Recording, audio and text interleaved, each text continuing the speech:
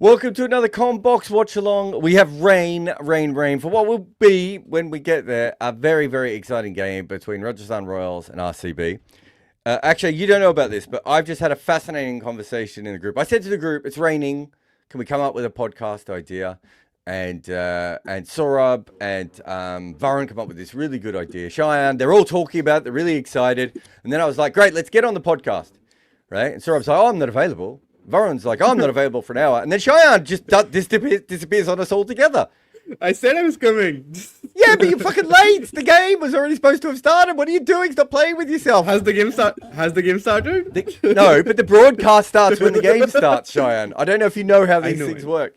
Yeah, but I was assuming stop coming up with an excuse that no one cares about. Tell us what the topic is so that we can get into this, and then we'll, as the rain eases off, we think at the moment now, we're not too far away, so we'll give you the information on the match as we know it. But we had a topic that we thought we could talk about that Cheyenne has been doing so many notes on that he was late to the recording.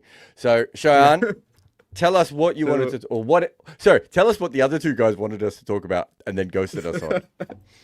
Yeah, so the topic was basically, should KKR have retained Shreyas Iyer in the first place? Was his non-retention justified?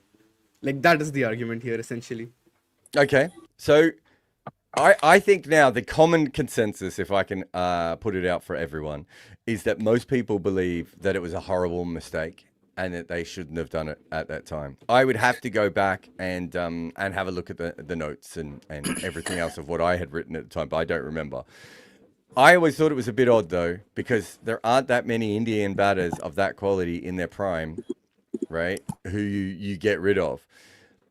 I think what's made it look worse is that Shreyas is better now than he was at KKR, right? Exactly. But that last year, Cheyenne, I don't know how you replace a batter who averages 40 with a strike rate of 147.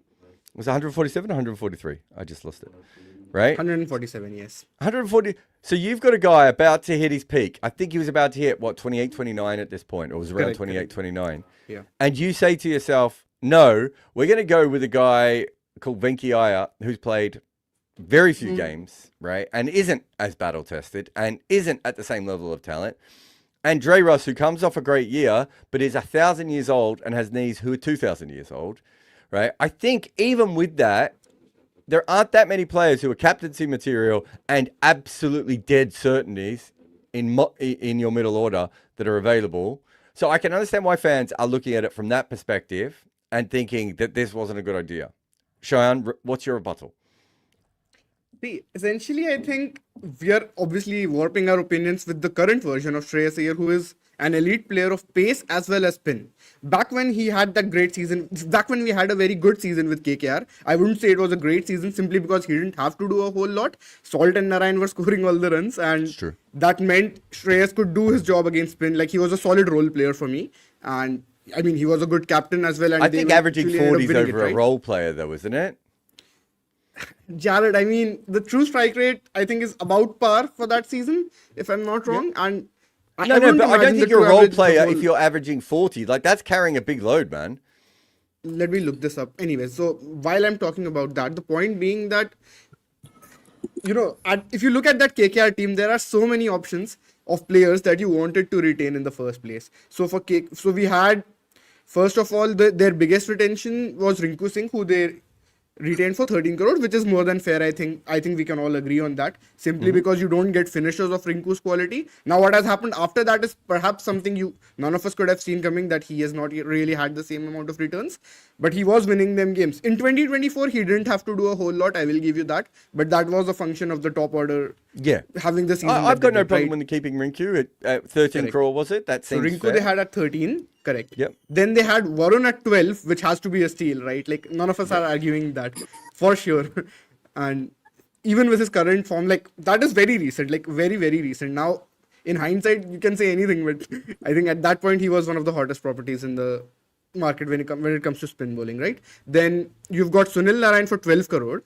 I think that is also fair. He had perhaps the greatest season for any player ever in the IPL in 2024, when you look at it from an all-round perspective. I mean, nobody was able to hit him. He was taking wickets. He was scoring runs at a very, very brisk pace. So I think they had to keep him. uh, Andre Russell, who they have for 12 crore. Now, your logic about his, him having knee issues and getting on, I think that is fair. But how do you not keep him when he has the season that he does in 2024, right? Like, he's one of their important players in that year.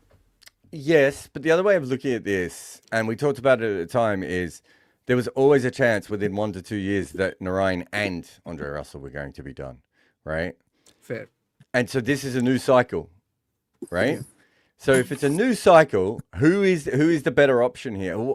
You can't replace Andre Russell, right? But chances are in the mega auction, they weren't going to be able to replace Shreyas Iyer either. I think Just that to is chip fair. in here, I mean, Sorry, actually, you're part of this. It's just because we've already been chatting about this on the other group. exactly. This Yes, topic please. is more of an extempore for me, where I'll just have to improvise on the go and come up with points. Yes. I do agree with what Shayan had to say. 2024 heading into the auction, if you ask me, had KKR done the right move, I don't think it was a wrong move per se. By having seen what they did at the auction, spending 23.75 on Venki Iyer and some of their buys, that definitely in hindsight makes it even more stupid. Also about Varun Chakravarti, what you spoke about him being retained for 12 crores, we need to remember that he was retained for 12 crores, but the purse deduction was 18. He was their fifth retention, making him an 18 crore deduction from the purse. And that for me, even then, was a very stupid move, because I'm not going to look at how much Varun Chakravarti is actually costing me. It's not the 12 crore number that matters, it's the 18 crore number, Fair. because that's the deduction. And I did not believe Varun Chakravarti would have gone for 18 crores at the auction. And that's where I couldn't understand why did they have to do that. Same goes for Ramandeep Singh. I felt in terms of the retentions, the fact that they had already sort of, they'd already reduced their purse by 79 crores, I want to say 79.5, because in each of this, they completed all of their 6 slots. I felt that's where they probably lost the plot. They really went overboard in trying to retain their players. We all remember that extremely popular quote by Venki Mysore, when he spoke about buying Venki, he was like, we are not the kind of team who lets go of our players. We want to buy back everyone we want. We saw that in the 2022 mega auction as well. They went after Pat Cummins, they went after Nitish Rana, they went after Shivam Avi. We've seen this pattern with them where they want to go after their players or go back to their players. So having seen all of this, Shreyas Iyer, I don't know if there was any bad blood there. But yeah, it was very bizarre for me. Having seen how the auction panned out, it was a very bizarre move for sure. So I'm just having a look here at the numbers in 2024 of Shreyas Iyer. That year, he averages 28 at a strike rate of 144 against pace. So that is the year I was commentating on that year. And so I remember I was doing a lot of Cricket 8 stuff. And I remember saying he looked so much better against pace. The pattern was already there, right? We had seen it.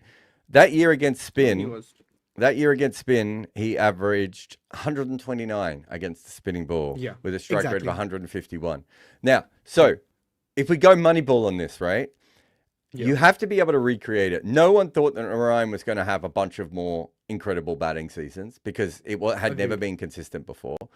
Yeah. The Narayan Russell thing absolutely makes sense because it's such a dynamic partnership. But if you take it into that part of the mega auction, right, at best, you think that you might still be competitive by year 2, right? So I'm happy for them to have done that with Andre Russell. But then why spend 23 crore on a guy who had been wildly inconsistent, who was a late bloomer, it wasn't like he's a sky late bloomer either, right? Definitely. When you could have spent 5 more crore on a player who gives you extra skill because he's a captain as well. Correct. Might be one of the best players of spin. So I just think I think it's hard to say that KKR made the right decisions. If you say they made the right decisions with retentions, I think then you have to say that they had to win in 2025, right? Or hope that Andre Russell was still here. The other thing I would say just about injuries in general, just about Andre Russell in general, I would hope, and I could be wrong on this, guys, that they would know more about Andre Russell's knees than the rest of us do, right? Yeah. We know that every year it was a strain for him to get back on that field. Yeah. So you're taking a big chance to be able to do that, right? There isn't another Andre Russell. No other team was going to be able to get him for more than 1 or 2 years anyway. Whereas once you go, it's very hard to get KL Rahul or Virat Kohli or, any of these players, right? In the auctions, right? It's really hard to get them. And so I just think from that perspective, and that's one of the reasons Shreyas Iyer went for so much money, right? He did. It's not because of how good he is, because we all agree he went for too much money, and we all talked about that at the time. But we also said the reason people have paid him is he's an Indian player coming into his prime, and he can give them captaincy. That means that we can make the argument that he wasn't worth that much money, but he was specifically worth that much if you're trying to build a franchise around someone, right? Yeah. And I think this is the thing that I have the issue with of... I get that Andre Russell is really, really hard to replace and that they would have had to change the way that they went about things. But I don't think they understood how hard Shreyas Iyer was to replace. Now, Jared, I think the argument here would be, would Shreyas be retained for, say, 12 crore? Or how much would you retain him for in the first place? Would you also not know his market value and want to be retained for a higher amount? No. I think it's fair. Let's go with their logic and say that they didn't want to retain him at that point, right? The argument really is that they have to retain him in the auction. That they actually just go and buy him, right? That I cannot disagree with you at all. Right? I mean, Jared. So if that's what I'm saying, I think it's okay to say we don't have him here, but I don't really understand why you don't retain him in the auction and you go for a player that cannot be at the same level of quality. Of course. So I don't think KKR were ever intending to sort of let go of him entirely. He was very much a part of their plans, and he was also approved by them. You know, when the retentions happened, it's not like they completely sort of went cold turkey on him and like, yeah, we don't want him anymore. The disagreement stemmed from the fact that Iyer believed, he deserved more than 18 crores, and KKR, again, rightfully so, believe that he probably doesn't deserve the 22, 23, 24, whatever he was expecting. Once again, the question then is, why didn't Rahul went for 14 crores? I still don't understand. There were options available. I would still say, to add to what Jared said, they probably underestimated how difficult it would be to replace Iyer. I still believe there were options available, but they just ignored all of them. They ignored each and every option available of the very few that were there. And they went after Venki Iyer like a mad, I don't know. Okay, I should probably hold on to my words a bit. Yeah, I mean, the thing with Venki is he actually has a good year in 2024, right? He does. But how old would he have been? So I'm just trying to get his age. So he's like 39. Maybe? But he's not coming off the back of like bunches of good years, right?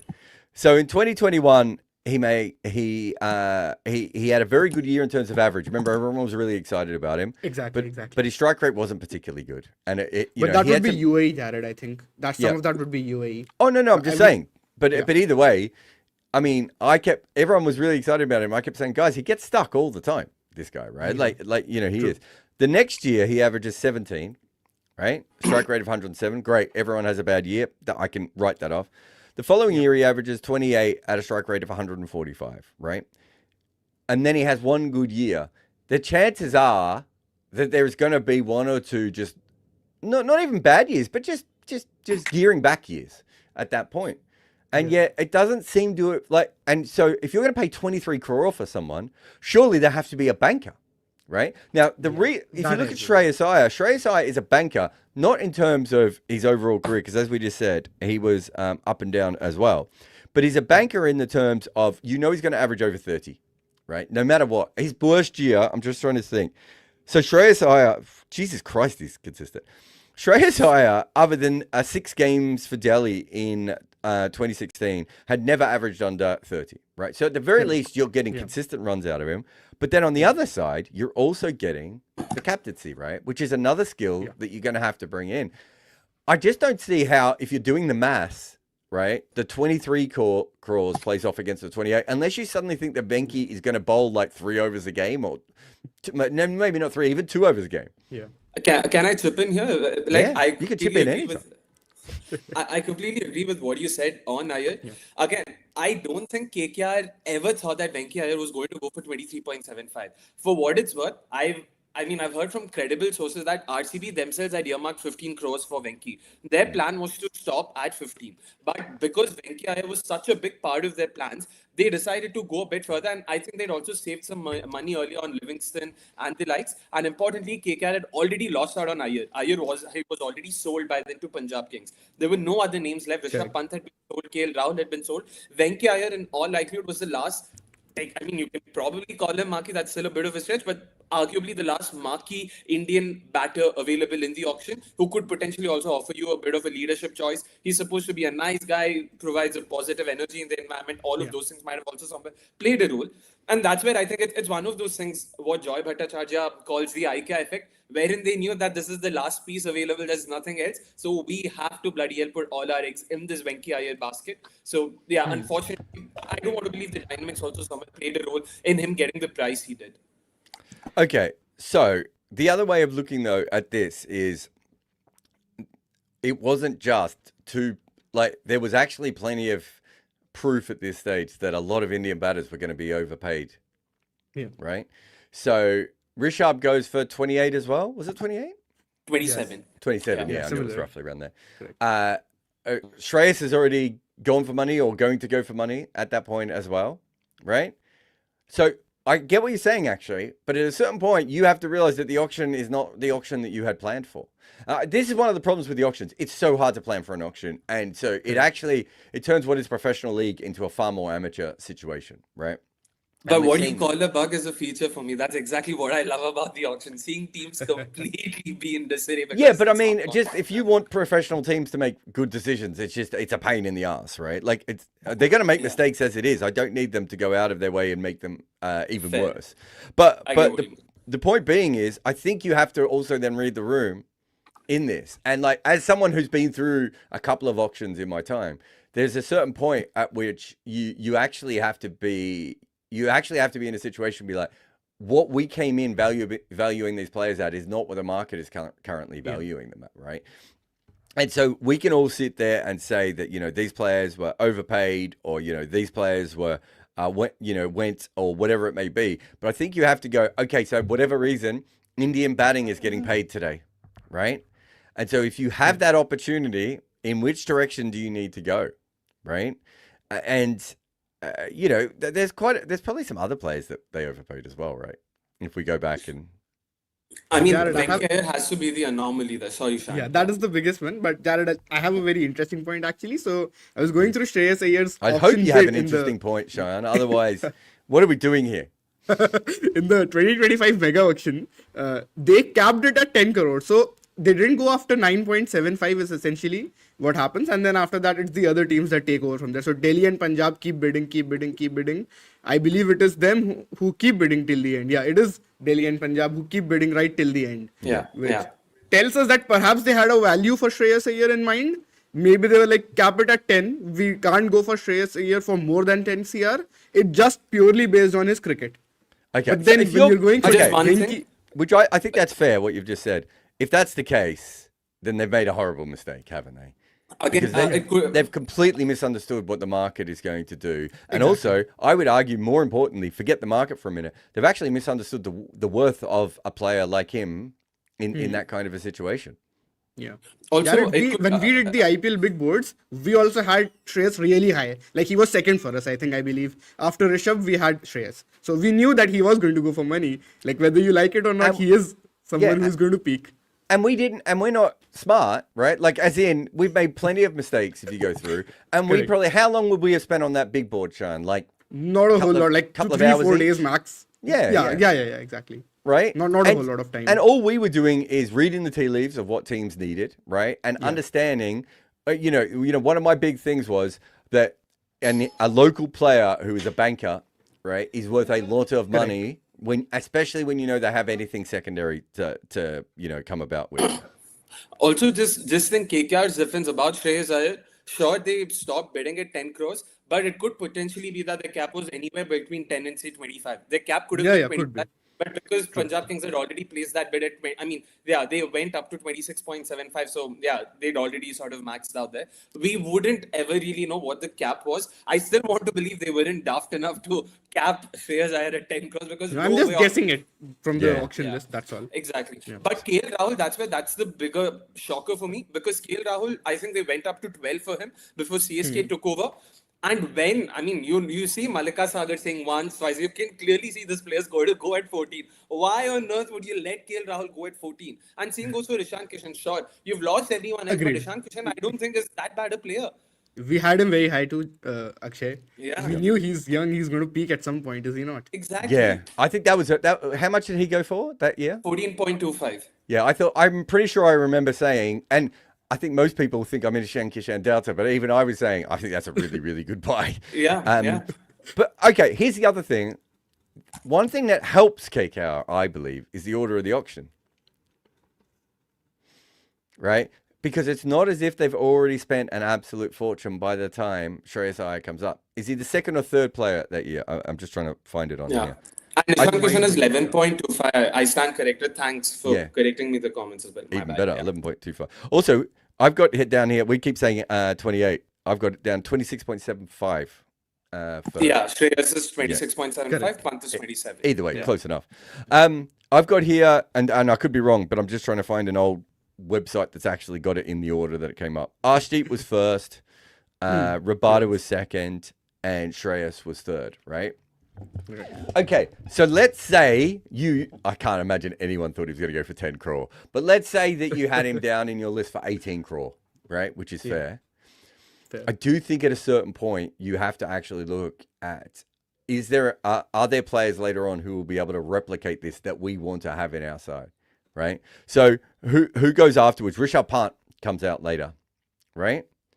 So a KKR realistically looking at Rishabh Pant, knowing that he's probably at this stage going to go for a similar amount? Yes, no, could be either, right? We don't know that. Who comes after that as far as local players? I'm just having a look. So I've got Rishabh. KL Rahul was there somewhere. I've got Shami. Wait, I'll just get to KL. He must be a bit further on. So that's after Livingston. Yeah.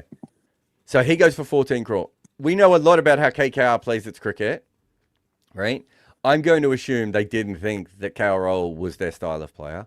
And I'm going to assume that they didn't think that Rishabh Pant was their style of player, right? They're not left with many bankers, specifically. True. And we've talked about this before. What are they best at with the ball, guys? Spin. So they have to make sure on occasion that their wickets are going to spin a little bit and help their spinners. So wouldn't you want the guy who averaged 129 against spin at more than 1.5 runs a ball, right?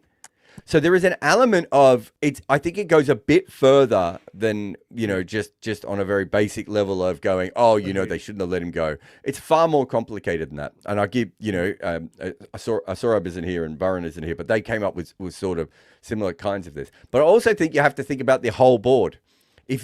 I don't think any of us three think that they were realistically in the KL Rahul business. There's a possibility, I suppose, they thought they could rehab Rishabh Pant. Right? But who had the better 2024 out of those two guys? I'm trying to remember what Rishabh Pant. Rishabh had a couple of decent knocks, but was very average that season. It was his comeback season. Is that the one where he made like a 80 or 80 or 90 in one game? Yeah. Against he had I remembered it as a good season, but I was going through the true numbers. I believe he was at -6 for true strike rate. Not quite that good. I mean, his raw numbers look good. They could have made that decision as well. It's possible that Rishabh Pant got away from them, right? But if you get to the point where Rishabh Pant has kind of already got past you as well, like now, once they didn't take Shreyas Iyer, and this is one of the other big things with the auction, is sometimes you have to make a bad decision early, right? So that you can structure the rest of your picks, right? And I think that perhaps what they did is they didn't want to make that decision. And so they've ended up in a situation where the future of KKR, none of us know what it is. Right? That is true. Yeah. Also, Jared, I feel like another issue is because they spent so much amount in retaining all the players, like they retained so many players, it already took out a big chunk of their purse. So they perhaps didn't want to spend a whole lot of money on Shreyas right at that point. But I don't know what happened later that they changed their mind suddenly when it came to Venki and paid him 23, which we all knew was not going to be the right call, right? Like, my guess is, I'm just trying to have a look here, but my guess is that Venki's still quite early on day one, isn't he? So I want to say set 3. He was batters 1. So after the marquee sets, he came right in. Correct. So makes sense. I just think that I'm not sure that Venki can obviously still improve from where he is at the moment. But I just find it very hard to think that you would ever think that he would have a higher ceiling than Shreyas. I don't think that's the case once again. I Yeah. genuinely think because they'd seen every other player already go by, and in their heads, they probably thought Venki Iyer is the last option available. They probably didn't rate Ishan Kishan just as highly. They probably didn't rate Jitesh Sharma or Dhruv Jurel. I mean, Dhruv Jurel was rated. You can't build a team around Jitesh, to Yeah, be fair. I will give exactly. you that. Yeah. So they probably then thought Venki Iyer is the last option available. He's already been a part of our setup, so there is a bit of that, familiarity. I would argue, though, Yeah. you also can't build a side around Venki. You can't. You can't. I agree I think with the you. three guys that you can build a side around at this point, right, have to be Rishabh, KL, and Shreyas, right? Agreed, I think agreed. even with Ishan, I wouldn't say it's a flyer with Ishan because I thought he would come good at some stage in this mega auction. Yeah. But I don't think you're saying He's a maybe. Yeah, he's we can pay him. Let's see how he goes. And let's be honest, he Exactly. wasn't particularly good last year, Ishan. He wasn't. right? He wasn't. It's Exactly. easy to He have had this 2 big conversation knocks. now, right? Yeah. But that's a little bit different. I'm just trying to see. Yeah, you've got Jitesh. There really isn't that much else, is there? Yeah. So that definitely played a role for both RCB. RCB always had Venki Iyer as part of their plans. Yeah, I mean, they got him this season, Okay, right? yeah, exactly. And another thing to add, like about KL Rahul, I actually do think KKR did have or did rate KL very highly because even before the season began, they really went after KL during the trade window. They were the one team extremely active. When it came to approaching DC, approaching KL himself, please, because they knew they need a top order bat, they need a phase. They also important. You're saying for this year, though. Yeah, ahead of this year. So clearly they rated him, is what I want But to they say. rate him now. My point is, I can see why they might rate him now, but that's because they've let Shreyas go, right? Fair, Because could if be. they rated him then, he went for a ridiculously low amount compared to these other guys, right? Yeah, Yeah, that's true. exactly. That's true. 14 for KL is a good deal. I think I remember you Yeah. saying, Jared, at the time that you take that any day. Like that is a solid. Yeah. Seriously, I mean, you hope that he becomes the KL that we saw for 15 minutes 10 years ago. But even if he doesn't, it's just the consistency. Exactly. You can You get the thing- bank with him. Yeah, the thing about guys like we're just having the toss, by the way. So we'll give you all the updates on that in a little while as they happen. But I think the thing about someone like KL is at least you know there is a guaranteed amount of runs coming. Right? Yeah, for sure. So, it's the same with Virat. Like, with RCB, the problem with them was not that Virat was playing for them, right? It's that they didn't build the side around Virat in the way that if you're going to have a player like that, well, then you need to spend more money on bowling and everything else. Anyway, any final thoughts on this? And then we can turn our attention to this game.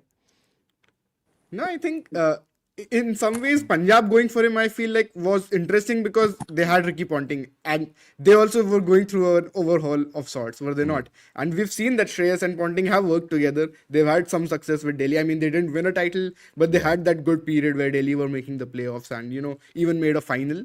But I know we've had some issues with Ponting's with Ponting's coaching, I think, where maybe he turns players into anchors and all of that stuff. But I mean, you cannot I've deny never that said that these before, things. Cheyenne. I mean, but we cannot deny that these things where you know who you're working with, right? Like that familiarity aspect always helps. I think that's an important role. And Punjab did a pretty good. They built their team around Shreyas. Like that is exactly what they did they not? And then his big season finally came. Yeah, I think just to sort of wrap it up, I think it's more complicated than most fans are making it, right? Definitely. And also, Agreed. the one thing that we haven't talked about is I was pretty high on Shreyas in that season in 2024 because I thought we were seeing a breakthrough. But I could have been wrong, and the next year he could have come back and averaged 35 again at a strike rate of 150 when the league had changed, right? The fact is that since then he's had a strike rate of 170, which I don't even think I expected, right? I probably expected him to get to 155, right? So even though I was higher than most people on Shreyas Iyer, I didn't see that. And I think that we do have to remember, and I hope this podcast has, sort of, reminded people how complicated this stuff is. Right. Yeah. And it's not always easy. And as actually I said before, there's a sense of chaos in the auctions that you can't really deny at all. Anyway, we'll release this as if you've just come in like 15 minutes in and like, I want to hear more arguing about Shreyas Iyer. We will be releasing this as an independent show and as a podcast as well. But there is a game, and it looks dry from what I can tell at the moment. And the Royals have chosen to bowl. I don't know if I have the team list in front of me. One change for Rajasthan. Brijesh Sharma comes in for Tushar Deshpande. That's one change. Oh, Why? that's an interesting one. Yeah, I was also a tad bit surprised because I personally, to be honest, I didn't really think much of Vijay Sharma. It was a fairly innocuous debut. Bowled 125, 130s.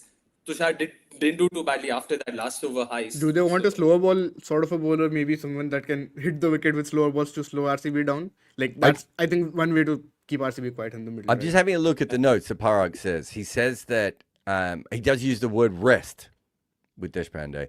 yeah. That doesn't mean he's not dropped, by the way, but it could just be because he missed the first game as well, right? So they've used Brajesh twice. It might be that he's not 100% fit and they're trying to ease him into the season rather than going all in. Rain Duffy back is- on, by the way, folks. It's Sorry? raining heavily. It's raining heavily already in the middle of the toss. Pakistan was talking. Yeah, it's already started raining again. Yeah, they're all running for cover. I was just watching. I didn't see that at all. Yeah. What I will tell you is that Duffy is out and Hazelwood is in. Yep. So no one was quite sure if Hazelwood was going to come back from this game. It was about a 50-50 chance. So I think we've got our first understanding of what's going to happen with Duffy is that they're not going to try the three seamers up front. They're going to separate them.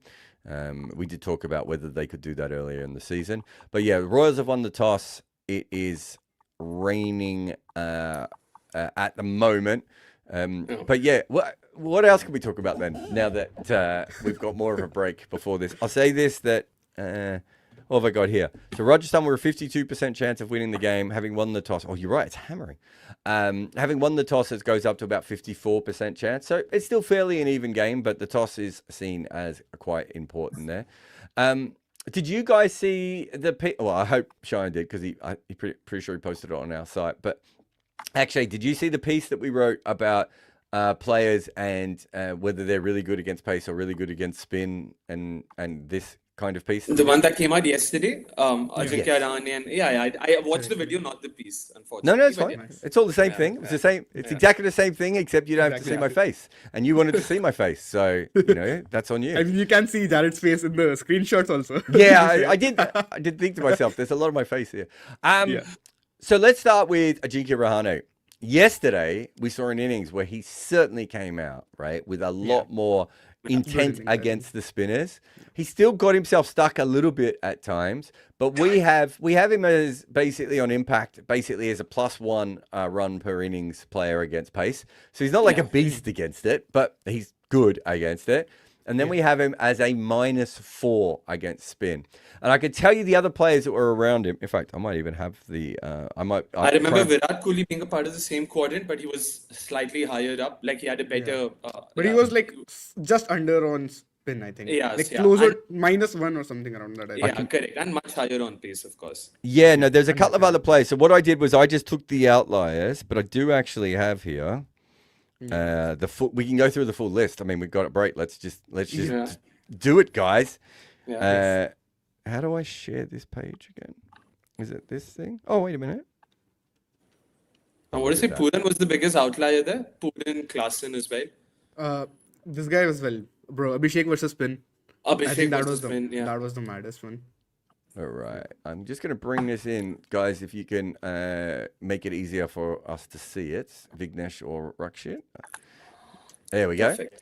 All right. And I can do this. So obviously we can see just how much worse Rahane is than anyone else against spin. So there's a reason we shouted him out. And it's not because we're jealous. I am jealous. He's a good looking man, but not particularly of this record.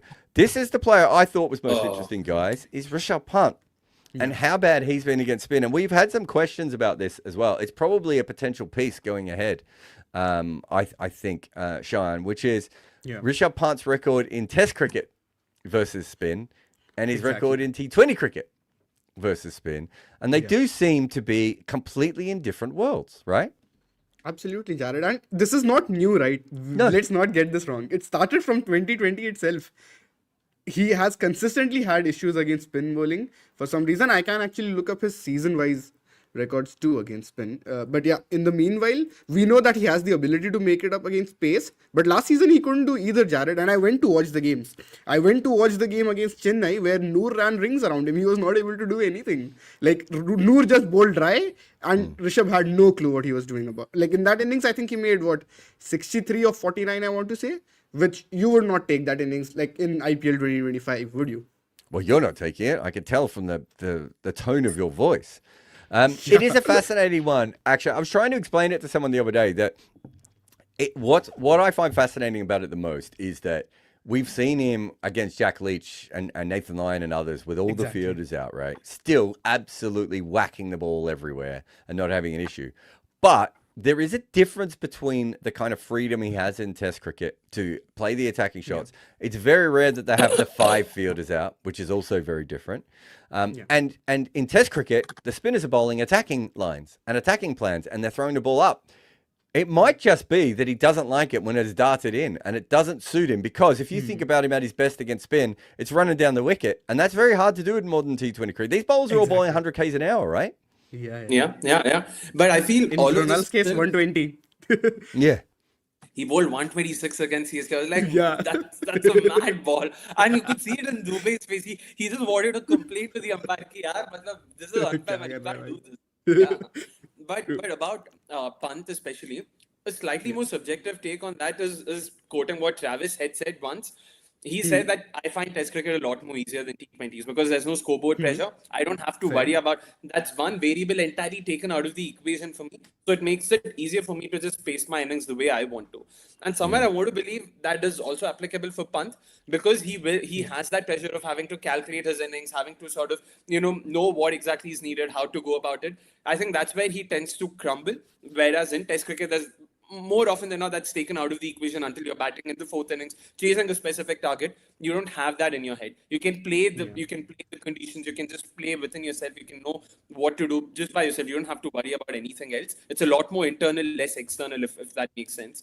That I think has played a role for Pant especially. Yeah. But apart from that, I completely agree. Not just the lines and the lengths that bowlers bowl, importantly the field. I think the field plays a very big role because in Test cricket, more often than not, they tend to try and attack him, bait him into sort of going for his shots. Whereas in T20 cricket, you just spread your field, ensure you've got at least 5 fielders outside the circle. Yeah. That makes it difficult for him for sure. Actually, are you aware of a cricketer called Michael Slater? Of course, yeah. Michael Slater, do you know what he averaged in Test cricket? I know him more as a commentator, so not really. So in Test cricket, he averages just under 43. Partly because he made about 7 or 8 scores in the 90s rather than going on getting 150s and boosting his average. He struck at a strike rate of about 53, 54. But in the 90s, most of his cricket was played. So in a slower era. And, if he played now, he'd certainly be one of the fastest scorers around. Do either of you know what his ODI record is? I have no idea, but strike rate in the 60s, I would guess. 67, 68? 60. His strike rate was. Oh, really? But that's not the big story here. How about this? So he averaged 43 in Test cricket. He averaged 24 in ODI cricket, right? And my first thought, I remember looking at that. This is one of the first things I ever looked at Cricket Info as a kid, where I went deep into the numbers.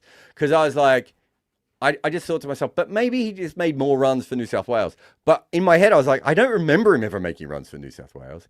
So his List A stats, which I think is New South Wales and Derby, was it Derby? Yeah, Derby he played for as well. His List A stats there are 135 games. We don't have his strike rate, but 135 games at an average of 26. He never worked out how to play the white ball. Now, if you go back and look at clips of Michael Slater, you will see him smashing the first ball. He was doing Zach Crawley things before Zach Crawley was a glint in his old man's eye, right? Like, he was a really attacking opener, taking people down, hitting over, before we even had Sehwag, right? Really taking risks. He would usually get back into he wasn't as good against spin at times, so he would sort of come back a little bit against spin, but just a ferocious driver of the ball. And if you gave him width, he'd just throw his hands through it, right? You get him in one-day cricket, and instead of having 4 slips and a gully, he suddenly got a ring field on the offside. And my memory was that Michael Slater got caught quite a bit in the ring, right? Playing these big attacking shots, getting away with it, and then getting stuck because he wasn't a great strike rotator. He was better at hitting boundaries, but the teams were bowling to stop him trying to hit boundaries, right? Yeah. The field was set up to stop him from hitting boundaries. I haven't really seen a player... and if anyone could come up with one who's as attacking, Varun's here as well in the middle of a podcast, why not? So I haven't really seen another player up until we've got to Rishabh Pant of someone who has been that good as an attacking player in red ball cricket, who hasn't managed to translate it over to white ball cricket, right? We've seen the opposite all over and over again, right? But we haven't What seen about this. Slater? That's who we're talking about. Oh, okay. So I wonder if that is where we end up with in the terms of someone like Rishabh Pant. And we just have to accept that there's just a reason, right? But the problem with that is we did actually see him dominate, whereas I don't think we ever really saw Slater dominate the white ball ever. We have seen that with Rishabh Pant. So Jared, I you find want me to read out his true strike rates versus spin from 2016 to 19? Just Yes. by year. 36, 41, 39 and 17. For a 4-year stretch, he was the best player of spin in the league. All of this at good true averages, by the way. One couple of years he's closer to par, and then 2 years when he's at 13 and 23. So on raw averages, he's around 43, 40, 37, around that range, 47. So he's giving you runs, and he's doing it really, really fast. That player completely changed from 2020. What really happened there? And that's fascinating, right? Like, is it just he doesn't move as quickly off the spot as he used to? Is it he changed his shots? Is he not playing the sweep as much? Is he playing the sweep too much? We can. I mean, do you think somewhere it also played a role that he did not play a lot of first-class cricket in the 2016 to 2019 period? Was definitely not really a part of the test scheme of things as well. He made his debut in the England series in 2018. Yeah, 2018, And August do you think 2018. there's any? Yeah, I mean, I don't know if it's correlation or if there's any causation to be made between him making his debut for Team India in Test cricket and him becoming a Test cricketer. I mean, a blooming Test cricketer, and I that see your sort of. point. I Yeah, agree with you as well. But the only thing would be he made runs in Australia. He made 100 in England. He made runs in Australia. Then he came back and dominated the IPL. So what are we missing? Like, what changed after COVID? Yeah. Like, that's what I'm really trying to understand here. Like, what is the flaw in his spin game in the IPL? Certainly. And another thing, Jared, on this is if you look at his numbers internationally, they're also really bad.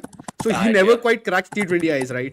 In the IPL, he has his run, which where Yeah, he's that's what I mean. perhaps the best. I don't think it's just an IPL thing, right? I think we all know that it's actually translated right across the board. And yet, Exactly. we also have seen him be really good at white ball cricket. So it doesn't make as much sense as you would expect it to make. Just a couple of other players. I mean, you know, the three of us will one day have to do a piece on Rishabh Pant versus Lock spin it. and try and work out what the hell's going on. You've got someone like Jadeja here. I think this is fine. This is a guy you want to come in for the last 4 overs of the innings. And so he's not as good against seam as he used to be. He's getting a little bit older, so we're seeing the impact go down. But he can certainly hit a little bit at the end. This is a player that's quite interesting, though. And this is a pattern that we saw quite a bit over the years, that, you know, as good as Faf was against pace bowling, and specifically fast pace bowling, right? Yeah. He never really cracked spin in the IPL consistently, did he? Sorry, I this would was say all some of IPL? This is just No, IPL, this is- yeah. Yeah, Last from 2 the last years time. of IPL. Last 2 years. So, Jared, I would say Okay. some of this is the 2025 season where, you know, Faf doesn't really make runs in general. So, I would assume those pull his numbers down. But yeah, generally, I see your point for sure that he was much better against pace than he was against spin.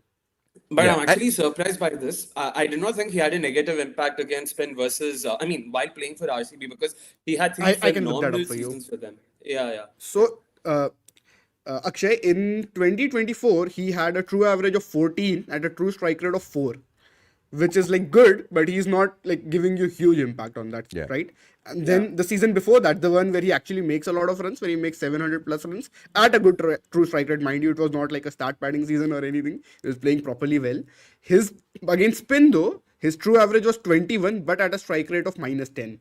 So that was also a very pace heavy year for him, for RCB, when he made lots of runs. Well, so what I would say about this is I'm not as interested about Faf here, but remember in the last podcast we were talking about building a team around Virat Kohli, right? Correct. Yeah. Virat Kohli is one of the best players of pace bowling in the world ever, right? Like just a brilliant player of high-end pace, especially in limited overs cricket. Why are you pairing him up with someone who's actually almost identical to him, The same player. right? Like a beta version of the same player, right? And I think that's what we're sort of talking about when we're saying, like, Faf du Plessis, if he's with, I don't know, Sunil Narain or Abhishek Sharma, would be a goat, right? Yeah. And we'll get to the Abhishek Sharma and Travis Head partnership later to show you how much better that works. But when you have Faf and Virat playing together, it doesn't really make any sense, and it's a mistake that they've ended up in that kind of position. Again, I'm not too worried about it. You're going to go up on the against a lot of Faf pace. thing. Is that why you think him and Ruturaj worked so well in 2021? So I was just looking at the numbers. Oh, So in that's a good one. 2021, Ruturaj had a strike rate of 154 versus spin. Faf is 108. Right? I think overall their numbers look quite similar. I think that's because Ruturaj just didn't Yeah. hit pace and Faf just doesn't hit spin. So it's so wow. they probably work quite well. Even Can I though tell you one Ruturaj of is the not best- an extreme hitter of spin, is right. Yeah. I can tell you one of the best partnerships ever. And I had 3 different analysts that year contact me about this partnership. And it's not one of the most famous ones in IPL, but it's Chris Lynn with Sunil Narine. Oh, that Right. was very famous, wasn't it? I mean, It very is. briefly though. I mean, I think it's a little bit more streets won't forget, Varun. Yeah. I don't think if we put a video I up know about the- it now, we'd get 20,000 views, right? No, because I remember even in 2018-19, I wasn't big on analytics, and even I was aware of it. So I was like, so it was, I think it But was. those no, were the only part- 2 years, right? yeah. It was 2017 as well, right? 2017 was the big one, right? Yeah, Yeah. 17 and 18. Yeah. So the reason it was so interesting is that Chris Lynn at that stage was one of the best hitters of pace in the world, and you couldn't really bowl spin to Sunil Narine. So you didn't have to spend an absolute fortune on these players because neither of them were absolute stars. But what you ended up with was a partnership that is just a pain in the ass, right? And it was also there wasn't. I think I worked it out that the only thing you could kind of do was try and load up on left arm pace bowling because I don't think Chris Lynn was quite as good against it, and Sunil Narine didn't particularly like left arm pace bowling, if I'm remembering correctly. Like this was a couple of years ago, but the point being is like you can actually. Like you can have Faf du Plessis and Virat Kohli in and not get the maximum amount of 2-star players that you're paying a fortune for, but you can actually have lesser players, right, and have a much bigger impact just by the way you put them together. Yeah. So Jared, actually a very interesting point on this. Yeah, go on. No, go for it, Shan. No, I was just saying, so the Kohli and Faf thing, right? They replace him with Salt, and an underrated aspect of Salt's game is that he really takes down spin in the power play. So if you go back and look at a lot of games that happened last season, whenever teams would throw in a spinner in the power play, Salt would go for like 20, 12, those sorts of runs and just hit the spinner out of the attack. So that would make that partnership work. I think it was as simple as that, was it not? I think in Yeah, and I think with someone like Salt right? too, he's just Yeah. going to hit boundaries, right? He might not Exactly. last that long, but he Exactly. and if Virat's not going to hit boundaries, it's just that combination that again helps. Yeah. Also, I mean, this might be a slight digression, but with the Virat Faf partnership, an argument that's usually made and something that we saw here as well by Sankeet, they were looking at Faf as a captain as well. So how big of a role do you think that also plays while because you're looking to build, but at the same time you have these other boxes that you Good need to point. take in terms of leaders, in terms of all-rounders, options, vagera. So do you think then should you look at it as a package, or do you still want to look at it in isolation that you know what we're still talking about batting here? I mean, some of this depends on whether there is another captain available that you could put into your side that can do the job, right? And I think that, I personally am not a big fan of people like Faf being the captain in this level of cricket because I don't think he's always an automatic player in every side. And I think if you're an overseas player, you have to be automatic in every single game to be a captain. Otherwise, you can cause issues, right? So I'm already nervous about Faf being my captain from that perspective. Then the second perspective is, how good a captain does he need to be to overcome the fact that you can load up against spin against these guys and actually keep them down in the power play every game? Do you know what I mean? Yeah. So let's say they're a -3 against spin and teams start working that out and just pepper them with spin early on, right? And they never get off to a good start. Is Faf worth 3 more runs as a captain? Right? I would doubt that. I'm not saying he's not a good captain, but very few captains in the history of game would be worth 3 runs in a game with just in captaincy. So that sort of stuff makes me nervous because again, it makes me think like they're not going through piece by piece on the best way to put their team together. They're just going, we need an alpha macho leader guy. We need the guy who's got the nice 6-pack and everyone's going to run behind him. And I'm like, yeah, you do. You also need someone who can hit fucking spin, guys. I mean, they already had one of them, didn't they? Who? RCB. If you wanted like an alpha dude who has abs, they already had Virat. So it's a bit redundant there. There's a lot of redundancies with both of them, isn't it? Are you saying that they're basically the same man? They are. Okay, Varun, who do you think is more alpha out of the two of them? It's a good question. It has to be Faf, doesn't it? Really, I would think Faf. I would actually How say would you even Virat. define it? I don't. Okay, could any of us imagine Virat Kohli running into a fight wearing a towel only? The way that Faf did. Fair enough. But how is that the definition of alpha, Jared? I don't think that was my idea of alpha. Actually, vibes. just so you're aware, alpha is a made-up term. It came from a scientific report on wolves, which has been thoroughly debunked. Right? So anytime you hear someone say the term alpha about men specifically, let them know that it means nothing at all. So we can make it mean whatever we want, actually. I'm saying that the only definition of alpha is running into a fight wearing a towel. No. So my idea of alpha is just completely different. My idea of alpha is literally every man who comes from that part of the country where Virat comes from. Like Oh, every Delhi, random Delhi. Yeah, like basically, it's more about how you carry yourself and less Dude, about I was how just you in Delhi. I did not feel like there was a lot of alpha men around. Jared, Rohan is asking us the real questions here. Jared, is that a slight of Deepak? Or on me? Or on both of us? Of course, I can see why your idea of Delhi is so skewed. Trust me, trust me. Okay, let's get to Kohli. Oh no, I'm on the wrong screen. I need to go on this one. So Kohli's up here. So what I like about this is that he is pretty much. I think we have him as third on impact against pace, which I don't think a lot of people would have. The only issue is that because he has gone so slow against spin, and he's tried to pick it up, of course, of recent years, that he's still giving a little bit back against spin where he doesn't need to. But if you just move that over to even par, Varun, against pace, against spin, I'd be like, I'm fine with this. He knows what he does well. He backs himself and he goes for it. I mean, Shayan and I issue talk is- about this all the time. I think the poor man is trying everything he can. He just don't think he can hit length. And he never has hit length. So I don't know what he can do as a spin. He's hitting the slot balls. He's hitting the short balls. Maybe the only He thing brought you the could slow argue is if he sweep gets- in, right? Like that Yeah, was his That was the attempt big to one, right? make Yeah. it work. But you do see now when you've got two players kind of in the same area, why it's not the ideal matchup, right? Like Also, Jared, there is why does something this work now? Because now they have Rajat Patidar who is there to take down spin.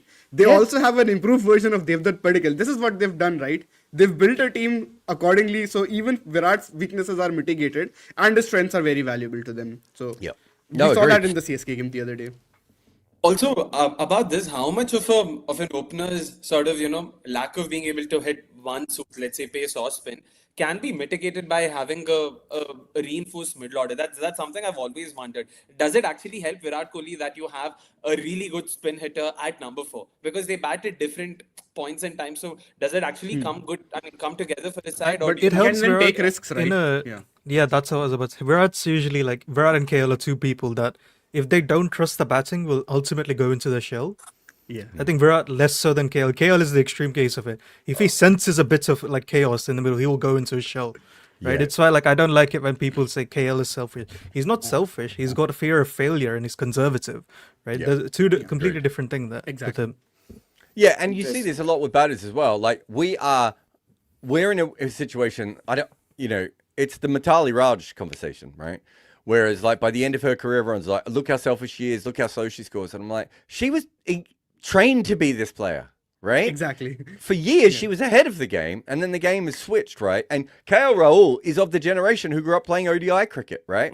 He doesn't start playing T20 cricket until he becomes a professional. Now, you can argue that, like we have for Babar Azam and like we have for Steve Smith and these other guys, that they should have looked around all these guys and be like, is this the right way to do this? That's a perfectly reasonable way to look at it. But they literally learnt the game on one style of white ball cricket. And then the whole world went, no. There's another one here and you're not doing it right. And I think that sort of thing is very, very hard because you have to change the way you think about cricket. And as Varun said, like anyone who's ever played 50 over cricket will know that even when you're smashing the ball and you're massively ahead of the rate, there's a part of the back of your brain that's like, Jesus, this is actually quite a long innings. Like I'm going to have to bat for quite some time here, right? And you can't help it yourself and you pull back a little bit. Yeah. It's the resource argument, isn't it? It's 10 wickets over 120 balls and versus 10 wickets over 300 balls. And in Test cricket, it's like 10 wickets over, I don't know, like 100 overs, right? Yeah. The value of a wicket matters much more the longer the format is. And since we're talking about KL Rahul, so we've got him at almost par against spin here. And you can see that against seam, he's got a positive impact, but he's nowhere near that sort of top group, is he? Of Kohli, Travis Head, Sky, Mitch Marsh, we'll talk about them, and Rian Parag. So Rian Parag, I think, is a very fascinating player in here. So he's kind of what we're talking about. Well, this is kind of what we want the future to be. If you're not strong against something, we're not expecting you to have huge numbers against it. We understand that isn't your thing, but can you find a way not to be negative so that your strengths are all positives? And that is what Rian Parag has managed to do over the last couple of years. Definitely. Yeah. And Jared, the interesting thing with Rian Parag is when I was looking through his seasons, in 2024, he had a very solid anchor year. So I believe he was the third most runs after Virat and Ruturaj. Then the next season, he's like in the true strike rate conversations. He's there with the Phil Salts and Travis Heads and those sorts of guys. So he's shown he can play both ways. Yeah. At that number 4 role. Here's one I was surprised at, though, that Mitch Marsh was a plus against spin. Not that I thought he'd be a massive minus, but I think that tells you that, especially, it's probably because when he hits sixes, right? So he does. If he decides to hit down the ground or play the slug sweep, he's either going to be out or hit a six. And he hits enough sixes to get himself ahead. I mean, he did average like nearly 70 at a strike rate of 150, so that always helps. Yeah. So last year he was really good. Yeah. And he doesn't play much in 24. Sai Sudarshan's also a bit of a surprise that way for me. Like him having a negative impact against seam. Wasn't expecting that at all. I mean, I've always thought of him as someone who's got a very good game against pace. That's how I look at it. That's over the 2 years. It would be interesting to see what happened last year, though, against it. But I would assume this is mostly scoring rate, right? Because we're factoring in survival rate here and scoring rate. Yeah, it's actually would be early wickets would bring it down because impact. Sudarshan never goes out early. What are you talking about? That is also literally never gone out early in his life. Yeah, that's true. And honestly, you disgust me for bringing that up, Varun. So he averaged, 29 at 129 versus pace in 2024. So that's probably why. Oh, that would make sense. What's weird about him against pace is quite often he goes out to it in the middle overs. Right? He does. And it's because in the early part, he doesn't try and overhit it. He's just using the pace of the ball to hit the odd 4. And when it comes back on and they're bowling slow balls, he's got he's not the strongest guy in the world. And he tries to muscle these balls away and he mishits a bunch and then goes up in the air. I think he's a fascinating one. I'm glad you brought him up. Travis Head is the best player against pace here. What is noticeable, though, guys, is that he is 4.5 runs in innings in the plus against pace. But he's nowhere near as dominant against pace as the top spin hitters are. So if you can be dominant against spin, and you can see that, like, there's basically 5 of these guys right up here in this area, right? Like Kohli's over 4, Rian Parag's over 3.5. So there's 5 of them in this sort of cluster against pace. And then when we get to the spin hitters later, you can see these guys are completely on their own. Like, they go nuts. But let's just compare Travis Head and Abhishek Sharma, because this is what we were talking about before of why. Sorry, I just need to mention Yusuf Pathan had an impact close to 10 in 2015 versus spin, and that's my Yusuf fact for the day done. I've asked you to do a Yusuf podcast today. You didn't want to do it, so no, retract that. You had your chance. No, I want to do it properly, Jared, not on a rain show. Maybe we're constantly worried about the game starting. I'm not worried about the game. I'll make you sit down for 3 hours and do a podcast on him. Don't worry. The covers have only just come off. So here we have Travis Head. So he's a plus against spin. So he's almost 2 runs an innings better against spin. So he's still got a decent spin record. You can see he's in the right area. But he's plus 4.5 runs against seam. And then he's paired with Abhishek Sharma, who is kind of the mirror image, right? A slight plus against pace bowling and a huge plus against spin. This is Sunil Narayan and Chris Lynn with superstars, right? And I think, and that's even with Abhishek Sharma having a bit of a down year, right? In the metrics that we're having a look at, and so that means that you're getting more out of Travis Head and Abhishek Sharma than you are because you completely stuff up the opposition's plans.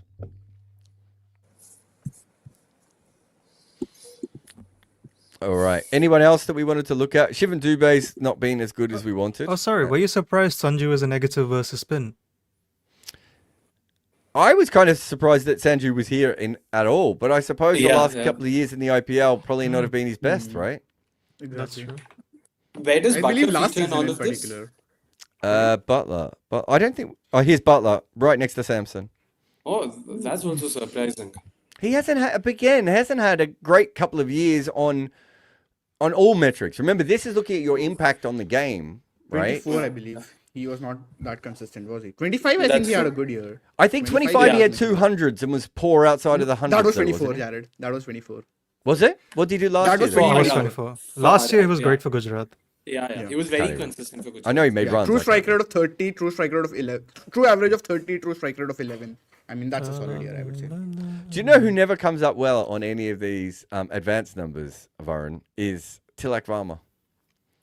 His Ah, stats can't are make biased sense of against him. Tilak. Like, Yeah. That's the Wait, only- where he is might be the Tilak most Verma? I confusing can't player see. I've ever seen. I've just highlighted him.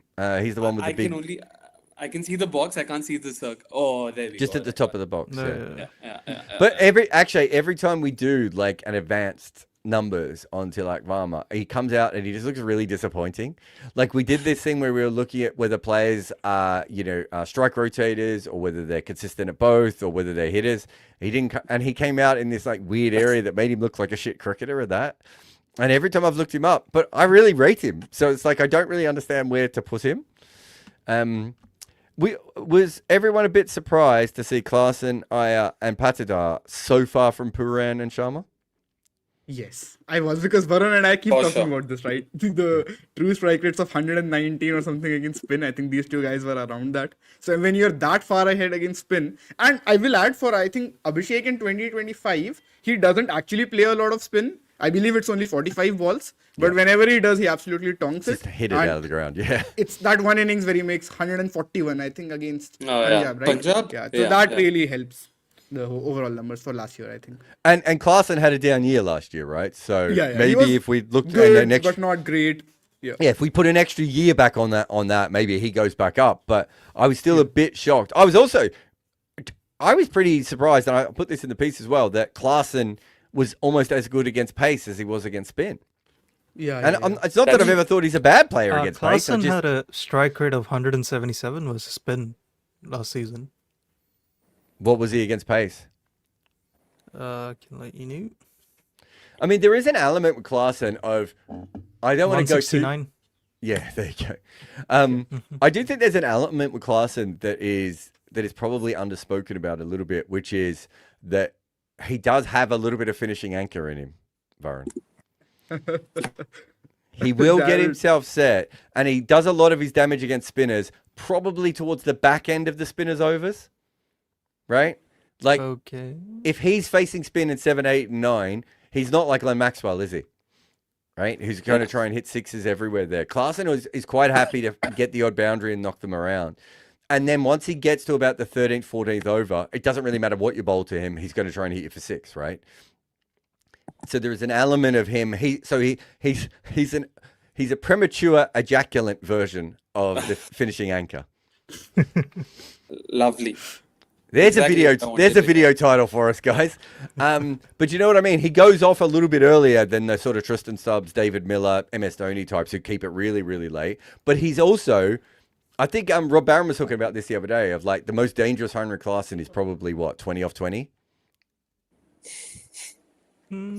Yeah, fair. Because from that moment onwards, what do you bowl to him? He's just going to try and hit you for 6, right? Whereas, Yeah. Sometimes Sorry, I when we was see him just come out seeing and play his- shots early on, he's not quite, he doesn't quite do it in the same way. So he has a true strike rate of 13 versus spin in his first 10 balls, which it doesn't seem that much. So I get what you mean. I think. Yeah. It's not a, and then it goes up to 56 after that. So yeah, fair. Yeah, know so what? there's a big jump up. Good theory, Jared. Oh, interesting. Also, Just so I you- don't think I was just so you ready guys to know, when accept this. When I come up with a theory like this in general, and Varun then predicts it, I then send him a GIF of saying that I'm God every single time. Am I wrong, Varun, or do I not do that? You do that. You did that with Bishnoy recently, didn't you? I did do it for Bishnoy.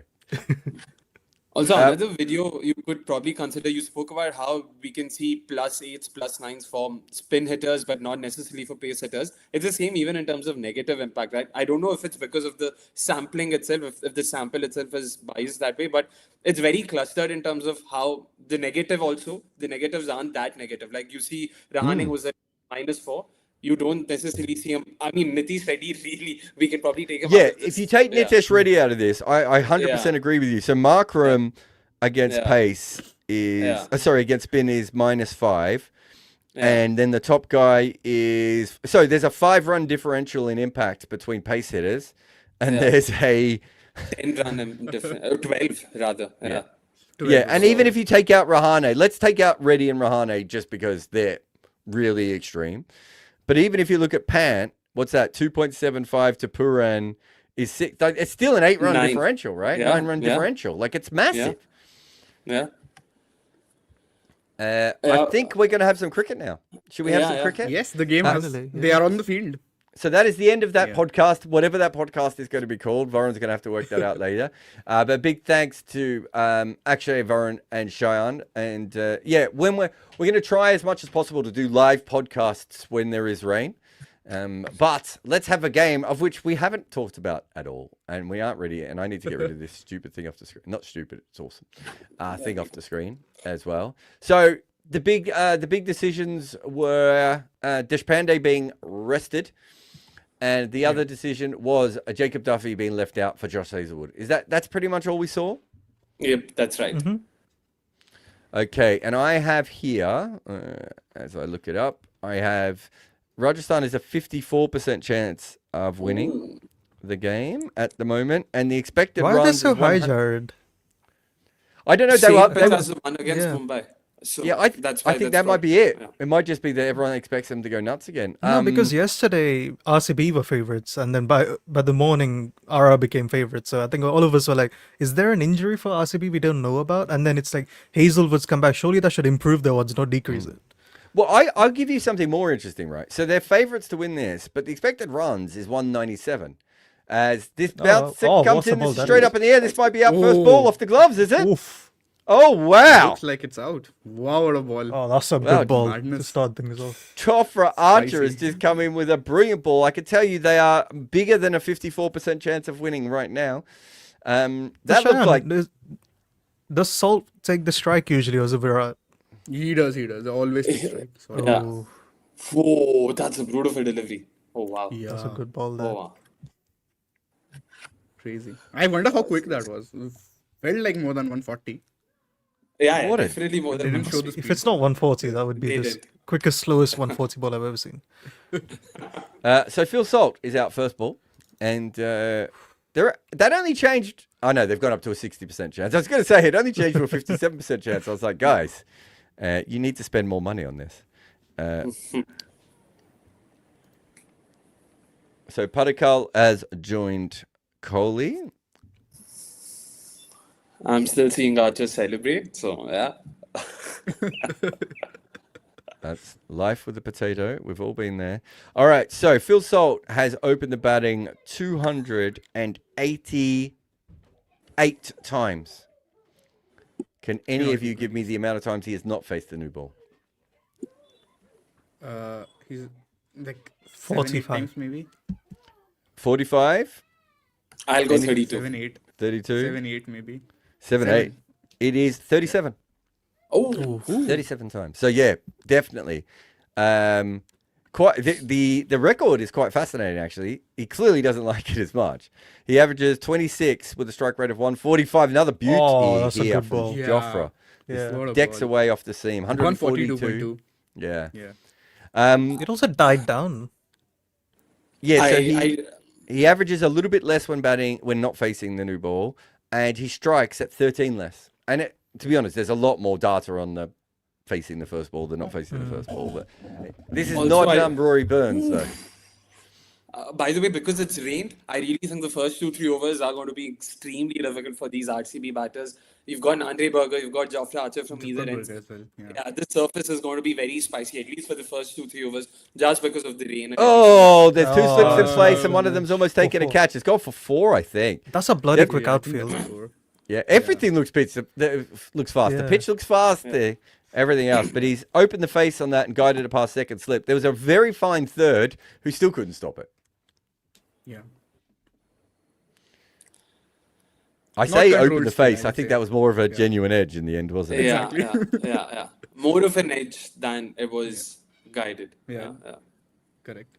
Like he wanted to guide it probably, but he couldn't quite do it properly. Like that's why it took the edge. Angle was definitely steeper than he would have intended. I don't think he planned on guiding it so close to the second slip. I wonder who was that there? Rian? It's Ferreira. Oh, Yeah. it's Ferreira. Interesting. Short again. This one's cut up and over. One bounce four. What a Classic. shot. One bounce four. It's a really good shot. Jared's really the god for me right now. I'm still seeing the replay of the second ball. He's still watching. He's still watching the last game. Nowhere close to the third ball being bowled even now. Finally, he's running it. All right. Are you watching it on TV or on Jio Hotstar? On Jio Hotstar. Yeah. Oh, no wonder. Because that's Restrict- also a ball slower from the TV one. Yeah. So Exactly. you're 2 balls Exactly. behind us. Oh god. Oh my god. What's interesting about that though, Sean, is that the Indian, the actual footage in the UK on TV is quicker than even the Indian footage on TV. Yeah, yeah. The delay Even isn't the as Sky big on one? TV. Yeah, it's got a little delay, but they're about the same. As this one's just taken off the hip for a single. So 9 That's a runs. case for, yeah. I mean, Sorry. that's the case for all world feeds, by the way. I have a friend in Nepal. She gets the match, the live feed faster than me sitting here in India. It boggles my mind. I don't know what it is. I don't know what it is about the Indian live system, but it just seems to be slower than most of the others around the world. It doesn't really make any sense. True. Especially, yeah, I don't see what the advantage is. But anyway, 1 for 9 after 5 balls.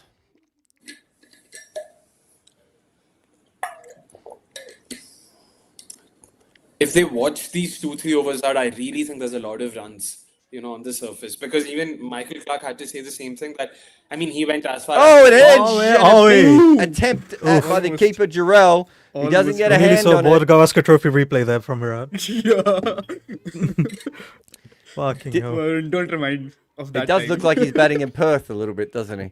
Angled bat, pushed at this edge. It would have gone down first slip's throat, but he had 2 slips in for the left-hander because he's the left-handed killer. He has 1 slip for the right-hander, but it's at third. Correct. Yeah. And so he's nowhere near that. Yeah. Very Also, 2 interesting. slips versus Virat, I think, in the first over might not make a lot of sense. Like, maybe you want to do it for this particular situation if the ball is moving around, but usually he will take risks. I think so. You want. I to think keep for your feet one ball accordingly. there, Cheyenne, I think I might have gone with Maybe, another yeah. slip. One ball. I can see the. Just because of the pace and the movement. Like, we Yeah. get. Have we seen anything on the how much it's seeming, Varun? It's The seeming a first- lot, I think. The first ball swung. I haven't. It hasn't updated yet. I'm just gonna let you know if it has. The first ball was very fast too. 142, 142.2 or something, I believe. Expected average of 21 for the first ball, I believe. Oh wow, that's very high, is it not? Like maybe it includes all the top edges that go for 6. I would imagine. So Jared, the third ball seemed over 1 degree, and the fourth one seemed 1.5 degrees. Yeah, good luck playing that. Yeah. Burger's also going to be a That's- handful here. Yeah. He'll bowl the wobble, that Jared said, right? He'll bowl the wobble, and what happens is he doesn't know where it's going to seam, so it might do even more sometimes. Oof. Who's on strike? Devdutt, right? Yeah. He's hit that Oh, that's before. creamed, man. Played. That's been creamed. So length ball outside off stump, and just sort of lean back on that and punch that away. Burger and Archer have to be the most exciting new ball attack this season for me. It's crazy, isn't it? It came from nowhere. Yeah. And to think that Burger was base price, man. He went at base price. He bowls this back of a length and is miss hit into mid wicket. They'll just get 1. Yeah, we had a super chat yesterday from someone who basically said Nandre Berger is like at the same level as Rabada, and who was the other bowler he had up there? He had like a elite Oh, group. And Ngidi. he had an Yeah. elite group. There was a good group where, for some reason, Janssen was in the good group and not the elite group in Test cricket, which didn't make any sense.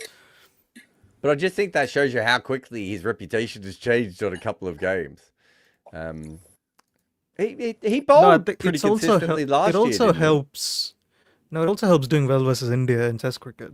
Yeah. Oh, yeah. for Yeah. sure. Yeah. Isn't he the guy that Kohli made that statement? I mean, not that statement, like passed that comment in Oof. South Africa while playing the test. That's a good ball. Oh, they're bowling. So well what was the today. comment? It was I'm being very polite when I translate it to English, but it was something on the lines of, come over to the IPL, bhai, I'll take care of you. So Shayan back at the length, right? That one. Yeah. That's the place to go for Kohli, right? They've Because done if you their bowl homework. good length, Yeah. he can just walk down and hit you. If you bowl full, he's going to hit you. If you bowl short, he's going to pull you. So that back of length is the only option, I think. that seemed like it did a bit of the surface as well. Once again, This one's on Yeah, the no, pads. did It's a bit that. full and flicked away for Oh, 6, I think. was it? 6. I Is feel that like that. 6? I feel like that went for a 4. Oh, it was a 4. Oh, it is a 4. I'll help you guys. Oh, alright. The replays also come before I've seen it. It's hilarious. Oh, played. Oh, that's a 4. That's a 4. I've now watched it twice and I still haven't seen it bounce. No, it did bounce. I saw it. Maybe that's the only advantage I have. I can at least clearly see the ball bounce. No, this was a series before, wasn't it? Amu's saying Yeah, this Kohli was the even series sledged before. a stump in that. Yeah, in that was That was 21. 2022. No, that was It was the one 21-22. before, but there is 21 no years old. time when you cannot mention that. It's my favorite Kohli thing That's ever. Jared's favorite Kohli trivia, I think. Oh, this might be Oh, dropped this down is the a leg shit ball. side. It's not a good ball. It's gone for 4 Did he hit leg that? buys. Isn't that 5 or- wide? I thought that was 5 wides. Did that? Oh, it is It is given 5 wide. wides. Oh, It is Yeah, 5 yeah. wides, Oh. Varun. Good call. I'd like to see that again. That felt like there was a little bit on that, but maybe not. I don't think it hit the bat for sure. No, but no, okay, fair enough. It does die quite a bit on the way No, through. Yeah, nothing on yeah. it. Yeah, it doesn't hit anything. True. Always I appreciate would the make ass Dhruv shot of Durrell Virat. dive in more different directions to start this game. Yeah. Well, 11 balls in, I don't think even a single one has been bowled at under 140 clicks so far. Yeah. Everything's Wow, been in the. good one. Yeah. Yeah. This is a great advocate for Ranking it pace to up. space here. Oh, that's he's a almost good ball. pulled this back onto Oh his my stumps, God. and it's gone for 4. It was almost 90 miles an hour. It was back of a length on off stump. He Exactly. tries to defend it, and somehow he misses off stump with it, and it dribbles Was that past. bias? Yeah. That This was, feels like the exact opposite of couldn't the be CSK biased. game where they were Wait. trying very hard to make runs and they weren't making Geez, you're any. right, he didn't Here, hit they've it. not. They can't That's- get bats a ball and they somehow made 31 in 2 overs. exactly. Oh my god, I don't think I've ever seen anyone swing the ball that late from that that's angle bias. before. I thought it was bad there. Oof. No, I. That's what even I was not sure about. But That is a crazy delivery. ball. That's He's pitched also on leg surprised. stump. Let me just explain No, this. there's bad. I mean, Is the there? replays There's bad? yeah, the replays. No, they're clearly giving it indicate that bias, there's I bad. think. They've given it bias. I don't think Kohli is petty enough to review it and get those runs, but the replays clearly show. Yeah, there's a deviation after moving past the bat, right after the bat. Yeah. Jesus. Kohli versus Arce should sure be fun on this wicket. Oh, yeah. I'm not 100% Either sure way. he hit that. Actually, I because don't they've think shown he it hit 3 that either. times, and the movement comes after he hits it. The slow-mo that they showed, it showed dry. I mean, the deviation was very much in line with how an inside edge would look like. It is, except for the fact that the deviation starts after the ball goes past the bat. It doesn't start as it hits the bat. Have a look. Okay, It's yeah, I thought fascinating. front on. So what happens is the directions of this was crazy. He pitches it on leg. It's angled across outside off stump. So the wicketkeeper should be taking it to his right. And then as it goes past the bat, whether it hits a little bit of bat or not, it does start to come back. Yeah, but if you yeah, look, yeah. even if he hit that, I've never seen an edge swing before. And if you look, Fair, that ball fair, just fair, kept fair. that kept swinging. So whatever happened, the geometry of the sixth delivery in that over was absolutely batshit insane.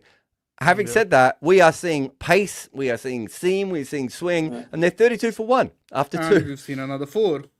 And That RR was was the bowled time. too well to have conceded 36 Oh, wow, runs he of the slammed first that well. 13 balls. Yeah. Yeah, God, it's sad. It's sad that the scoreline says 36 for 1, 2.1. Um, No reason. Yeah. not particularly a great fielding there either, if we're being honest. Just a Wrong. little nudge on the offside. Yeah. Oh, jeez. Just time. Also, just I think yeah. short third. I think short third kind of got in behind it. Is that Bishnoi?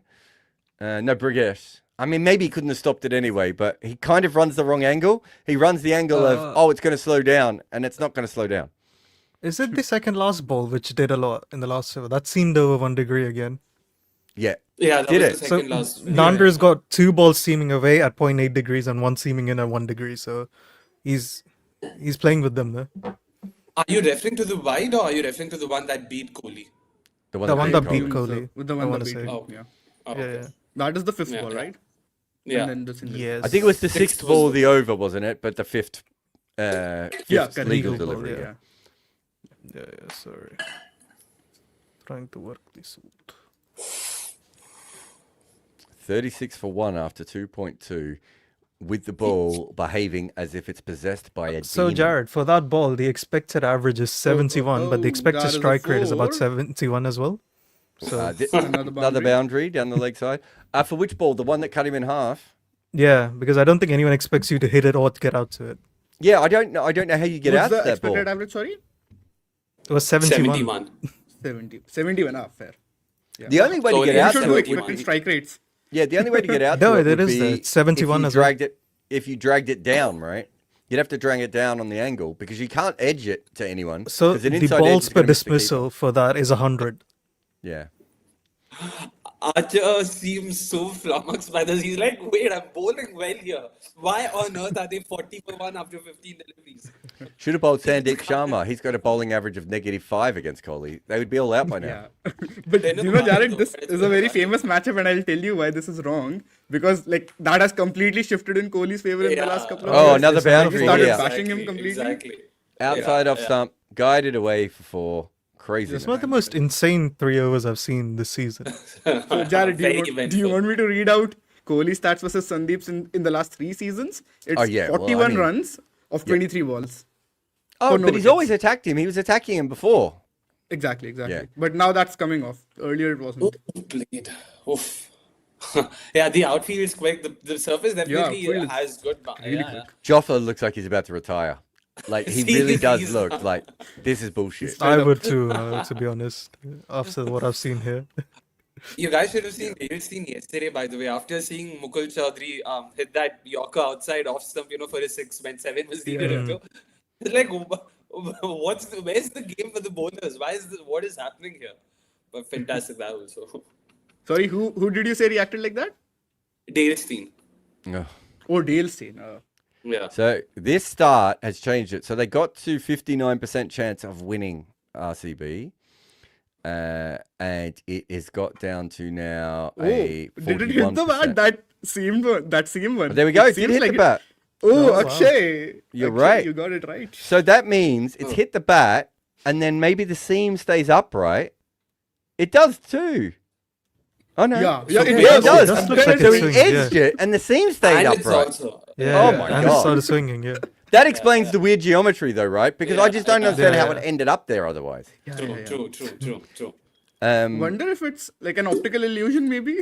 I don't know how to explain it. I fielded in slips before where the ball has gone up on an angle because the seam stayed up, and it's like suddenly your whole world changes in front of you because in the slips the balls usually go up, right, and then come down. So you're used to that. So now to go on the side, this has gone up in the air, and this might be they gonna caught drop it? out on the boundary. Oh my Oh, God! he's taken it. Hetmeyer made an Sorted. absolute mess out of this, and he's ended up taken it. taking the catch. What does it say about IPL fielding? The moment a ball goes in the air, I think it's going to be dropped. So wait, is that a wicket or not? Yeah, he's out. No, he's gone out. Yeah, Oh, he's yeah. out. 45 for 2. Padakal. No, I'm just 14 shocked he of- actually caught it. Because the standards have been so shit. That's true. It was a that's true. fascinating shot. He's basically played a straight bat pull shot here. Have a look at this. Yeah. It was not quite a controlled shot, I would say. I don't know where he was trying to hit it because it went to that's what mid-wicket. I was thinking. Wasn't in control at all for sure. Yeah. Who do they send in now? Rajat? Yeah, has to be Rajat, right? Yeah, probably. We've got a couple of super chats as well. It says, Andy said, would you retain Brevis for 12 and Sanju for 18? I would trade Sanju this season for another young star. I've already said that. I would But retain Jared, Brevis who are for they 12. going to build their team with? Gaikwad, maybe. You already He got needs it. to build I don't need to build my team. My team's trash at the moment. I need to get all the young talent in the world. No, I would trade Gaikwad, then I would still hold on to Sanju. I don't really Yeah, rate I mean, maybe Gaikwad. I would do that instead. Yeah, I see the idea in that. I think you have Andy to says, trade one how of would you them, bowl right? to David at the death? Only leg spin. And then just hope for the best. Slow, loopy leg spin. Yeah. I want to see if they actually hold back Bishnoi for that or not, because it makes sense. They don't have to bowl Bishnoi to Rapa that way, to Rajat Party that. So it's Isn't sort his- of like two. Yeah. Like, I think I saw like a strike rate versus spin is like 195 since last Yeah. season or something. You Isn't can't, I mean, I was only joking. Even that doesn't work anymore. Yeah. Sandeep Sharma is Yeah, on. exactly. He took down Noor, did he not? Yeah. it? Yeah, yeah. Really hard ne- to stop him right now. Naveen said, will teams use AI during auctions if they are already not to help make decisions? Yes, AI will be used for everything. But I don't know if it'll like. I As don't long know as if it's it'll not directly Google be AI, used. I'm fine. What if it's It has to Grok? be. What if it's Grok and everyone ends up being racist? So nothing changes. But I don't know. It still takes some time for it to directly impact decision making, right? They might use AI to probably just reinforce their thoughts or sort of counter their thoughts or something. The way I would use it is let's go back to the Shreyas Iyer podcast that we did before, right? Essentially, what you do in that situation is when Shreyas Iyer goes for that much money, you then ask the AI to calculate what the market might see the rest of everyone else, right? You've now had something different come in. You know, what is the market for this player, and this player? And that gives you a better idea going ahead rather than some analyst having to try and work it out off the top of their head. Like, it does make sense to use some of this stuff, but you wouldn't how use it accurate to will make that the be, Jared? decisions. Exactly. Which one would you use, and how accurate would that be in the first place? Like, it has to be very high level, I would say. You'd have I to don't make think you'd have to make your own Prompts. what do they call this? No. You wouldn't use like a major AI company. What you would use is fair. you would make a IPL specific Correct. small Yeah. language model is what you would use. But You're not the problem- you're not using fucking Claude or ChatGPT Yeah, exactly. or Grok. You can't rely on that for sure. That's what No, I'm but saying. the problem there as well is, unfortunately, like with most things in India, there's nothing that's been coded. There's nothing. There's no data available, like for it to look into. Like I don't think there's any database of IPL auctions in terms of what each player's gone for. You know, which set have they come Oh in, no, but what you were could the do that bids. easy. That wouldn't be That's hard. easy. That's That's of all scraping, the mate. things. That's easy. Yeah. But Yeah. how is that easy when there's literally no database of how do you create it? Yes, you do. If you went through Cricinfo or CricBuzz for every year, you could tell when the players went in the auction, CricBuzz have and it. you I could think tell I how like much they theirs. went for. You can't access previous trackers even now, like previous season's trackers. You can try like No, for that's Mega on Auctions our 22. end. And he's No, hit that's that on our for end. 4. Like we don't know what QuickBuzz or Cricinfo have on the back end. Yeah. Oh, fair. I get what you mean. Kohli's still going for it. In the I mean, power. we had that chat before, and I found the order pretty easily of when they went in the auction, right? Like, So That's the Sachin list. is asking, why do I hate Google AI? Have you not been seeing the insights Google AI has been throwing out in this IPL? Yeah, exactly. I mean, the word insights are being used very is being used very loosely. Very yeah, loose. like, Yeah, true. yeah. Andy says, should KKR have kept Salt over Dreyras, even if overseas openers are fungible commodities? And Ooh, I love that. and if they're not, they should be. He, Abhishek, and Heg are on an island to themselves. So we've just done a whole podcast about the Shreyas Iyer thing. Yeah. Oh, As sure. another boundary is Oh, hit what a here by shot. Kohli. 2 4s in a row off Sandeep Sharma, who's confused because he's the best bowler in the world against Kohli. So look, I'm not as worried about them losing Salt. The only thing I would say with Salt is you're also losing a keeping option, right? Yeah. Yeah. Which has caused them issues, by the way, Jared.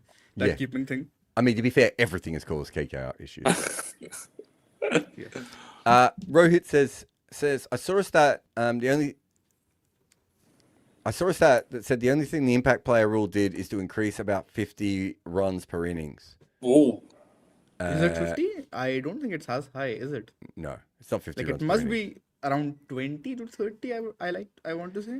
1 to But 1.5 once again, runs per over. It's hard to tell though because the runs per over were going up even without the impact sub. So you would Yeah. have to. The only Yeah. way to do that correctly would be to literally work out what the curve would have been anyway, right? And they've there's gone no with way that that the on the curve power is play. 50 runs per innings. That is insanity. Yeah. Because the surfaces have become absolute roads in the last couple of seasons too. So yeah.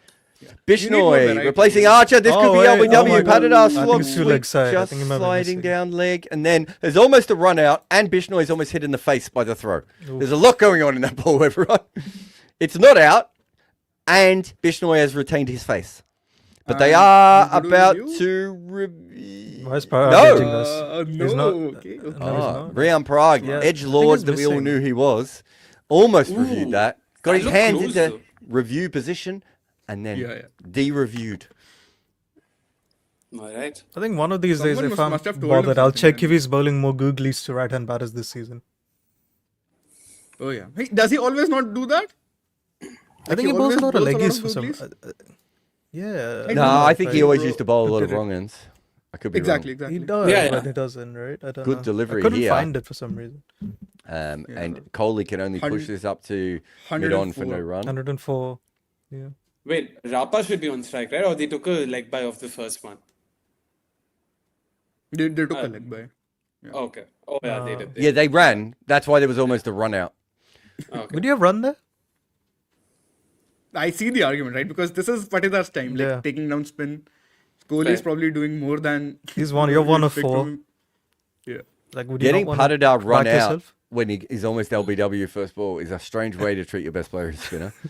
But Delhi Capitals might sort of have a thing or two to say about that Oh. because last year they did get him run out and Krunal Pandya came in and unfortunately. That was the day that Rob Barron put on a bet for Krunal Pandya to be top run scorer at 70-1. Oh my word. Yep. Oh geez, must have made a lot of money there. Nice. So that was he missing. had a Empire's call. very good day. Yeah. Not a bias Blue- call, was it? Blue I Eagles thought it was says, Batman. Oh, sorry. Yeah. Yeah, sorry. Yes. oh, wait. he slogs this one So across the he said line. that. And one bounce Straight to the fielder.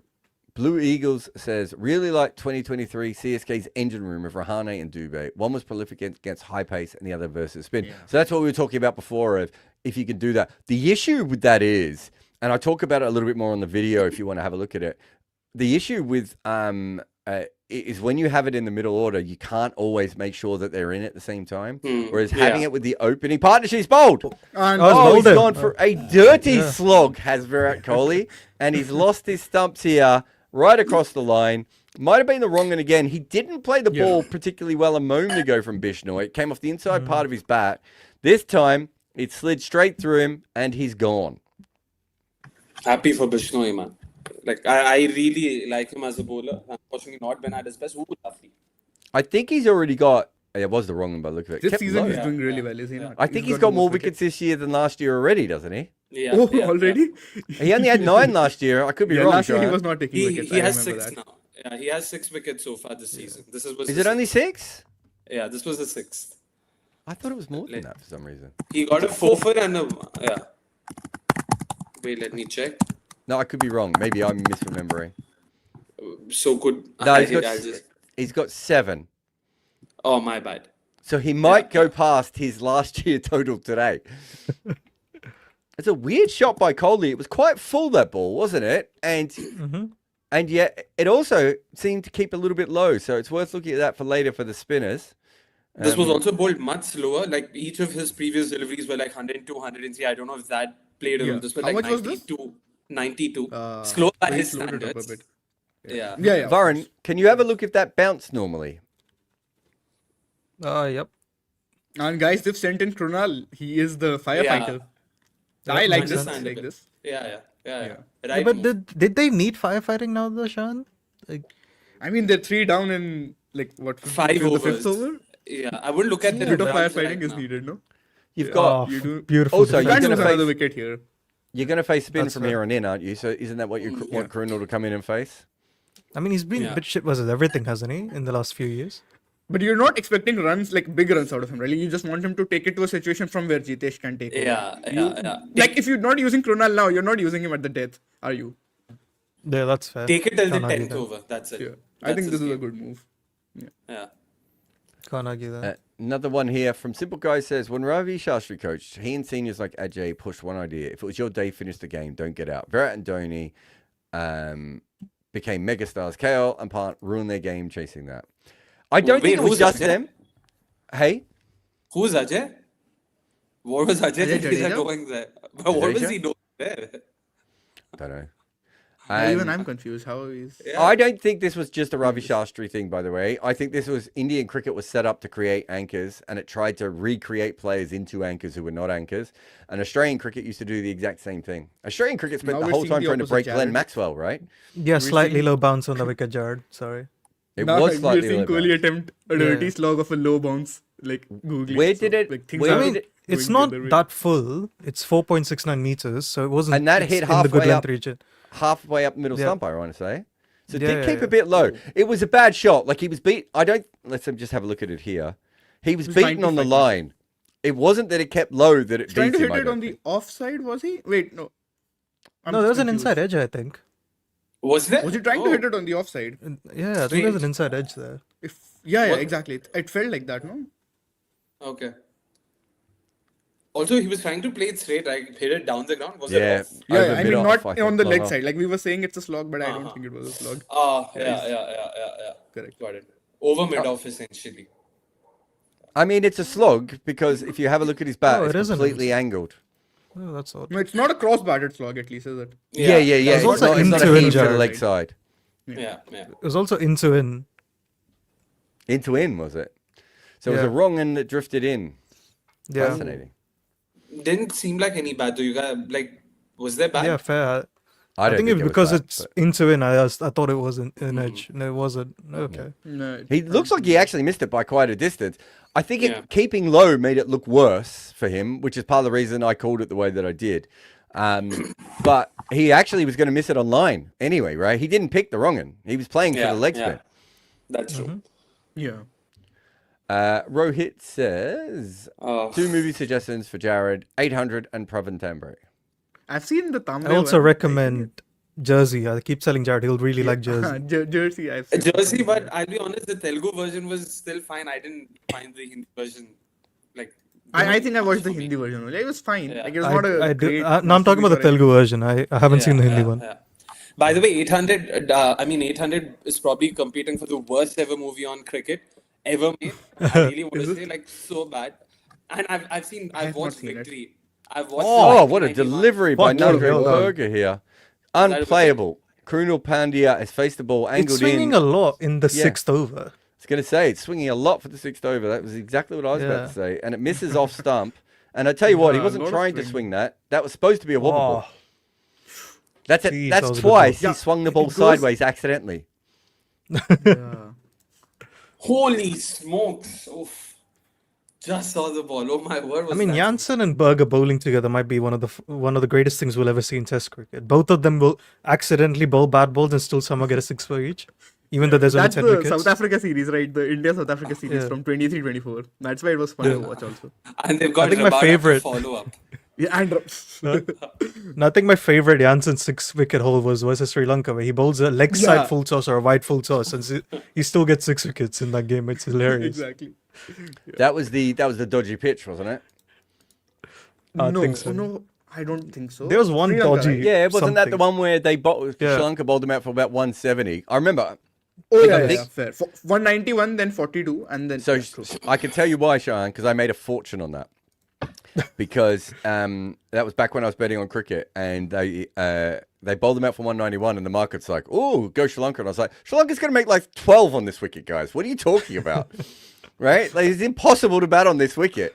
And Was it as extreme as the Cape Town one, Jared? The India South Africa one, which was like that ended in not I even think 2 the days. Cape Town days. one was Yeah, yeah. was less safe. I don't think there was easier to bat on. Oh, But the Cape Town Okay, one was fair. much less safe, is my memory of that one.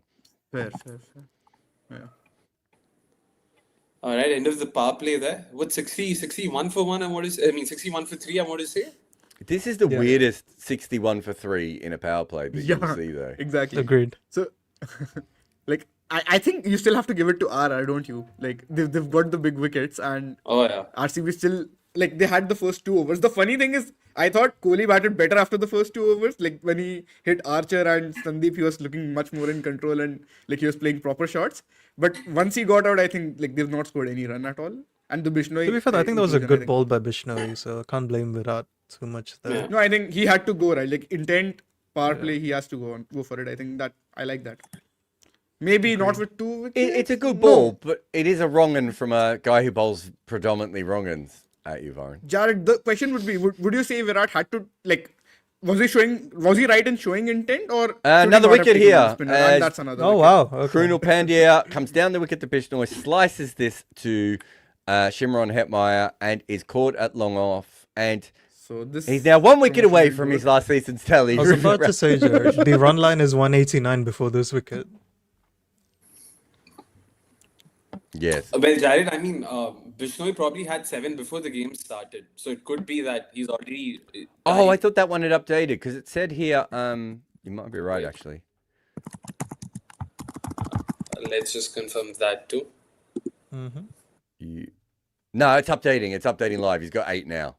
All right. Yeah. No, Cricinfo started updating their stats live on their main pages after years of not doing it.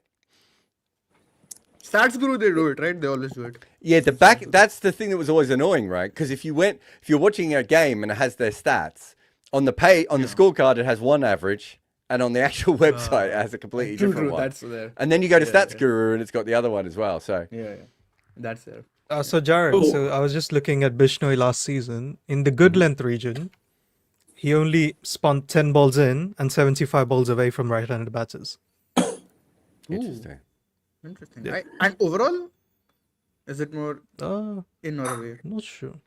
It feels What do you like mean, a the googly overall bowler, length does it not, or- Jared? I No, thought he was just googly overall. bowler too. That's what I'm confused. Exactly. I think he quite often bowls the googly shorter, and it's partly because of the top spin on it, perhaps. He didn't bowl it a lot at all last season for some reason. Might have been previous years then, because he certainly bowled it a lot at other times. Yeah, I agree with you. I don't know why he hasn't. No, he was bowling it a lot more in 2024. Yeah. Well, he's certainly bowling. So in brilliantly 2024, this in series. the good length region, it was 50 balls spinning in and 43 spinning away. So for some reason, last season he just doesn't bowl the googly at all.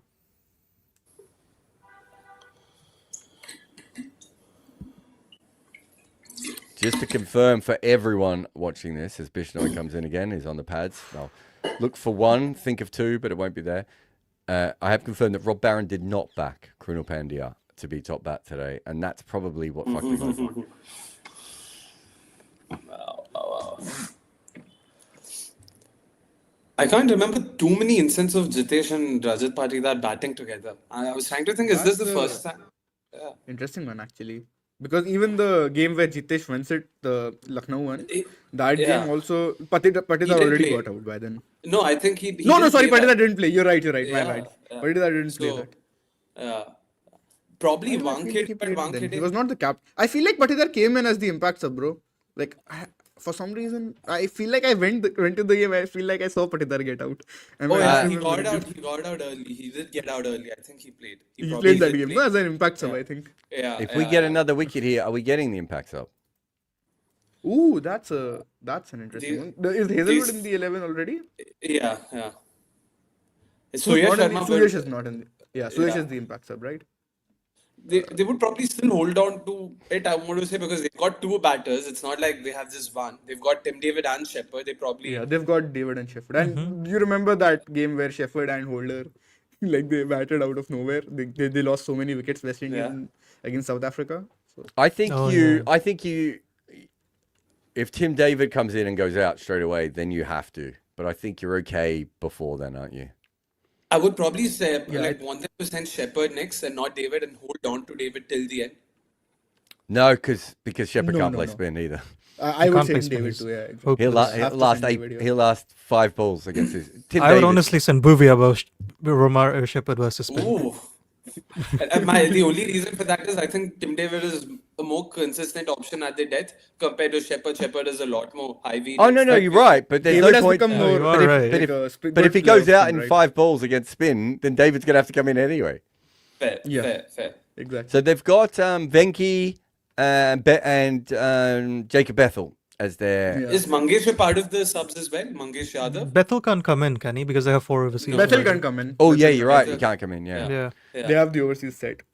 Yeah. So Venki has to come in, really, doesn't he?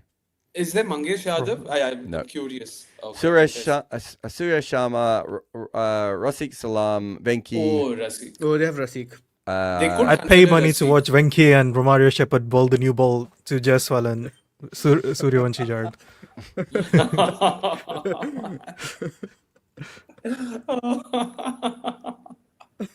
Just the thought. Our content cricket says Virat should have waited till the 6th over, as he could have scored way more Oh, runs. that's a beautiful there. shot. Oh, another beautiful shot over the boundary what a by shot. Patidar. He Wow. could have scored way more runs there. Bishnoi, I feel, was Patidar matchup. I think what happened was that Patidar wasn't actually playing in particularly well at that point, and long off was up. So he thought to himself, all I really need to do is make contact on this. But he does raise his head and he missed it. So I have no problem with that. Also, I could be wrong, Varun, but he does hit boundaries in the power play against spin a bit doesn't he, Virat? It's after I the think power play Shahan he would be stops. better off answering that. I don't think anyone else has done more research than Virat than Shahan has. Yeah. I think one would be Shahan and two would be me. Yeah, I feel like he does try to take the option. I feel like Jack's bowled in the power play, I want to say in 2025, and he did get him Yeah. away for a couple of boundaries. So he does do that. He's not very fast, but he will take a few. Like he might go for a boundary or two. But I do see the logic in that being Patidar's matchup because Yeah. Kohli's values versus pace, right? Like we just did the whole big thing where and he did his job against pace, I think, like, up to that point. So maybe it was for Patidar to take strike and go for it, but yeah, I think in the power play he'll go for it, whatever it is. It's like a directive at this point because if you see him play in the last game, he was going after everything, was he not? So Yeah, I but think I it's mean, just a when we talk continuation about of that. it was the fifth ball of the over. Like Yeah. Patidar had actually faced like two balls and missed True, one, true. and the other one he just pushed for a single. So it wasn't as if Patidar was going for Bishnoi, right? Yeah, that's Also, fair. the fourth ball of this over too, Jitesh, once again, it seemed like it did not bounce as much as Jitesh probably expected. He just nudged it down the ground to Jadeja. I don't know if you guys saw that. Low bounce, I don't know if it's going to be a recurring thing or was it just the one off. Which ball did you say? The fourth ball, the dot, Fourth ball. Jitesh just played back to Yeah, Jadeja. 1 second, I'll just have a look. Yeah.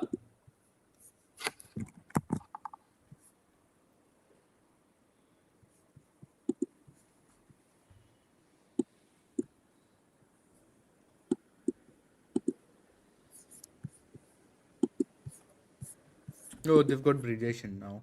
Interesting. Oh. Bishnoi has bowled 2 already, has he not? Bishnoi 2. Was Jadeja bowled? And Oh, he's Jadeja bowled just now, right? Jadeja just bowled the last one, right? Okay. It's not bad. He's changed Bishnoi. Hmm. I assume that's to save it for Romario and David. Ooh, I like that. Producers are watching. I think Akshay can come out for a second. Did he get like a power cut or something? Could be Not that. sure. Maybe he just wants That's why to it's be a naked. complete black screen. Yeah. Hmm.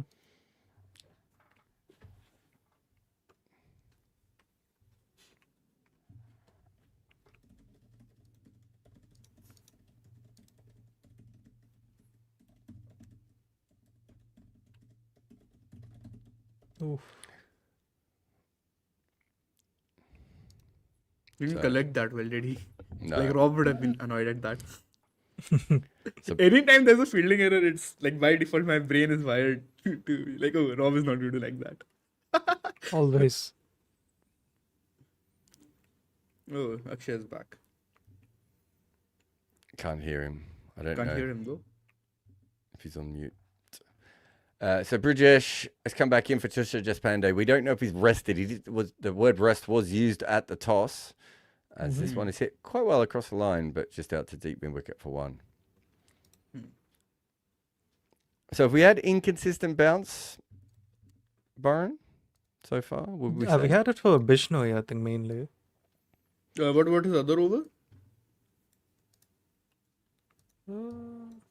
Yeah, I think it's both overs. We have some of it. So second over, not as much. First over had a bit of it. And then Jaddu had a couple of balls that had. Oh, wow. Oh, That this one is kept low. That one inconsistent kept Speaking of low. bounce. inconsistent Looks out. bounce, yeah, that's gone, yeah. LBW. Oof. Yeah, it just felt to me like the wicket was playing up a little bit. He's He's bowled. probably still going to review that, is he not? Yeah, he might get away with it, but it definitely kept low, right? Yeah, it kept And- low, that is for sure. I don't know if he's getting away with it, but he might have to review because there's no choice. Like you have to- He is Oh, he's not not. reviewing. He's not reviewing it. Okay. Are they going to get Winky in?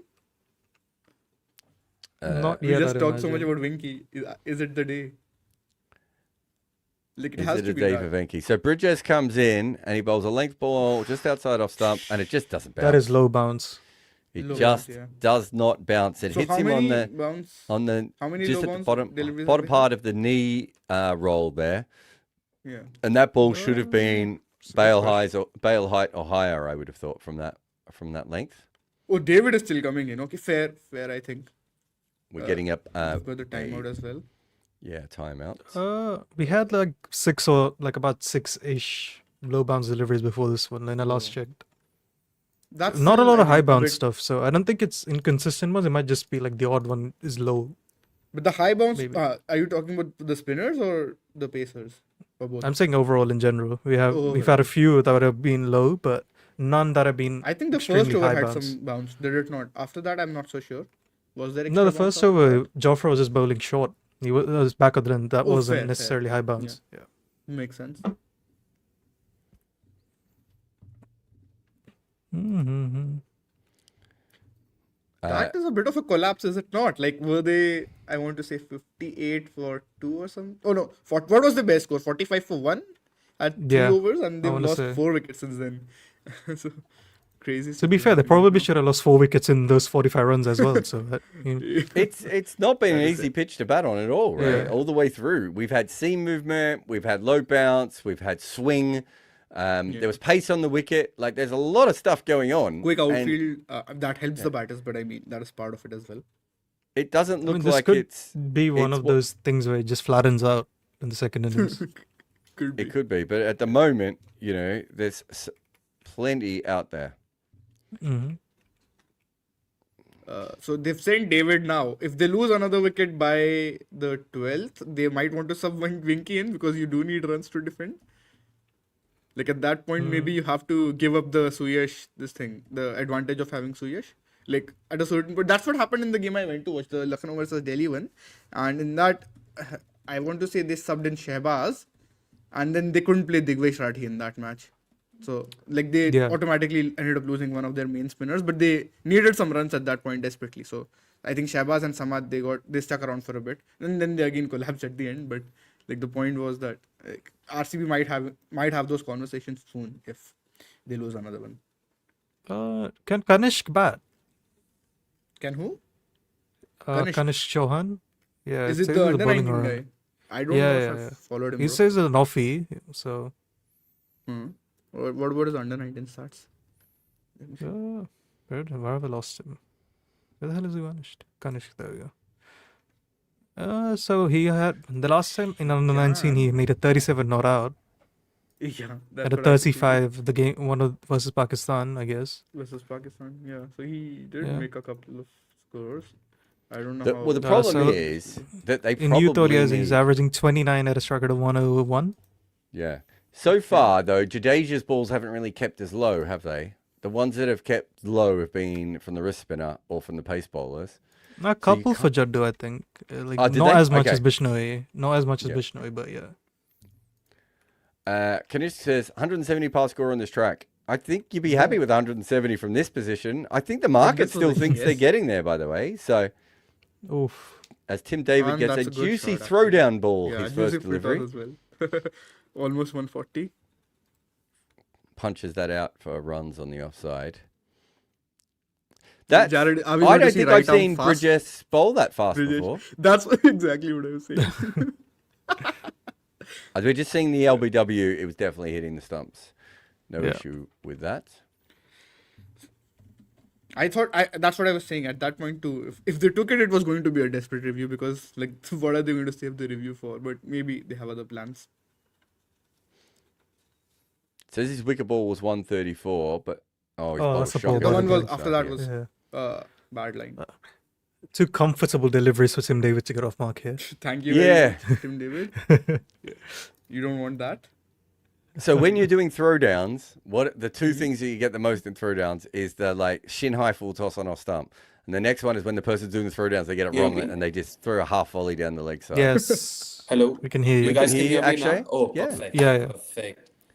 This guys, this game is going very similar to the West Indies South Africa game, is it not? Because even there, I remember they scored lots of runs in like the first 2 or 3 overs, and then they kept losing wickets, but they also kept chipping back. Like if they make runs, it's a very similar situation, I would say, if that happens. Also, And Kanish they made Chauhan one can bat, by the way. I mean, since you guys were Oh, asking, okay. he's rated highly by DK. He's been their sub fielder in almost every game so far.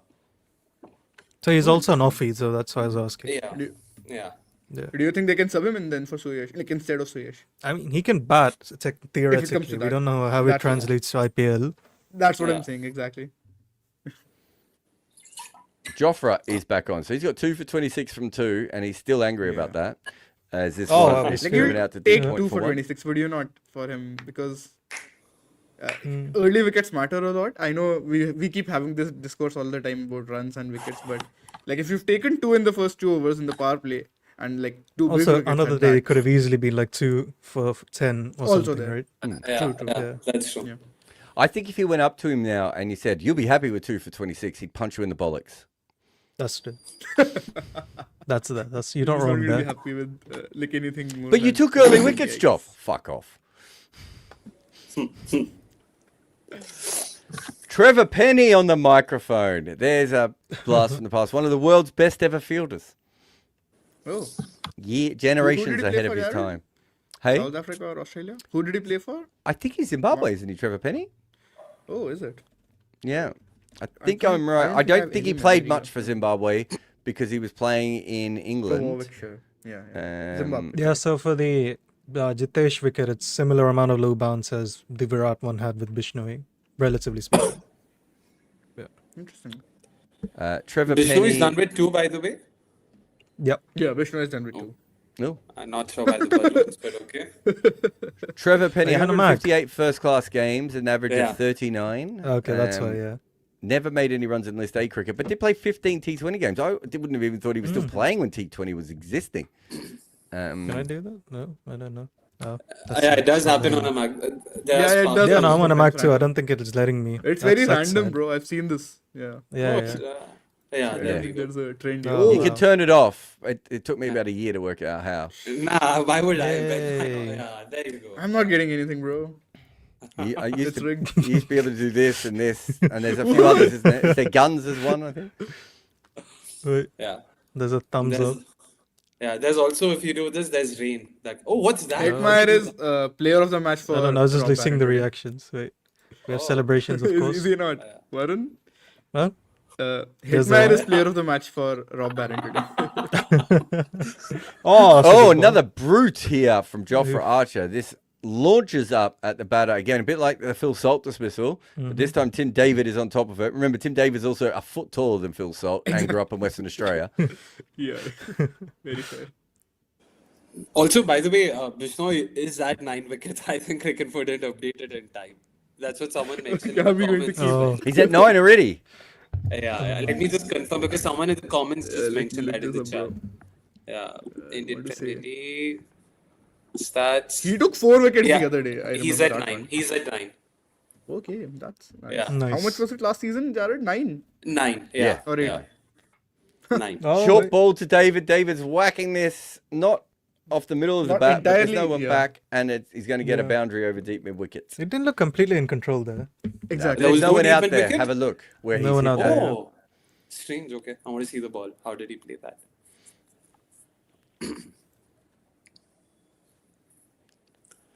I'm still seeing Trevor Penny, alright? Oh, yeah, finally. Well, Ooh, that's okay. that's what you want. More Trevor Penny. Yeah. Shout out to all 7 other people who know what Trevor Penny looks like. No, I do know him as a coach. He's very popular as a coach. Like Michael Slater's popular as a commentator for me. I don't look at him as a cricketer. So, yeah.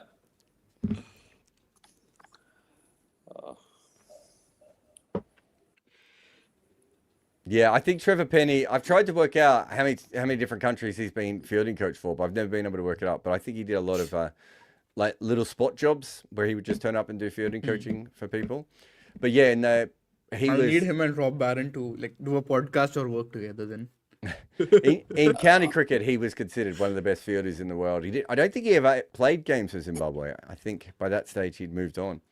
I'm blanking out on the other guy's name who coached Rajasthan Royals. He was also part of the Indian team who asked the cricketers to have more sex. What's the guy's name? He was more of a mental Paddy Upton. Thank Is God. he the Paddy. Paddy Oh. Upton? Yeah. Makes sense. That's the guy. Yeah. Should point out he didn't ask them to have more sex with him. Thanks for the confirmation. I Big think if you're distinction a- there.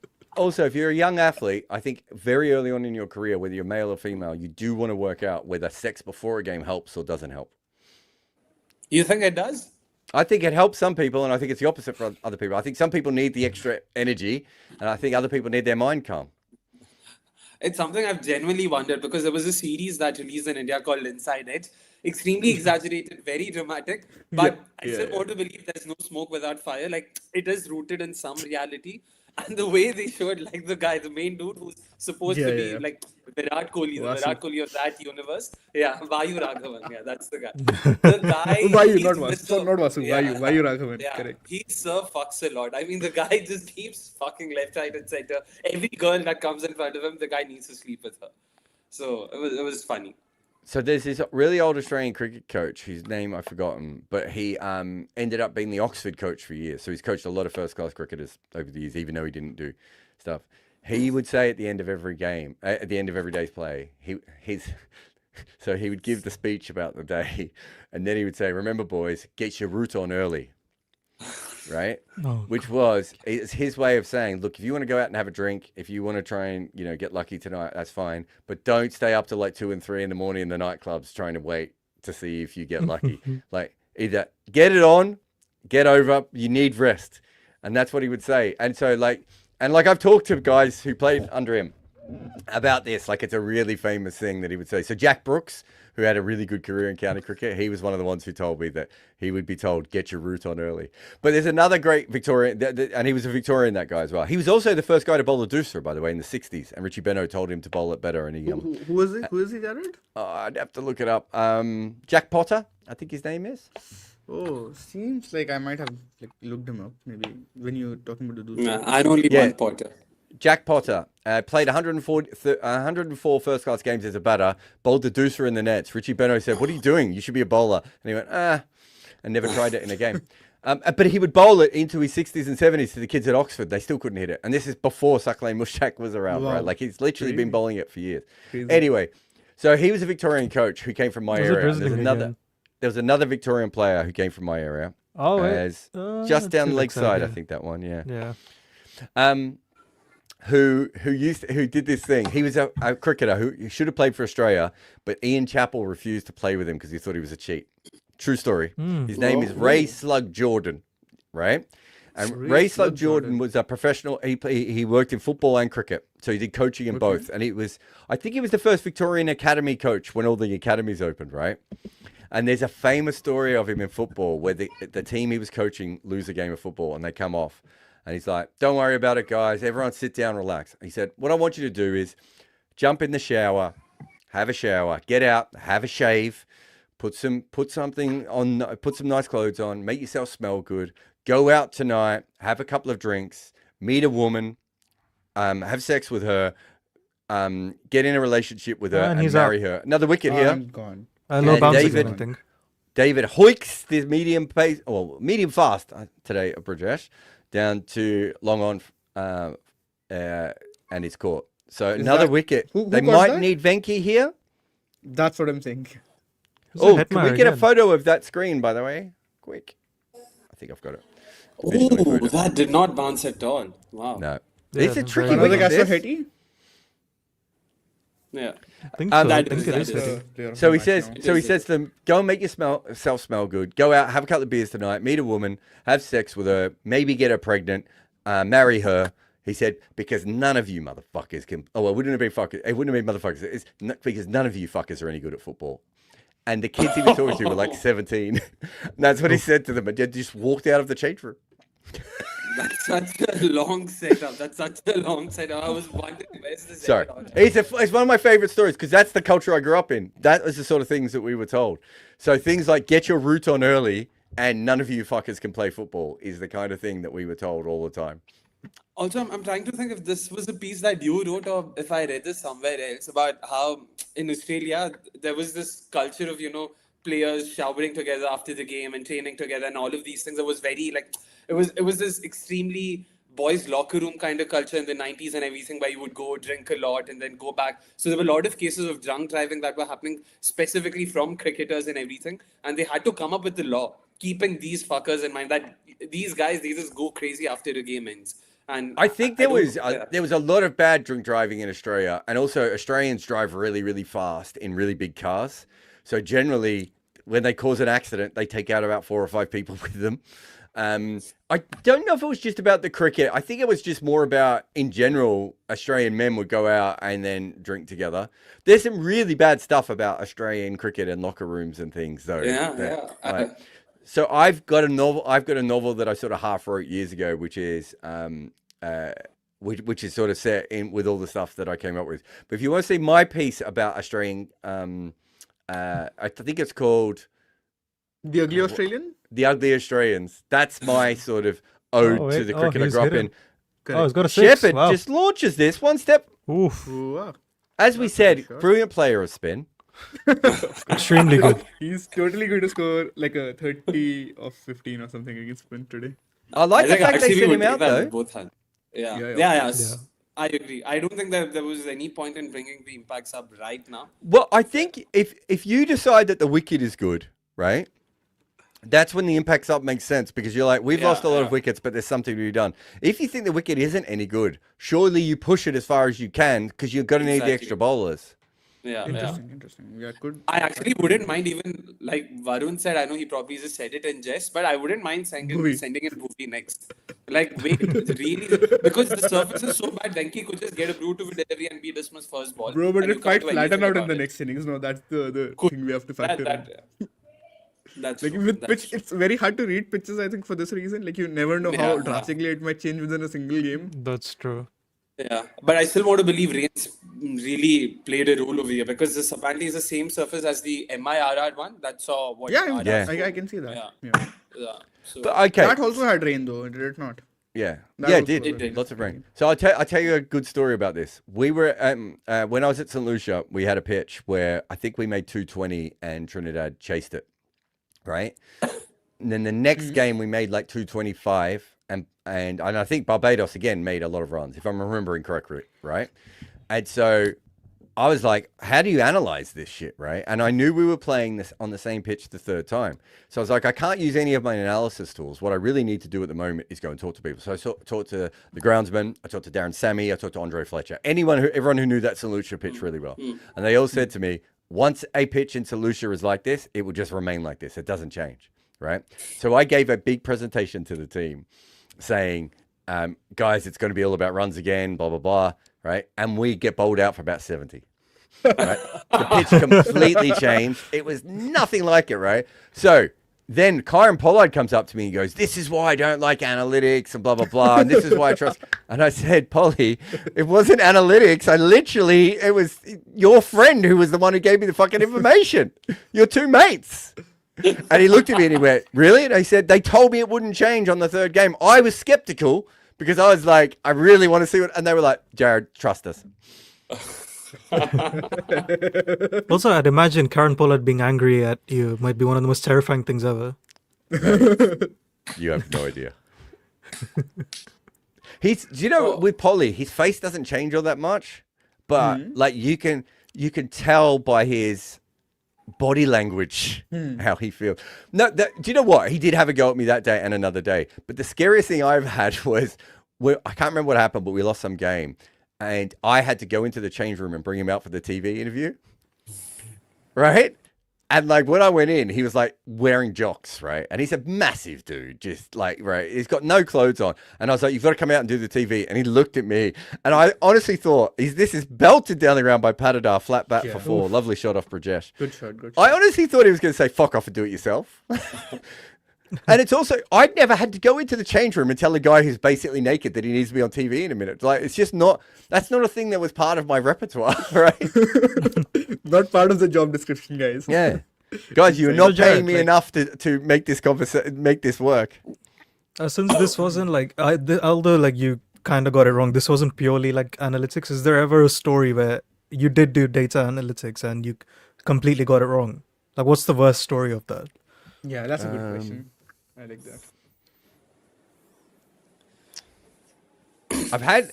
I had one when the team didn't listen to me because they thought I was wrong, which was Scotland when we were going up against that really good Bermuda batter who played for Sussex for years. Someone might know him in the chat. He's a really good player. Played for Sussex and played for Bermuda. And I basically told them that his weakness was short outside off stump. And I think they just thought I was mad. What was that? No, not Delray Rollins. Yeah, Delray Rollins. Another cut shot here from Shepherd for 4. He's on fire here.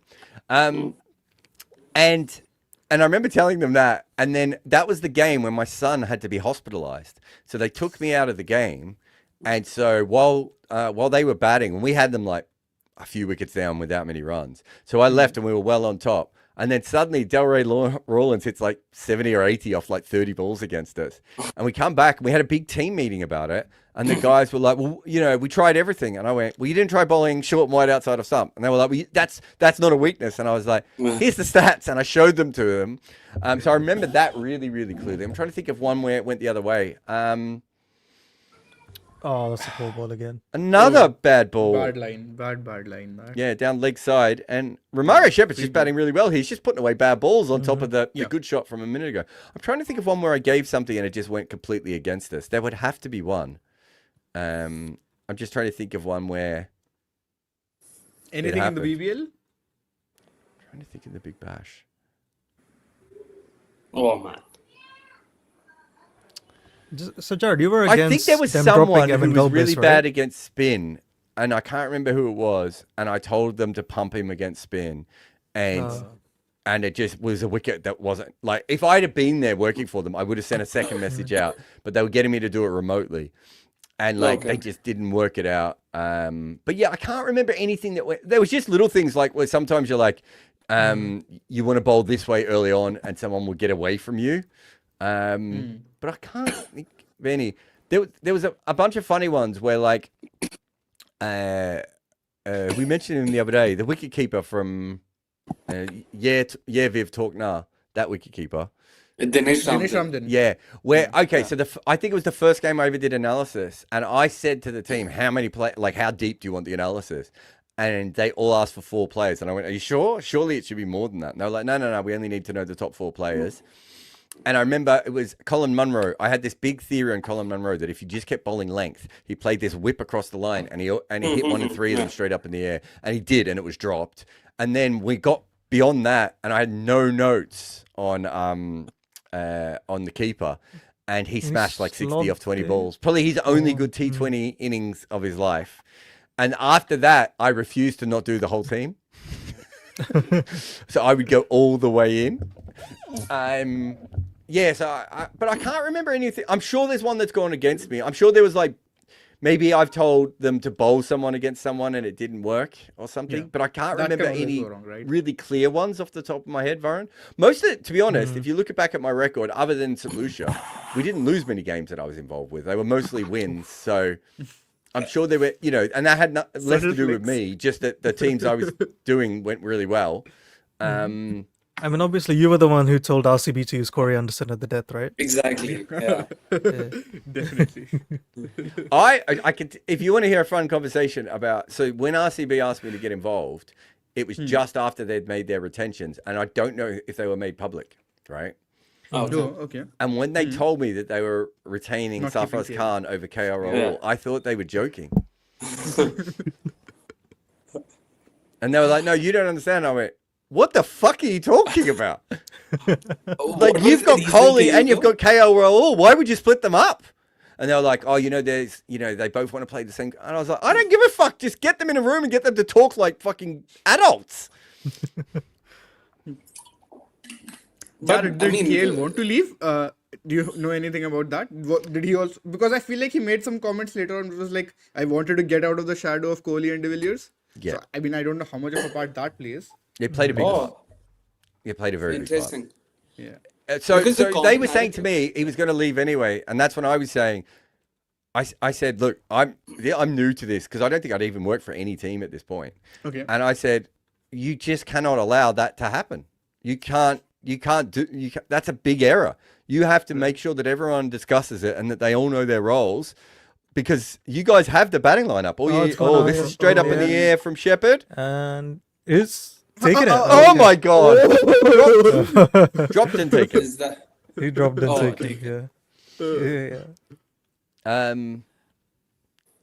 That was when Like I that realized how bad that like a lot of these teams are with like just having adult conversations with people. Right.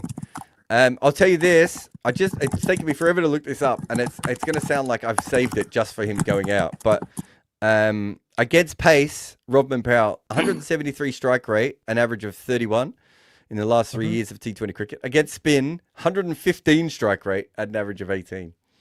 You mean Romario? Oh, Romario. Sorry, not Rodman. Yeah. Yep. Although about the Romario, I got 2018 confused. 'Cause Rodman's record might be very similar to that guy. that's what I was saying exactly. We were talking about Rothman in the last time, right? The KKR, the washout one. A pretty good over by Jadeja there. I think just 6 runs off it and a What wicket. okay, Venki has come in now, right? Venki has they come in. should- Yeah. Venki has to, come like, in. they don't have a choice now. Yeah. Now it's too much. But Also- about the 2018 auction, though, if I'm not wrong, you mentioned that even for the auction bit, it was after day one, after they made their purchases on day one, that they reached out to you saying, "Yeah, we No. made this." No. So they reached out before, and I was working for Crick Info, and they said, "Are you available?" And I said, "Yes, but I have to take a week off, so you need to tell me quickly." And they couldn't get it signed off, right? And so what they did is I don't think I chatted with Dan, but Trent Woodhill was there, Woodhill, yeah, almost like their director of cricket. He was like the head of scouting and everything. Yeah. So I was staying around the corner from where his hotel was, and we would just get the laptop out for hours and just go through all the things that they were looking for, right? Because I had one of the best databases in the world at that stage. Like I still have a really good one, but at that stage, like no one else had it set up the way that I had it set up, other than a few analysts, right? You know, like P Dog and Gaurav and like even Himanesh wasn't at that level at that point. And so, as far as I know, anyway.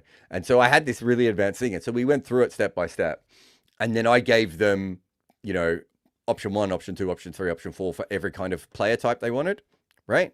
Of like, okay, if you can't get the A tier, here's the C tier, right? Of all these players. Then during the auction, they had an analysis team, and they also had oh my god, my friend who worked for them as well. So they had so they said, we don't need you, right? And so I was like, fine. And I went and lived my life that day. And I didn't even follow the auction that closely. I had other things to do. I was probably covering a Big Bash game, right? And then at the end of that day, I got panicked messages after panicked messages where they just realized they had fucked it up massively. And then the next day was the only day that I wasn't working the whole time I was in Australia. It was my only full day off, right? And I had to clean my clothes, so I had to go to the laundromat, and then I had planned for a massage, and that was my whole day planned, and that's all I was going to do. I wasn't going to see any friends, I wasn't going to do any work, I wasn't covering any games, I was just going to chill out. And then I got to the laundromat, and when I got to the laundromat, my phone just was going nuts, message after message, because I think they told me the night before, they said, you know, run us through what you think. As this is a big hit by Patadar. Really good shot. That is a 6. It's a 6 over long off. Lovely. Really good shot. He's played some good shots here. He's 34 of 28. Some of this is just the wicket, though, guys. But On the situation, I would say. And the wickets, right? and the situation. Exactly. Yeah. Like, you can't afford to lose him right now, can you? Yeah, so I'm in the laundromat, and like literally, you've got all these machines going off, and I didn't even know. I know I talked to Trent, I know I talked to Dan, I talked to someone else, but they were in the auction for day 2 by this stage, right? And they were like bouncing all these ideas off me, and then I probably did an hour of that, and then I went to my massage, right? Oof. And so I said to them, look, guys, you need to tell me if you need me. And they're like, no, we've got everything we need now. So I'm on the massage table, and I can hear my phone vibrating. Right? And so eventually what I did was I literally said to the masseuse, can you just bring my phone over? And you know how you have your face through the hole? So I had my arms outside the thing, and I'm like texting them back with my face through the hole. And the masseuse is getting so upset, right? Because she's like, you're not relaxed. And I was like, I know, but just keep doing what you're doing, and I'll try and do this. And I was all stressed. And then And like, I'm trying to tell her what this is. Is this 6? It's a 6. Yeah. Yeah. Oh what a my shot God. that is. Is it He 6? just swivels for a 6. Yeah. Incredible pull shot. That might never come back. How is Nondre Berger going to end up with like these figures from today? He's going to end up with like none for 45 or something. And only the streets will remember. Anyway. So yeah. And so I remember they were trying to get a fast bowler at the last minute. And I know Mark Wood, Nathan Coulton-Isle, someone else was on the list. They bought Coulton-Isle. Yeah. They got Coulton. And I was trying to get them to get Wood. I want to say. And I can't remember if Wood went earlier or if they didn't want to spend the money for Wood. You'd have to go back and check the auction. But I remember Wood that was went the... Wood went Unsold, to by the way. CSK, right? Oh, okay. Wood He went went- unsold. So I was pushing Wood ahead of He was a Coulton-Isle. replacement. Yeah. Oh, okay. And then the other big one was they had a choice between Washington Sundar and who was the guy that everyone thought was going to be a great player because he had a great Krishnappa stat number. Gautam? Yes. Oh, got them. Yeah. And I remember at this stage I had to pick the phone up because they weren't listening to me. And I was like, Washington Sundar is going to play in this league for 10 or 12 years. This other bloke, you were taking a huge flyer on. And I said, looking at his numbers, I'm not even sure I trust him that much. And they ended up going for Washi, and then they never played Washi because they didn't like him and never used him correctly. I mean, that season, that auction in particular has to be one of the most bizarre. By the way, for what it's worth, I followed every auction like a nut job. I really love tracking auctions. I don't think I can make it more apparent than that. That auction, these buggers went for Parthav Patel, McCullum, and Quinton de Kock. As if that wasn't enough in terms of keeper batters, they added another top order batter in Manan Vora after having bought back Mandeep Singh using an RTM. I was like, bro, like where so much overlap. I would love to have been in the room with them because they were so panicked, and it'd be really fascinating to have watched them do it. But yeah, they just got it wrong. And then part of the problem with RCB at that stage is they were making decisions based on what they thought Virat would want, rather than actually getting Virat to help them make the decisions. Ashish Nehra was involved, and Ashish Nehra had a completely different idea than what Vittori and Woodhill had. Diageo had brought in an analysis team who knew nothing about cricket, and they also hired my friend, whose name I forgot now, who was their analyst that year. Is Sandeep, are you talking about Sandeep? No, this was an English guy. This guy was an absolute genius, right, with analysis, but didn't know what a cutter was, right? What? So they had no analysts in the room who understood cricket. And they're listening to the analyst, and they got Ashish in the background with his flip phone complaining about stuff. Terrible fielding by Bishnoi. Puts down the long barrier and somehow still misses the ball. He fielded that like he was an under-12 cricketer. Yeah, we needed Rob's reaction for this one. So yeah, it was a real mess. So Moeen Ali was my pick. Washi was my pick. Degrand who? No, I think that would have been Dan. Okay. But it was interesting. So when I was with St. Lucia, that's the one thing I realized is that you need to come up with your theory of what you need, right? And then you need everyone pulling in the same direction to pull that off. So let's say you want to win games with power. Let's say you want to win games with death bowling. Let's say you want to win games with long batting lineup, whatever. Correct. You need to go in with that really strong theory, and then in the auction or the draft, you need to pull that off. And if it's wrong, it's wrong. Right? Yeah. Whereas when you have a theory where Dan thinks this and Trent thinks this and I think this and Joe Harris, that was the analyst. Joe Harris thinks this and Ashish Nehra thinks this and Virat Kohli might think this, right? Yeah. You end up in a situation where, so one of the reasons they picked Moeen was because of me, but it was also because they knew that Virat liked Moeen, right?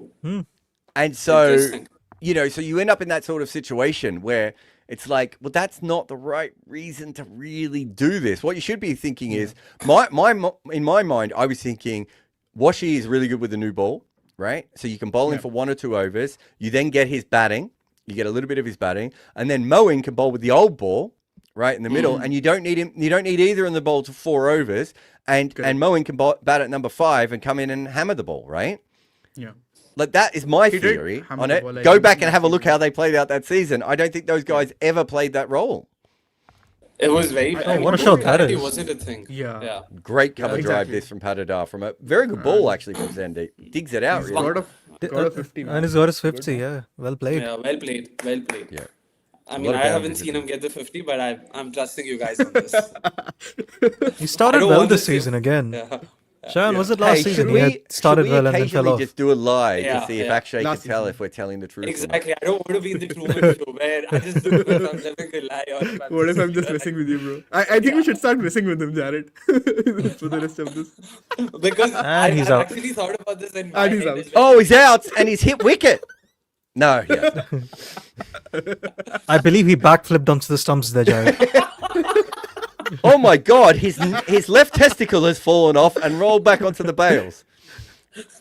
It was basically the Muhammad Siraj delivery, but with his testicle. Yeah, I was about to say that. Yes.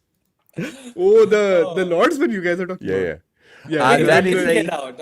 I really thought he at least got out. That was a timeout, by the way. There wasn't even a ball. We were making up non-existent balls at that stage. No, the last ball just No, happened. there was a one. He just he hit it 2 cover. Also, one thing, just since you mentioned the 2018 season, Where I would actually probably defend them is they did go after someone like a Krunal Pandya. In fact, they actually bought him as well. Unfortunately, Mumbai RTM'd him. Yeah, and I really thought that was a good buy. Like I remember thinking, oh, that's a great player. I think I remember having the conversation of they told me they were going after Krunal, and I said, well, if you match him with Moen, you've got one of the better middle order combinations, right? And they're at both. that point, Krunal was a good batter too. Yeah, exactly. So my whole thing was if you have Washi, Moen, and Krunal, right? Yeah, that's you have about 8 to 10 overs of spin with batting. Exactly. Yeah. So in my mind, this is what I'm pointing out. So it's yes, there was a lot of bad decisions made, but remember, in my mind, what am I thinking? I'm trying to recreate Mumbai, but with spin. So how do I get 3 all-rounders into my 11, right? And I have the flexibility that Karen Pollard and the Pandya brothers brought. That's my side. But Trent's side is, is he wants everyone to whack sixes from every ball, right? Vittori's is on that kind of method. Ashish has a different idea. The Diageo team has a different idea. If we had all sat down together and had this conversation of what can we get out of this auction that can make us a really good side, and that's what I have learned over the years is you need to want know to hit what sixes every ball. Why are you buying Mandeep Singh and Manan Vora? Exactly. That could have been for avoid Kohli or McCallum. Ashish Nira or Diageo, right? Okay, That's my fair. point. Yeah. So again, so we had this theory when we were at St. Lucia of I wanted to do something where I wanted to basically make sure that we thought all the best West Indies players at that stage were sort of middle overs players, right? And we had Darren and we had Pollard. So the next year, what I wanted to do is bring Rovman in there, create that core in the middle, right? And then I can get overseas openers that are always going to be handy, right? And I had, and so I didn't need even big star names. I could spend my money on that. And then Brad Hodger, who was the coach, his theory was, okay, so you create that core, and what I want to do then is I want to go out and get all the Afghanistani players to play together, right? So that we have we probably wouldn't have been able to get Rashid Khan, but Shadab Khan was our backup on that, right? But we could have got Nabi. We had KS Ahmed, so we would have had a bunch of guys who could bowl and bat a little bit, and now we can use Pollard at number 4. And mix and match. If there's spin to be hit, we bring the Afghanistani guys up the order. There's pace to be hit, we bring the West Indian guys up the order. What do you do as the opposition? We've now got all-round flexibility. We've got batting and bowling, right? Rodman can give us an over. Polly can give us 2 or 3 overs. KS can hit leg spin when he comes in. Mohammad Nabi can bat anywhere from 5 to 8, right? That is that. At that stage, you can. This is an incredible hit by Patadar down the ground. That's a really good hit. Off Bishnoi.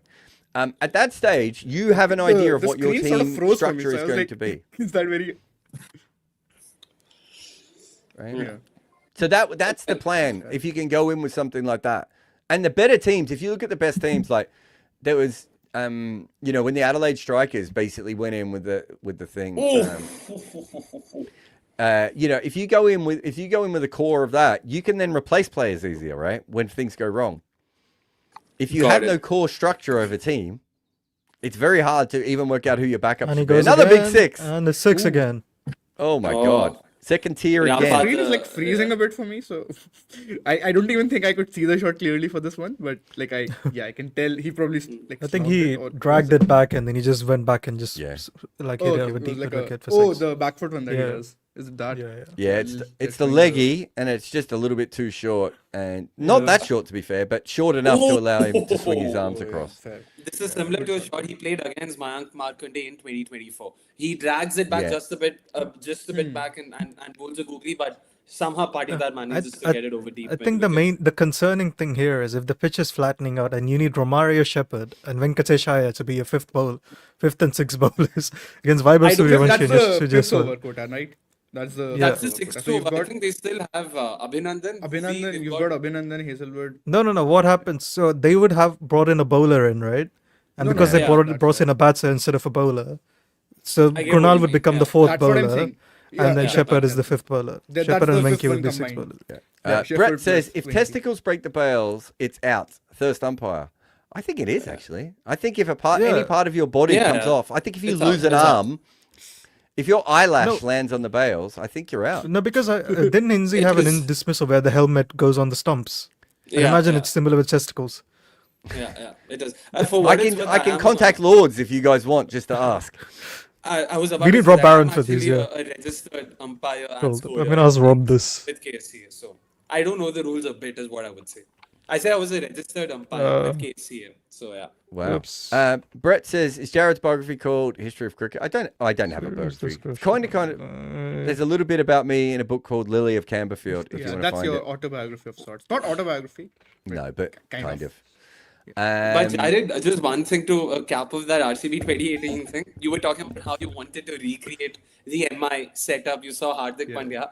The only thing I want to say is they saw Hardik Pandya and then they saw Chris Wokes. And they're like, yeah, this is the guy. He's going to be a pace bowling all-rounder who'll finish games for us, who'll take wickets with the ball across phases. Again, not a bad player. Not a bad player. Again, I don't mind. Again, if Chris Wokes was in a good bowling attack and you get him to use the new ball and he bowls one over at the death, he's fine. Was that not the KKR thing of the KKR team that got them out gold for 49? They same took bowling every bowler attack. from Yeah, that they team. bought all them Everyone. back, right? Yeah. Everyone another- was the main guy except Trent Bolt. The main dude, they left him. They bought Umesh, they bought Colin de Grandhomme, they bought Sorry, Was who Bolt did in you say? KKR then? No, Trent Bolt was Bolt. not in KKR then. No, Bolt was not. 2017 he wasn't was in with KKR. KKR. No, not Was in he that in innings. Like KKR? 100% remember that. Not in that he was innings, with- but that season he was Didn't with he play KKR. for That I Delhi? can't remember. He I played want to for say Delhi in Delhi too. 2018. He was with Delhi in 2018 and then traded to Mumbai later on. 166 for 7. Oh, after what Oh, he was in 17, KKR. yeah. You're right. Yeah. He Fair. was. I He have was. no But he recollection. didn't play of that this. game. That I remember for sure. Yeah, he wasn't there in that game for sure, but he was a part of the squad. SRE 2016. that and could KKR be, yeah. 2016. Oh, another big hit off I Sandeep think that Sharma. looks This, out. it's up in the I think that's air. gone. And it Yep. doesn't Taken go out. anywhere. Yeah, it really dies. And he's Yeah. caught out at deep mid wicket. Sandeep Sharma comes on, takes the wicket of Patadar. So that will change this because they just got it back to not quite even money, but the market was starting to think that RCB was doing something right. So we'll see who comes out to bat next. Prit says, what are your thoughts on the new BCCI rules on restricting family stays, no personal staff, dress codes, etc.? Feels controlling and school like. Yeah, if you don't treat people like adults, you don't get adults, right? Yeah, true. And at a certain point, you have to start making these people think like adults and like professionals. There are plenty of professionals who are better when their families are with them, right? And there are other professionals who understand that it's hard for them to perform at their best with them. You allow people to make those decisions for themselves. I'm not too worried about no personal stuff, right? Because I think that can get a little bit ridiculous and everything else. Fair. But family stays, absolutely not. And dress codes. Look, there are lots of teams. Most cricket teams in the world have a dress code, by the way. Yeah, when you're going to games and when you're traveling on the plane. So that seems pretty normal to me. Depending on where the dress Oh, by codes the way, are. did you see RCB's travel jersey? Fucking amazing. Yeah. They've got a travel kit, a proper travel Oh, kit. I think Yeah. I saw that online. Yeah. Yeah. Mumbai used to have Levi jeans, didn't they, as their travel kit? Oh, And it fair. had That like a would be little very Mumbai Mumbai Indians thing. logo on it, and not a single Mumbai player who I'm friends with has ever given me a pair. Again, Dad says Jitesh's prayer for collapse Right. worked. Not well though. Yeah. So he actually made this comment recently, right? Where he's like, as a lower order batter, I want to be in a situation where the team loses early wickets, so I can come in. Like from his point of view, it makes perfect sense, does it not? I think it was a statement that got a bit misinterpreted online. I want to say. Like, No, I think a lot of Surprise, stuff he said surprise. got misinterpreted. Yeah, exactly. Online? Yeah. By Twitter? Boovy is in with a career of 390 runs, and he's almost run himself out first ball here. As he's, although he's going to get an And then overthrow. misread it. okay. He's hit this then- straight to point and taken off, and there was no run there.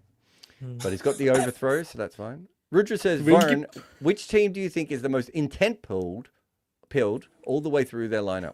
It's got to be Good question. Sunrisers, right? I think so. Still. Yeah, I think I agree with that. I mean, now with Mukul Chaudhary, you can probably Punjab? make an argument for LSG as well. No. I refuse He to was believe 2 it's off LSG 6. with Pant in the Fucking middle. boring bastard. You can't be incentive to Rishabh Pant in the middle, man. Exactly. Rishabh Pant is the only. And He's Markram. the only. Like Markram is good, but he's not Yeah, like Markram. a high intent. Yeah, I wouldn't call him bad. Right. Yeah.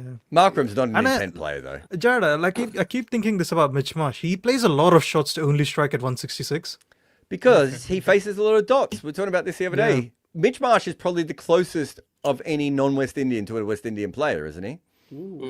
I never thought. I of see that. Fair, it. fair. Especially Yeah, against spin, I want to say that as you were saying, he's either getting out, caught on the boundary, or he's going to hit a six. Yeah. Neil says, is the short gap between World Cup and IPL the reason pretty much every India World Cup squad player are out of form and any hope that they get back in form? No. I mean, if anything, they play deeper into the World Cup. They should be in more form. I mean, I called it during the World Cup, right? That the Sanju's like got confused with the 3 games as the start of his season, and he used it up in the World Cup and not in the actual start of the IPL. No, but I told him it was a conspiracy theory, and there's some truth to that now. Yeah. I mean, we saw Varun Chakravarti struggling with form in the World Cup, right? Yeah. And like Abhishek just made a 46, I want to say, and he was out of form the whole World Cup, right? Yeah. Blue Eagles says, do you know the story of Sunrisers retaining Kane over Rashid? Ooh, Is that the that's a single worst fascinating one. retention in IPL history, Jared? I mean, you know how I feel. And the Kane fans were not going to be happy. But they wanted a captain, and they didn't want Rashid to lead. And I think that my understanding was there was a money issue as well. Yeah, there was. That they were going to offer him less money. And he just went, no, why would you do that? I'm the best player in the league at the moment. And so they just fucked it up, didn't they, really, all things considered. And then they overpaid Kane to make it worse, didn't they? If I remember correctly. 14 crores. They took 14 crores, right? Yeah. Yeah, I was like, bro, he's not going to be more than base price. Like, and he went at base price a season later when they released them. Funnily enough, they cocked it up. Yeah, Kane and Rashid both went to GT 2 years later. Yeah. So, And if you go back and you have a look at it, of like, he had not been a consistent player anyway. And I remember what my rule is with overseas players. You don't make them captain unless they're automatically in your best 11, in your best 4 players, because it just doesn't work. Right? So they just made so many mistakes with that one. But what I want to know is actually, I don't know if you know about it, but what happened with Warner? Because that was such a memorable partnership. It's like what happened to the extent where they completely cut off ties, and apparently, if I'm not wrong, like even on social media, they sort of ignore him in a sense. Yeah. It's become like the Pakistan Jared, Imran Khan thing. I asked Rob about the testicles thing. He said it's obviously hit wicket, isn't it? But he also said if someone catches your testicles, it isn't caught though. Yeah, of course. I mean, if someone catches... Is that a drop catch? Was that? I just punched back along the ground, perhaps. Oh, the testicles or the ball? Yeah, exactly. He meant the ball. Okay, so the David Warner one. The David Warner one was, I think there had always been an issue with David Warner and the sort of higher ups in that setup. But when he was playing good, they didn't care, right? And then he went, and I think David Warner quite rightly, when he had that really bad run, it was like 5 games for 8 runs or something, wasn't it? Yeah, he had a very poor. There was a run out in there. Maybe there was another fluke dismissal. One very as well. slow innings too, I want to say at some point. Maybe you're right. Yeah, I can't remember the full thing. But what my memory of it is from talking to people around it at the time was that he'd been on thin ice with them for a little while, and then that happened. And then what you have separate to that is that he took it very poorly when he was dropped, right? And so he reacted badly. They weren't very professional with the way they handled it, is my understanding. What a shot that is! That was a shot, bro. Boovy just coming in, batting like it's 12 years ago in a test match for India. Exactly. Smashes this through the covers. Yeah, and so I don't think they handled it very well, and they weren't very professional with it. And look, he is a person that has a lot of it, he gets angry and he gets upset. So I'm not sure he handled the fact they didn't handle it well. And I think it's just that, right? It was just, clash from both sides. If you want to know it goes back to what you were asking about the India thing a minute ago, is Warner has never been treated like an adult. He's always been treated like a naughty school child, and he acts like a naughty school child sometimes. If you want people to act like adults, you treat them like adults, and you hold them accountable for how they treat other people, and that is not always the case. This is going to be close to LBW. Oh no, that's the one from before. Bro, Jared, done on a replay there. This happens a lot with my dad. When I'm watching TV with my dad, he'd see the screen, he's like, oh, ye to out ho gaya. And then it's like, no, it's the one from before. No, I should, because I've got it in 2 different places. If I come back and I only see the ball being bowled, it's a understandable confusion. I'm not denying that. Yeah. So I think that's where it all came from. I just think a lot of these things, and I've said this before, and we can clip this and you can put it out as far as you want. If women were involved in cricket teams, the cricket teams would be much better. The whole KP situation probably doesn't happen if there are women around, right? That KP situation, yeah. Yeah, and you can go through all of them. A lot of these things, the KL Rahul one we talked about before. How about having adult conversations with everyone involved, and we all want to win the IPL, right? We are more likely to win the IPL together than we are if you leave, KL, right? So how do we make it so that you're happy and that Looks everyone like a gets what they director. want? And I tell you, Is that Hetmar again? yeah, Yeah, it is Hetmeyer, bro. he's in though, isn't he? Oh, yeah, he's he in, yeah. seems in. Yeah. But He's in. like player of the match, Shimron Hetmeyer for his fielding. So again, my point being is actually have adult conversations, have discussions, treat people like they're grown-ups, and you don't get this. By the way, I like how with every story, I like how it sort of reminds me of our grandma stories where Jared just sits us down, tells us a story, comes with a moral of the story at the end of it. You know, Moral so this of is the the moral. stories. This is what The moral we of the learn. story is get Yeah. women involved in sport because men don't know how to speak to each other. And I know that sounds silly, but that is the vast majorities of any issues I've had working in cricket for teams have been literally that men do not know how to speak to each other. So I'll go back to the Kyron Pollard one before. As I said, me and Kyron Pollard had a bit of an issue at one stage when I was working with St. Lucia, right? And he was saying something. I said, look, there's no point us talking now. Let's have a chat tomorrow. I'll come to your room and we'll sit down and we'll chat. By the end, we were like really close. One fucking chat. Right? And that's all it took. And suddenly he's like, oh, I see what this guy's doing. And he had all these theories. So when I was at St. Lucia, the general manager had quit. And I think some of the players thought that I was trying to get the general manager's job, right? And they just made it up on their own. Reverse scoop and 4. Lovely by Venki there. Gets that away. I don't know how they made 184. They looked like they were never going to get close to it. Crazy. That's That true. Patadar innings is Intent. ridiculous, right? It really That was. is the like big that. one, right? Yeah. He played smartly and then started taking on. So Quite they a got in crazy their head thought that too. I was trying to get rid of Muhammad Khan. They didn't realize that the reason I went to St. Lucia is because me and Muhammad Khan were going to try and join up as a team, right? And run a bunch of franchises together. But they didn't know that. So in their heads, I've got rid of this guy so I can get the job. And when I had a conversation with these guys, I was like, why do you think halfway through my first season, I want to go from analyst to general manager? How is that helping me?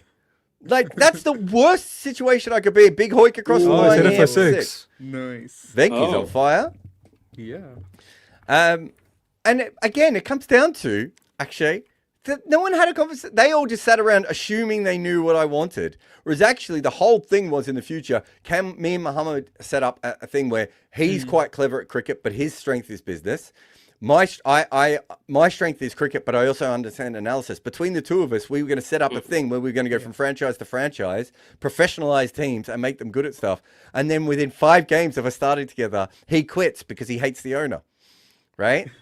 Oh, But they don't know all this. Jared? Who was the Hey? owner? Who was the owner? was it already Punjab? Was it already? That's the what I owners was of thinking. Punjab? No, it was before Punjab. It was There was Jay. Zooks. There was Yeah, the when- Zooks then. We were the Stars that year because we changed from the Oh, Zooks to the Stars. Stars. Yeah. Okay. Jay, he owns a bunch of Pizza Huts in Philadelphia or somewhere, or Cleveland. Okay. That Should is never have been involved. Oh man, that's hilarious. Blue Eagle says, knowing what we know of their T20 philosophies now, a Frankenstein monster of Vittori and Naira's visions is super funny. Yeah, and I wish it was just them. As I said, it wasn't. It was like 4 or 5 people. And to go back to the St. Lucia one as well, Pollard was picking players, I was picking players, Muhammad Khan was picking players, Brad Hodge was picking players. Like, most of the situations I've ever been in, that's the problem. When I was at Melbourne Stars was one of the few times when I felt like me, Flem, and Trent Woodhill we all had a similar vision of what a team was. Maybe I valued batting to number 8 slightly more than the Evan Galbus effect, as it would be known ever after. But essentially, I was probably slightly different. Gets a 2 here, does Venki. Yeah. So Sandeep, 1 for 36 from 1 for 38 from 3.4. There are 2 balls the to Evan go. Galbis thing, you were against dropping him, right? Because you were afraid they'll slow down? Yes. Okay. It might have been the greatest creation ever, them not listening to you. Yeah. And You'll go down in history. And we lost an absolutely unlosable game. But it is fascinating, especially with cricket. Once again, for viewers like us watching it from the TV screens or on the TV screens, it's so different. Like because it's a lived reality for you. This is the same chat I was having with Robbie as well. For you, it's a lived-in experience. It's so different. For us, these guys are it's for us They're to think pixels that on the this screen. guy said this Exactly. Yeah. Yeah. So yeah, I remember when we were at St. fascinating. Very Lucia and Obed McCoy refused to bowl an over because he didn't like bowling from that end at that ground. And I was like, you can do that as a professional? I've It always never wanted even to crossed do my this. mind. Oh, this is up in the I- air, man. Might be No caught. No, man's land. No man's land. No man's land. Right like that. get a couple there. I mean, One or two. for yeah. what it's worth, I've done this club cricket, but I Yeah, have club genuine cricket. reasons. Yeah, but I used to wonder. I'm pretty sure even professional cricketers might have the inhibitions if one end isn't working out for them for whatever reason. It's never something we hear about. I really think the whole difference between two ends and how much of a role it plays, it's very very very underanalyzed in cricket. In fact, you know what are the odds? The RRMI game from the just Yeah, the yeah, most yeah. recent. You should have seen the Exactly. numbers between the two ends. It was poles I saw apart. MI lost 7 wickets from just one end, not the Oh, other. Oh, That's and sick. Venki finishing Oh, this what a shot innings that with is. a And they got 6 over 200. long off. 201. They finished with 200. Ridiculous score. Interesting. I mean, not they bad went at all. above But yeah, they went above the runs on this wicket, despite the fact that Yeah, they they were lost behind the whole game. and they had to bring in another Yeah. batter. Anyway, they did well with Venki. We're going to have a break here. Shera says, from Jared's story, it's clear that Jared was the issue for these teams and all of cricket, I would argue. Simple Guy says, is it not possible to win with a balanced team? 5 bats, 2 all-rounders, 4 bowlers. How many all-rounders do you think exist in the IPL Exactly. at any one That's stage? the thing. If you can think find that's one the of them, second you question. should keep it. The second one doesn't work. So yeah, finding all-rounders doesn't work. So that's basically why. That and doesn't even happen. bowlers. I mean, it's not every bowler is the same, right? A Jasprit Bumrah is not the same as a Brijesh Sharma. You might so find 3 just- bowlers yeah. who all need the ball at the same time, right? Exactly. We exactly. talked about And that, Prit right? says KKR letting go of Shreyas is the worst retention decision ever. We just did a whole podcast on that during the rain break. It Doesn't come definitely close to retaining Kane ahead of Rashid. not even close. It's not even within like. It's not even in the same universe, let alone the same. It's a bit like, I would say, comparing Sachin's batting with Prosper Sayers batting in ODI cricket. Oh, wow.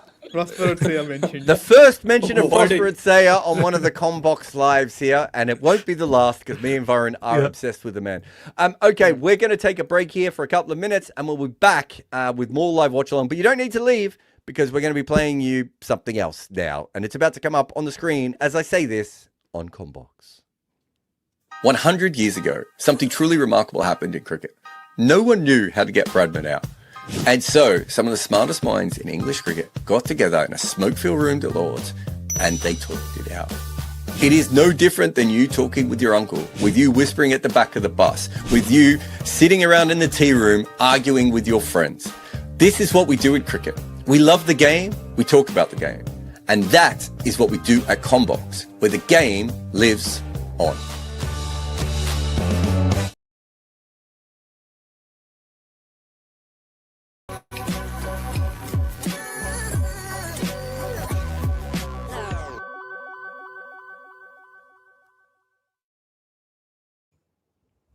Hello and welcome everyone to Combox. And I have Varun and Pratib here with me today. And we have joined to make an all-time 12 for Rajasthan Royals, which is actually Pratib's favorite team because it is his home state. And Let's go. he also has the honors to do the first pick. So take it right away. All right. So before I get into the first pick, I also kind of want to understand how easy or tough was it for y'all to pick the 12? Because I feel like when I was sitting to pick the 12, some names are fairly obvious. They just pick themselves. And the rest is going to be very interestingly rogue. So I want to see which direction it goes in. But like before I make my first pick, I just want to know your thoughts on that. Yeah. Some glaring, I think, as like, I agree with you, glaringly obvious and some absolute rogue ones. So, Yeah, I think like 8 to 9 players are pretty sorted in this team. Interesting. Even if you look at the positions and everything, but Yeah. I think we might have to make a few sacrifices if we have to make the team more balanced, is what I was thinking. Because first I was thinking of the 4 foreigners, but if we pick the 4 best foreigners, we might not have the best balance as well. So, I mean, I don't Yeah. know. Let's see how we guys go ahead with it. So, I Right. mean, Pratib, you have the honors. Go ahead. Cool. So first pick is mine. I'll go in terms of batting order, and at the top, it's Joss Butler who has to start. I think is the most obvious pick. That also fills our overseas slot. But do you guys have any contention or any opposition I to don't Joss contend Butler? with him. I'm just surprised you picked him first. Hmm. Yeah, Interesting. same. But it Yeah. doesn't matter. Like he's Hmm. also one of the elites, I would say. So not Yeah. much of an Yeah. issue. Yeah, absolutely. Yeah, I No. think Joss. Butler was absolutely gun, isn't he? But, I Yeah. think Shannon recently, I think he already has a case to be a top 10. That's not any difficult. If he has a Yeah, few more good seasons, For he Ooh, sure. could that's go a even higher on that list, right? good shout. It's not too far off, to be fair. I mean, I was looking at his numbers also, right? Because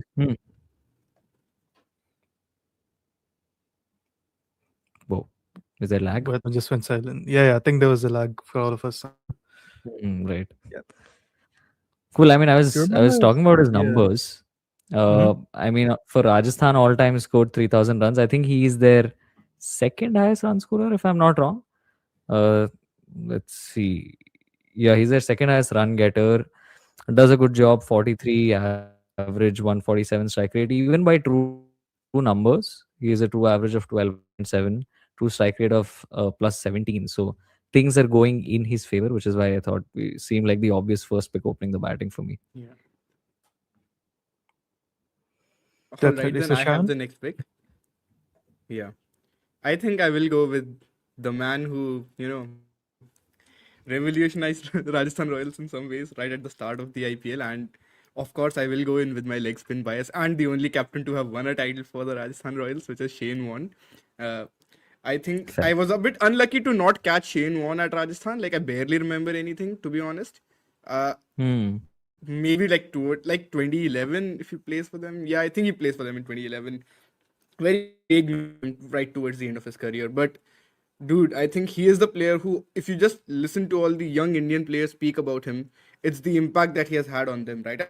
And it's not just his leadership and his captaincy, as they often say, he was the best captain Australia never had, right? But it's also his bowling. So if you just look at his numbers, he took 57 wickets and he had a true economy of 0.22 and a true wickets per 4 overs of 0.06, which is, I think, a pretty decent combination, all things considered, considering Yeah. this was not prime Shane Warne or anything. I mean, Yeah, he was if old, we're wasn't talking he? about like late 90s Yeah. or Yeah. Yeah, this was like if we were talking ancient about Shane T20 Warne. cricket back then, Yeah. exactly. And he still does more than good on both the metrics, right? Like he's a pretty solid player to have, I think. And we might actually need to go in with two leg spinners, to be honest. And that will really, annoy Pratip. So I'm even more here for it.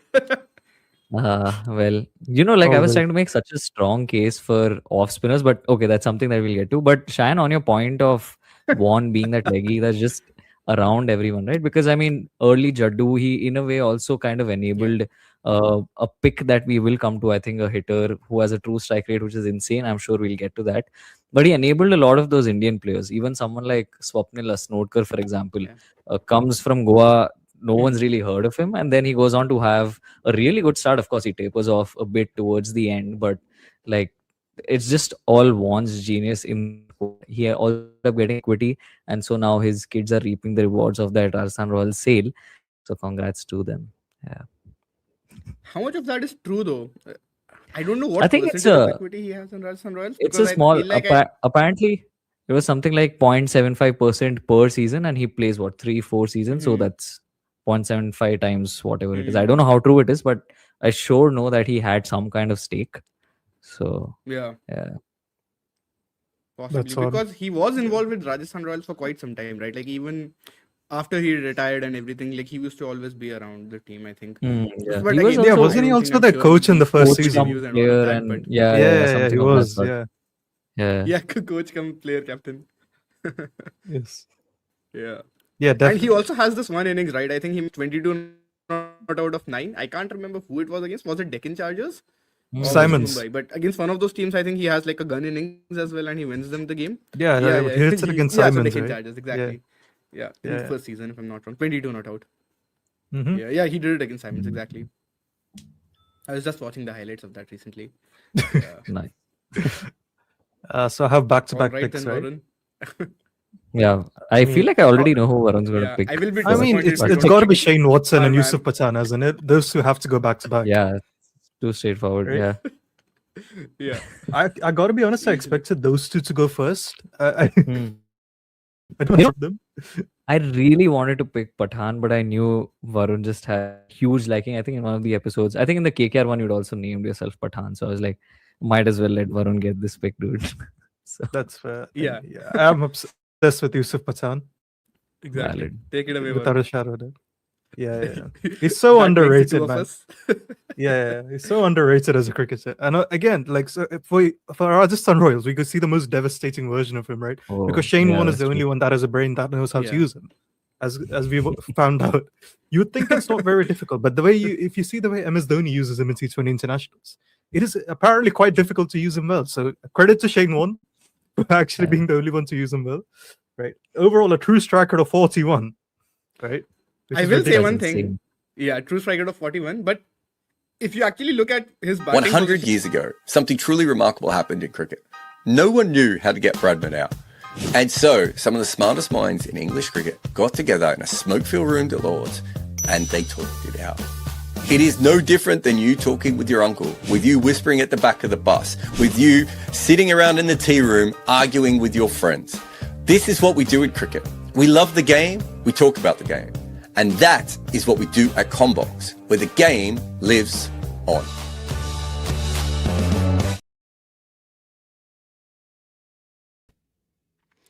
Welcome back to Combox. It is Jared and the robber baron himself, who put no money on Krunal Pandya today, I hear. Nah, no need for that. No need for that. He didn't play like he was rebuilding, did he? He did not. What was that innings? It was so bizarre. They were 32 for 1 after no time, despite the fact that I've never seen a wicket zipping around like that before.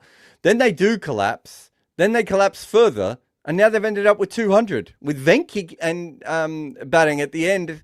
And he's going to have to almost bowl in this innings. He was 8 off 8, and then he was 30 off 15 or something. Yeah. So when it was 45 for 1 off 16 balls, it was 45 for 1 off 17 balls. Sorry. I was like, how many times does it land on that score if you do a billion simulations? And the answer is probably 0, given the balls that were bowled. Yeah. They got a wicket first ball. Why didn't Jofra bowl 4 overs? Any ideas? No, I didn't notice that. That's a very good question. Berger didn't bowl 4. I get it. Archer didn't bowl 4. I don't get it. Lots of mad shit. So Boothie gets the first over. I wonder First if over's part really, of it, really fun, Jared, Rajasthan playing. I mean, it could be anything right here. I wonder if there was a little bit about Brajesh just keep. Is this dabbed out on the offside for no runs? Did you have money on that? No, I wanted Suyvanshi on strike. I want as many as possible from this over, so I wanted the single. I wonder if it was because Brajesh, the ball was keeping a bit low, and they thought that Nandre and Jofra might not have got that skiddy low bounce that we'd seen. Well, yeah, Sandeep last over didn't seem like a great idea when you have Jofra, and he did get whacked. But now they don't have any bowlers, so the difference between RCB's frontline bowlers and the rest is massive, isn't it? Yeah. And Hazelwood hasn't bowled a ball for 5-6 months. Coming into bowl against Suyvanshi is not who you want to face straight away. And he's on strike for third ball. Sorry. So Jaiswal's got a single there. So it's Boothie still bowling at the moment. Is this ball going to be a 4 or a 6? Because it's not going to be anything else. Can't possibly be anything else. Can't be a wicket. No, it's impossible. It can't be a dot. It can't be a wicket. It's going to be a 4 or a 6. I think it could be Come a on, kid. skyer from something swinging away from him. I mean, someone's got to get him out eventually, haven't they? Oh, he's coming round the wicket. No, I take that back. That's not the ball I would have bowled to him, and he smashed it down the ground for 4.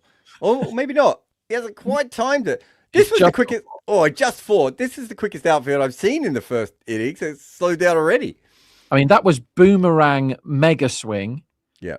And he has somehow that for Suyvanshi is the forward defence. What we just saw, by the way, that's the forward defence. He's only done 2/3 of his bat swing, and therefore the ball has only gone for 4. But again, like that ball gets loads of people out. It is bang on the money. it is arrowing into middle and leg Yorker length, and it's swinging loads, and this child has just blocked it for 4. It's the wrong ball though, too. He should be bowling over the wicket and swinging away from him. He's changed it over the wicket now, and he's gone into the wicket, into the pitch for some reason. I don't understand, but Suryavanshi mishits that out to mid-wicket, no run. What you know that ball the Boovie bowls where it swings away from a left-hander and he starts it about off stump, but it swings further? That's the ball you want to bowl here. On a length, make him hit across the length as it's swinging further away and hope that he hits it straight up in the air. But Yeah, I think that's a good plan. And I think if anyone is a good matchup against Suryavanshi, who no one has proved so far, Boov should have the tricks. But let's see. Here he goes again. Target is 202. He's gone for a bouncer, which he almost nicks, to be fair. It was a weird half shot by Suryavanshi in the end, and we don't say that often about him. Well, this over's going very wrong. I need a boundary this ball, Jared. That's what I need. So what was the actual bet for you? I backed over 6.5 and over 7.5 for this over. Okay. So we have had 5 runs in 5 balls so far. So the one that was punched down the ground. Can we get... Send it, is Suryavanshi. he coming around the wicket again? He's coming around the wicket. Jared, how far has he sent it? Not that all 4? the way. Yeah, I think that's a 4, mate. That'll do. Would have preferred a 6, but that'll do. He's got that as well. I can't believe he's got it and it's not gone for 6. 1 bounce 4. I don't understand that delivery though, Rob. I don't understand coming around the wicket. So is that maybe that's the new plan, right? Of like keep changing the angles and the plan every ball to him.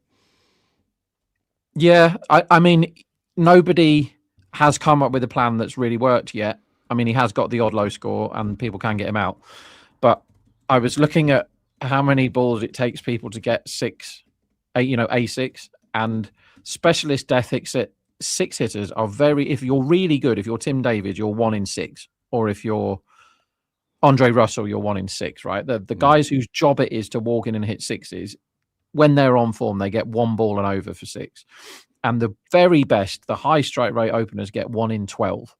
Yeah. And Suryavanshi so far in his IPL career gets better than 1 in 5. It's nonsense how Jaiswal is joining in. Jaiswal is almost caught down on the boundary, but just gets that away for 4 or 6. I think it was a 6, wasn't it? I think that one's a 6. So Hazelwood's first ball back is 6. That's why you stay injured.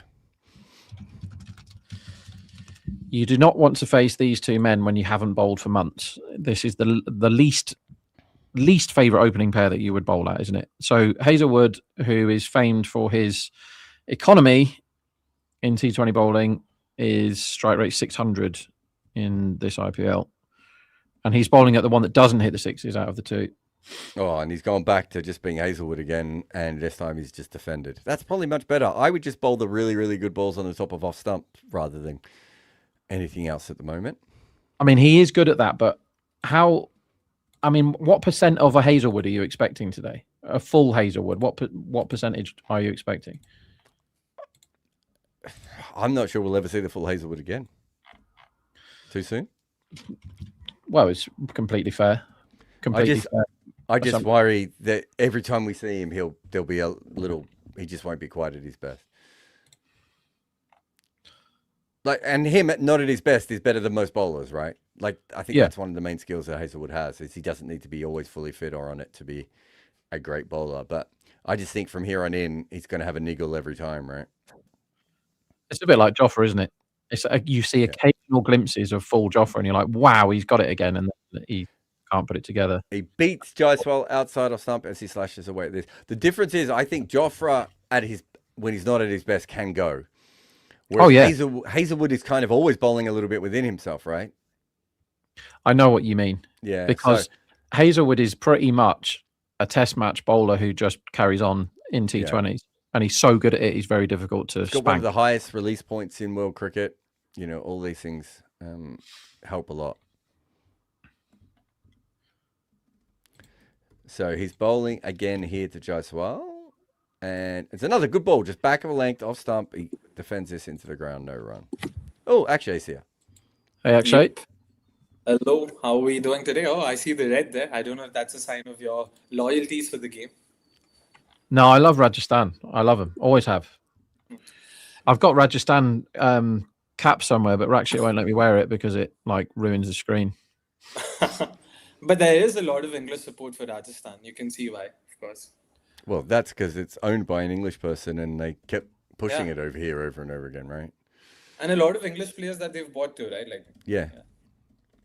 That was all part of their strategy. As this one is launched over mid wicket, it's back of a length. He's pulled this. He's bowled 2 or 3 good balls in that area to Jaiswal, and this one, Jaiswal was ready for and takes it down. So it's 6.6 for Hazelwood so far. I mean, this is T20 cricket, isn't it? .6. oof. Jaiswal's in some form, by the way. Yeah. It's just everyone's so excited for Weber that the spotlight kind of goes away from him, which probably has also worked. In his Oh, is he out? He's caught. He slashed form. this one. Very similar to the start of the over. And a shot that he played earlier in the over. And this time he's been caught by a good diving catch by Jitesh as well. Do you know what Rob, the stats Rob, was are? that a good diving catch? I mean, he took the catch, didn't he? An Got to give him that. acceptable diving catch, according to Rob. I want Acceptable. to see this. I mean, I want to see his feet again. No. That was a straightforward catch. Yeah, I it think was, that, actually. like He actually like fell Rob- over afterwards looking at He made it. a real meal of it. Yeah. Yeah. If he's catching that properly, he does 2 side steps and just takes it in front of it. But instead, he stands still, just hands, the feet don't go anywhere, and then he falls in a heap on the floor. He nearly dropped that, actually. So if there's such a thing as a bad catch, which I don't think there is, that was one of them. In Rob's words, he Glenn Phillips it, if that makes sense. But also, do you know the numbers of Jaiswal versus Hazelwood before the game began was 81 of 27 3 dismissals. So now it's 93 of 33 and 4 dismissals. So I guess it's a win-win for both. I mean, it's a win-win situation. Yeah. He goes very hard at him, doesn't he? Considering. Yeah. But he's gotten out 4 times. So yeah, I don't think Hazelwood would complain a lot. This is interesting. Bowling change. I would have assumed Bhuvi bowls one more over. They have to be really careful with their good bowlers, though, Jared, don't they? Because they don't have many. Also, the rain is something to consider here because the forecast was for more rain last time I checked. Let me have a look now. Who's the bowler? Abhinandan. Ooh, that's a very interesting. Okay, the rain's gone. The That was rain's an gone. appeal first ball, but it was definitely pitched outside leg stump. Yeah, nowhere near out. Yeah, it looks like the rain's gone. So they don't need to worry about that. Because I was going to say, when they walked off, the completed match was like 77% or something. So you're thinking it's definitely going to rain at some point. In that case, I would have just bowled all the good bowlers at the start and gone, well, that we're probably not going to get overs 14 onwards. So we're not going to bowl any of the nonsense now. But now that's changed. It's a certainty that we get a game. They're going to have to shuffle this pack well. And I think they've gone, well, we've got a wicket, so we might as well go Abhinandan, but he has to bowl it Suryavanshi, and no one wants to do that, do they? Abhinandan's second ball is a half volley outside off stump that is whacked along the ground through mid-on for 4. So his first ball pitched a foot outside leg stump, and he was convinced that was out. Yeah. But what do you think is the plan here to Suryavanshi? Like, what do you think can Abhinandan do that they see? I don't know. I just thought Bhuvi's the best unnatural matchup for him. Yeah. He bowls wide outside off stump, swinging it further away. And I don't really understand why he bowled around the wicket or is doing anything he's done. This is an inside edge back past the wicketkeeper for 4. Big swing by Suryavanshi, but gets nothing on it. And ends up just going basically to the right of Jitesh, who is obviously thinking the ball is going to go to his left. I'm not putting too much blame on him there, but really good wicketkeeper stops. I'm not sure how good Jitesh is at wicketkeeping. Like, he's quite good, isn't he? He's not great. Yeah. That was a toughie, though. Didn't he get a blinder behind the wicket in one of the games so far? Took a really good Who one. was the lefty who Shivam Dubey got out that way. Inside Yeah. edge in, That was really good, wasn't it? He's good at diving. I don't know if he's a good wicketkeeper. Does that make sense? Yeah, it does. Yeah. And Glenn Phillips again, once again. That's Glenn Phillips. Well, Glenn Phillips is that way for fielding as well, though, isn't he? Yeah, exactly. Abhinandan is going to come into Suryavanshi again, and this is in the slot on off stump, and it's a single out to square leg. I think you take that. That's anticlimactic.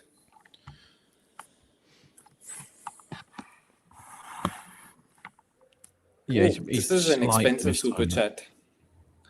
Oh, sorry. Do you know that, Jared? There's an 1,800 rupee super chat. I don't know if there's a decimal missing somewhere there, or if they did intend, then that's good good for you.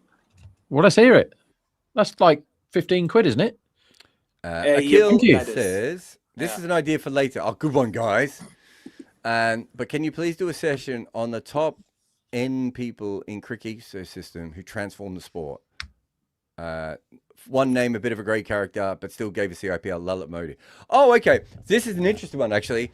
I don't know whether I'll ever get a chance to do this, but I think it's potentially one of my future book projects will be the most important people in cricket's history. And why Are you going to visit Alan Stanford in prison? No, I've got a huge. Think you should. I've got a huge piece on Stanford, by the way, that I've never been able to do because no one's given me the money to go and follow it up because it needs a bit of money, this one. But I have a huge scoop on Alan Stanford, which is really fascinating. Rob's now messaging me to see what it is. Wow. The boy, he's back. He's back. Suryavanshi, another big hit. So the bowling change hasn't really worked for them here. Would you include the likes of Kerry Packer? Yeah, so we did a podcast series, me and Abhishek Mukherjee on. Nice. It was called "The People Who Bought Cricket," and I tried to sell that. But what the people, I think there were other ideas that publishers liked more at the time. But the more I think about it, as much as the people who've bought cricket are really interesting, there's also these fascinating other people who've come from nowhere to be like, for instance, Richie Benaud has a huge impact on cricket. Right? Rachel Hayhoe Flint has a huge impact on cricket. Yeah. Right? So there are all these other people that, that are also almost as important as anyone else. Like Jay Shah might end up, he might not be in the book at the moment, but Jay Shah might end up being in a book like that, right? Dalmia is another guy, right? Yeah, Dalmia for sure. Yeah. So there are all these different people. Simon King, who invented Cricinfo. All these people who are really, really important for cricket, that go through the whole history of the game, on or off the field. But absolutely no doubt that's the kind of thing. But yeah, I think when we did the people who bought cricket, I don't think Modi's in it, and we haven't done the Packer episode yet. So I did a documentary for Channel 9 on Kerry Packer, and then Channel 9 saw it and we're like, no, we can't put this up on the network he built. This one is pushed out on the offside for no run, but they paid me for it, so I don't care. But I have all the research from that to do a big project. So I probably got about 10 to 15 of the characters who are already really important. Like Basil D'Oliveira, right? Really important character in that. Leary Constantine's another really important character in cricket. Vizzy from India's second captain, third captain maybe. Second, right? He was a part of the inaugural team. Second tour. Did they play at home in between? I can't remember. They didn't. They only played away there. Yeah. So their second captain is another. Myrtle McLachlan. Myrtle McLagan is definitely on my list, as is Betty Snowball. Are you doing best names? Akshay, did you say you've never heard of Myrtle McLagan? Nope, never. Oh, come on now, Akshay. I don't even know if I heard it right. Like, next, you're going to tell me you've never heard of Betty Snowball. I haven't.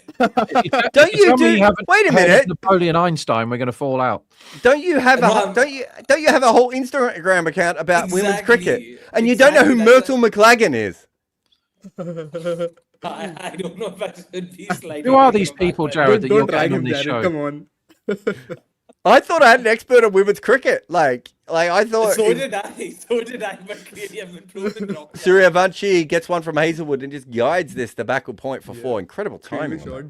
Myrtle McLagan is one of the first great women cricketers, and she also has one of the best names in the history of the game. And Betty Snowball, also a great early player. And a great Wait, name. are you talking about Betty Wilson? Is that the same? No, she's person? also a very good player. Do you Yeah, think I I know would Betty get Wilson Wilson. and Snowball mixed up as names? I don't know if Wilson. I don't know if There's more than Snowball one is Betty. officially- Everyone Jared. in the 1940s and 50s was called Betty, even the men. Jared, Oh, actually, Suryavanshi gets this over mid-on for 4. wow. Wow. Akshay hadn't seen Planes, Trains and Automobiles when we spoke Oh, the yeah. other day. And he said he was a big fan of comedy and he hasn't seen the best comedy film ever made. Now he doesn't know who And- Betty Snowball is and he's got a website about women's cricket. Who I'm is just this saying, guy? he's Who a is this fraud. guy? Here Stop I thought I ragging was no. Here I thought I was in the Truman Show. This is a different kind of ragging altogether. How But by many the way, women what- can we name before he actually recognizes one of them? Okay, just like how we have filters for analysis. Let's say cricketers pre 2000, not so much. Cricketers post 2000. I'm your guy. I can help you with most things. Another 4 from Suryavanshi. Another Over 4, pitch, wow. smashed through the offside for 4. Like So this- you've for actually this got guy, cricket, everyone. Yeah, Jasprit Bumrah, Hazelwood, like who doesn't matter who bowls, he's just on it. No, Uh, I'm I- surprised Bhuvi didn't bowl, man, because I Bhuvi was the don't- one who got him out even the last game. Yeah, So, yeah. He bounced him out if I'm not wrong. I want to No, see. or am I bowled. He missing got him something? bowled. Oh no, he Clean bowled. bowled. Yeah, must be Yeah. mixing it up. Yeah. Yeah. He got him out, Akshay, that I could I give remember. you one more? Yeah. Denise Annette's. You are so bad you want to say it does ring a bell just for the sake of it, just so that I can flaunt my. I don't think it's an. I promise you, after this game, and you're chilling out before you go to bed, I want you to Google Denise Annette's and the full story on her, because you're going to need to do a Instagram on Denise Annette's one day, isn't he, Shia? Oh, okay. Oh, short ball Annette. pulled. It's clofted it a little bit, but it still might be 6. The Yep. thing is, right, That was a earlier 6. in this over, there was a real scampered single from Suryavanshi where he was desperate to get on strike to have a go at Josh Hazelwood. And that is the thing about him. I mean, it's one of the many things about him that I think is incredible, because there's an argument in this chase that if you just keep Suryavanshi away from Hazelwood and to a lesser extent Booth, he will win you the game.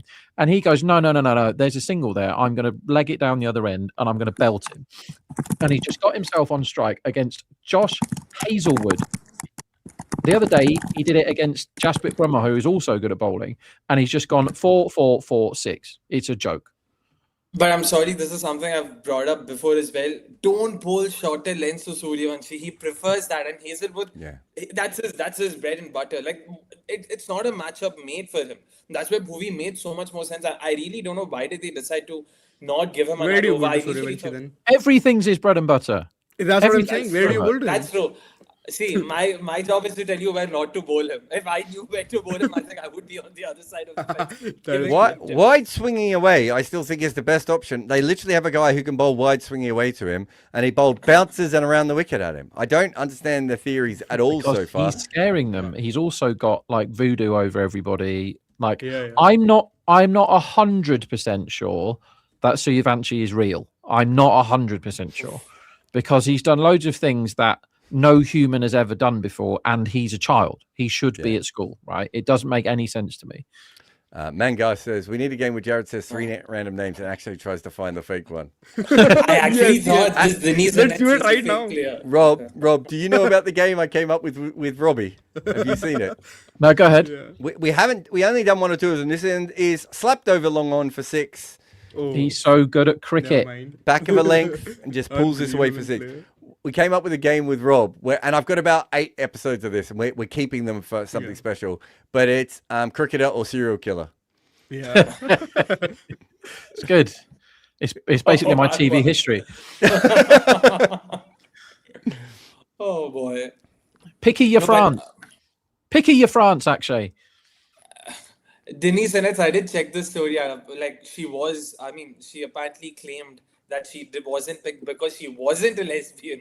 Yep. Like it's like a babushka doll of too many allegations being Oh, this one's up in the air. This is the Oh, top where's edge, this but gone? well, it's gone very high, but I think it's going to clear the rope. No, he Caught and caught dropped. that and then went over the rope, did Phil Salt. Caught Oh and dropped. my Phil Salt word. has a very strange relationship with the boundary fence, doesn't he? Yes. All right, settle down. We can get sued for things like that.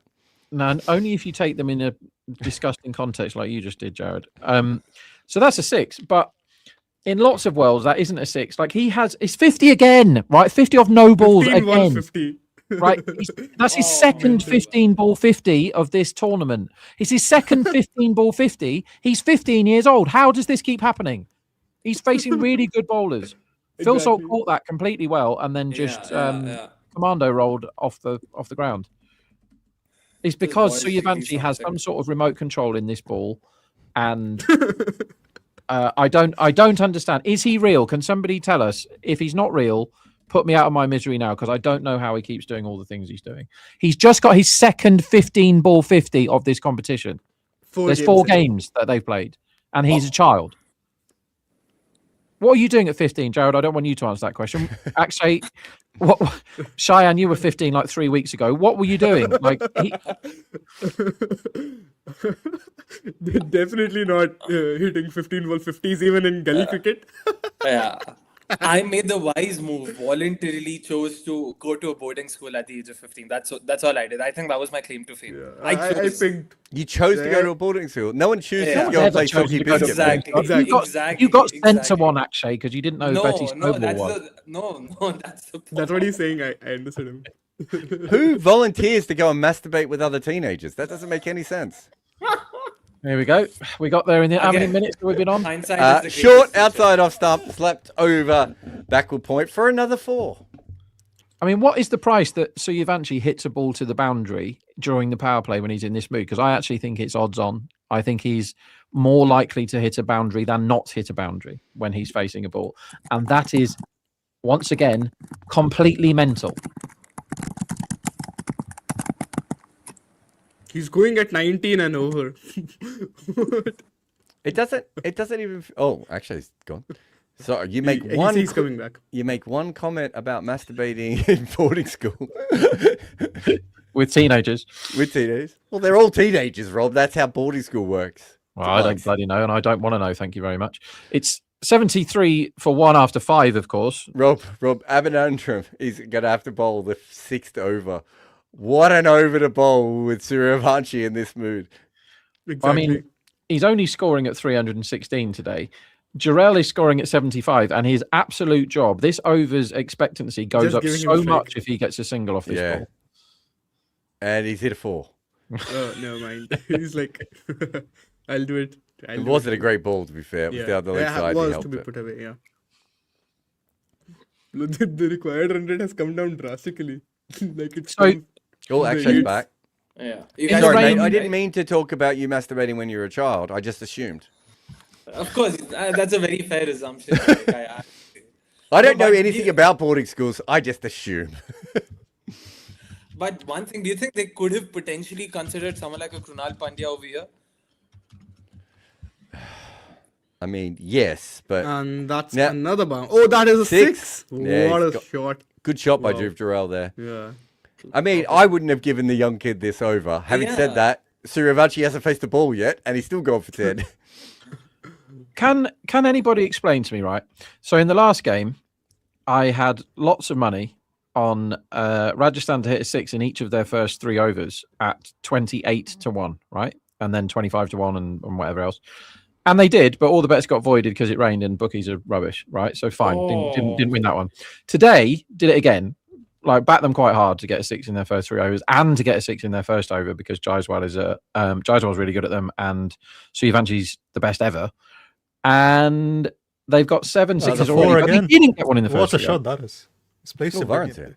here. Oh, Varun. Hey, Hi, Varun. what's up? Rob we're was just watching complaining about something, and then we ignored him.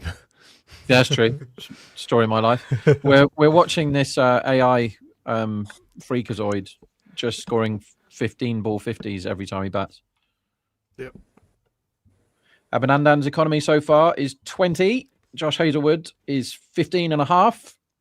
And Wiley Old Boothie is only going at 13. Who are they going to bowl next? And these are the good bowlers, guys. What happens when the bad bowlers bowl? Exactly. No, but I don't see a plan here. Like, what's the plan? What are they trying to do here? God knows. I mean, this is I the think sort the of pitch where plan like, is- Romario would get him out. Yeah, I was Knowing going to say, I what- think how the plan everything- is for Romario to take 1 for 30 in his first over. The line for the next over, everyone, is 8.5, and I have quite a strong argument with that. I think you'll be going over this, 8.5.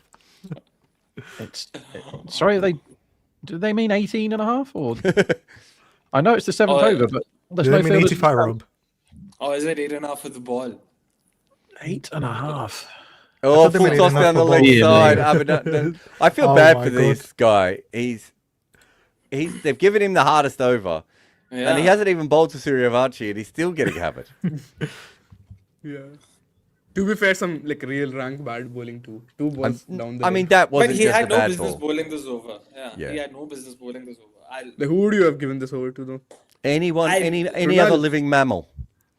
I mean, it doesn't matter now. Everybody's getting hit. That's the thing. I know, but the more I see Abhinandan bowl, the more I think Krunal would have been a better option. What's the backstory on this guy? Because he's not like a professional cricketer, is he? He's hardly He played played in any the cricket. UP T20. Hey? Yeah, did he's well. been playing. Yeah. He's Has been he? playing. No, but the I don't think he's UP played a lot of T20 for 2 smart, I want to seasons. say. I don't think Yeah. he's played No, top he level hasn't. cricket, guys. He's not playing yeah, smart. I He's think played that's the right UP here. T20 league. Yeah, You- that's you the may- point though, right? You may not see him play cricket again, to be fair. in By the way, he was I know, he was yeah. a part of the KKR setup when they won the season in 24, and then part of the RCB Oh, I setup didn't know last year. that. So Oh. yeah, So Hans won 2 20 titles in 2 years. So yeah, Was he the new Karan Sharma? yeah, exactly. He could be. Okay, so in Cricinfo, they've got him playing in 2 IPL games. And the game that they have listed before that, which I'm counting as professional level cricket, is the Falcons versus the Superstars Yeah, the UP That's T20. UP in T20. 2024, guys. Exactly. Yeah. You're right. He doesn't play the last one. The one before that. As I said, I think it's a bit of a thing to bring in a random guy and then go, oh, you've got Josh Hazelwood and Bhuvi Kumar. Do you mind bowling the 6th over in this power play? But what's surprising is they have a Rasik there, and they also have a Mangesh Yadav who they paid big Yeah. money That's for what I was last also auction. asking on Twitter, right? Yeah. That's the So issue. how and why has Abhinandan Singh sort of leapfrogged them in Must the have pecking seen order? No somewhere one knows. something in the nets. No, that's the only thing that could have happened. Ah, the If this magical is net. what they saw, then I don't know. I don't know how bad is Mangesh That's Yadav. the thing, I right? rate Like you this. cannot predict this. You might be Yeah, bowling well yeah. in the nets, but it can go like horribly wrong. And against But this I guy, do bro. rate Rasik there very highly. I rate Yeah, him quite that high. same. I was just that's why I was asking the same thing. Blue Eagle says, what was Fleming's vision for the team when working, Jared? Never understood his obsession with batting depth when his team's bat conservatively.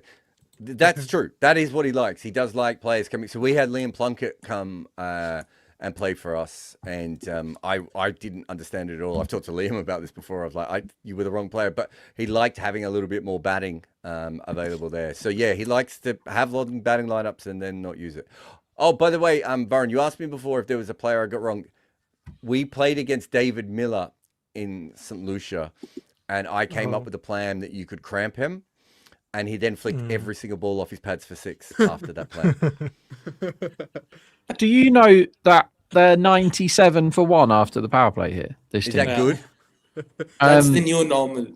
The overs have gone 9, 12, 16, 19, 17, 24. The line for this over is obviously 8.5. That makes sense. Number 8.5 one. for this Sorry. one. But they have bowled 4 of their best overs, and they've been absolutely fisted everywhere. So Fisted. now what do they do? What on earth do they do now? Can you declare when bowling? Can I also say that something I found really, really funny at halftime was Cricinfo thought that Rajasthan Royals were a 20% chance to chase these runs at halftime. Sorry now? 20%, 4-1 for you. I mean, Betfair was odds on the chase, favourites to win. But Cricinfo's predictor, which I will happily give them one for half the money that they're paying for their one now, if they're listening, said it was a 20% chance, this like 55% chance, which is now what, 90? 93. I am Bekshek. I don't know how to. Krunal. That's a word. I think it's Abhishek. I think that's the name. You can just say Abhishek. Abhishek, anyway. I think Suryavanshi is the first one who does not play the bowler, but the ball. It's quite cliche, but only in this case it's true. I'd be shocked if that's the case, only because I think playing the bowler gives you so much more information, and he seems to have more information than everyone else. Krunal Pandya is in, and he What? flicks this on the leg Oh my side god. for 2. One, One. Rob. Oh, Oh, one. Oh, Rob. What's this deliberate singles happening for? Does he think he's playing normal T20 cricket where the 7th over always goes for 6 singles? I mean, it's dangerous signs if he's showing signs of using more intelligence and patience. Giandid said, I should have listened to my mum and drank my sattu. I don't know what that means. Is that milk? It's a drink. It's supposed to be. It's a summer drink that's had to cool yourself down. Yeah, not like milk. It's a bit more spicy, savory in that zone. Short, pulled away, and that's what Rob Barron needed. Dreadful ball by Krunal. He really is struggling in this tournament. This is not the partnership you want to be bowling to in this situation either. Rohit says, Chandrapal was retired by force to save Lara. Yeah, I've heard this before, guys. There was lots of issues with Chandrapal. I just don't believe this at all. I think it's probably more to do with the fact that they thought they could find other younger batters who would be able to come through. And they were a little bit embarrassed by the fact he went on to be really good in the last couple of years, of course. But it wasn't about Lara, I don't believe. I just think they thought they needed to make a change. They were wrong, but, you know, Chandrapal was a difficult person at times to deal with as well. Oh, interesting. Again.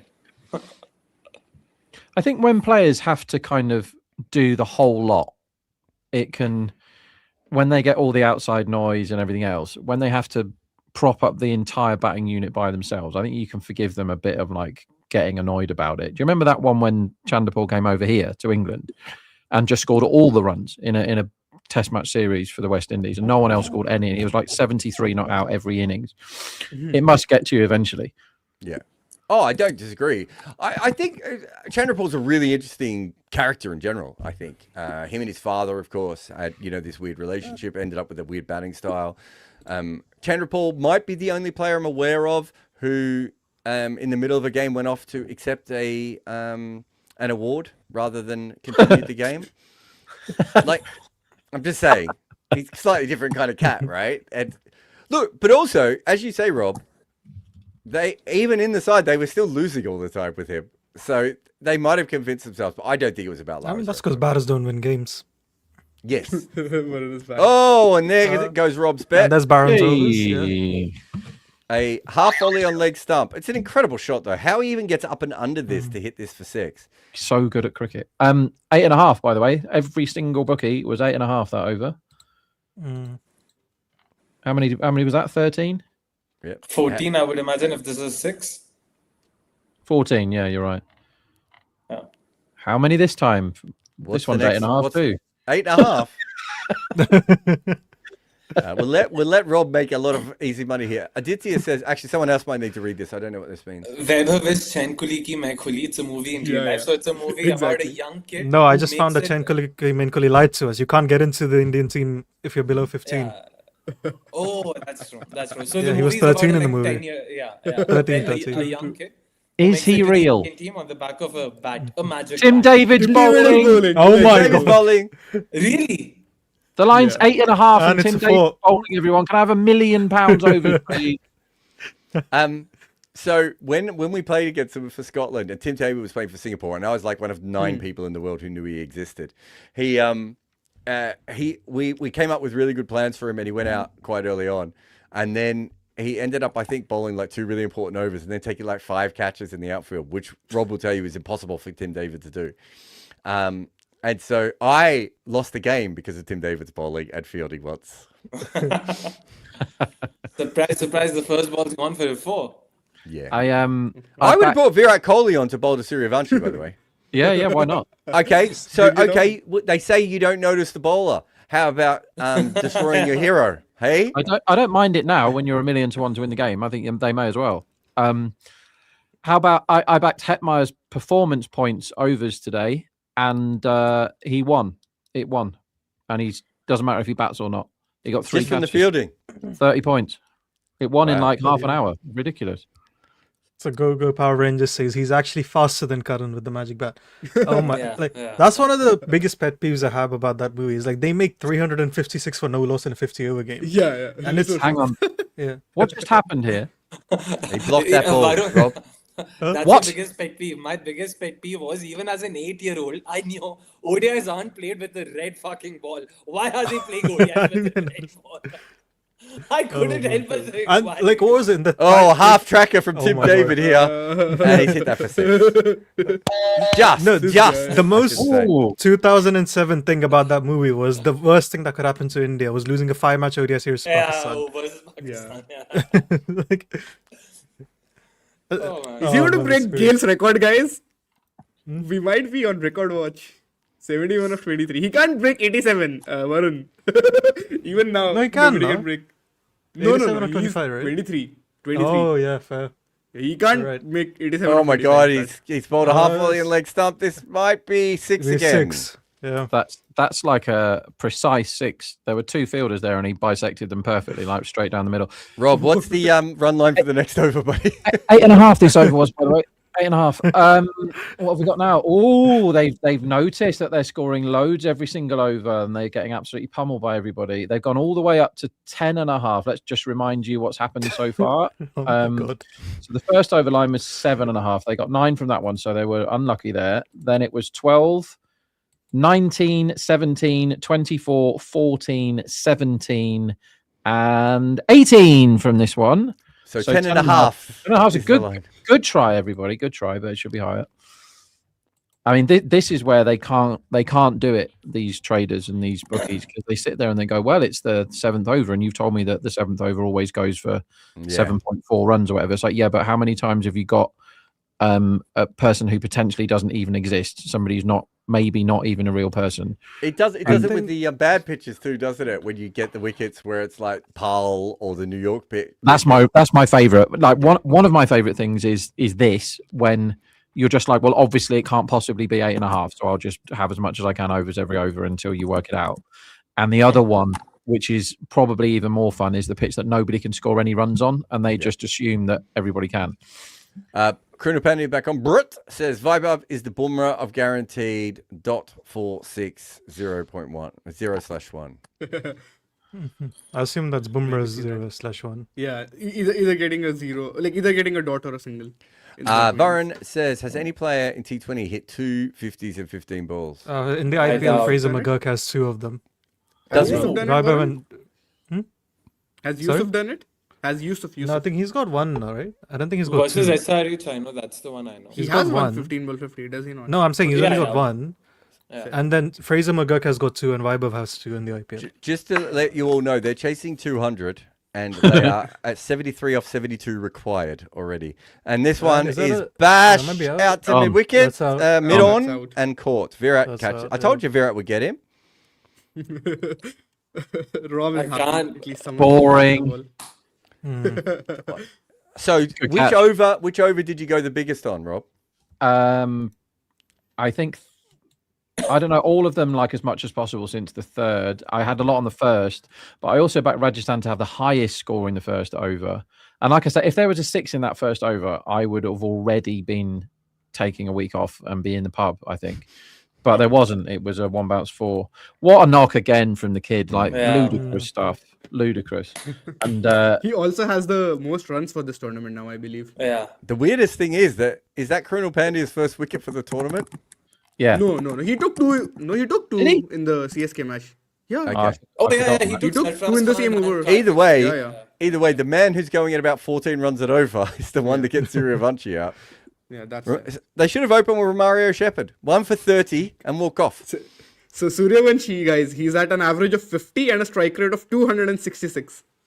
Pathetic, 200 not even runs. 300. 66, man. And what's his So his 6 per ball that was 4.88 has gone up now, right? He's doing better than that now. He's at 18 Imagine how sixes good he and would be if 75 he had balls. pubes. Yeah.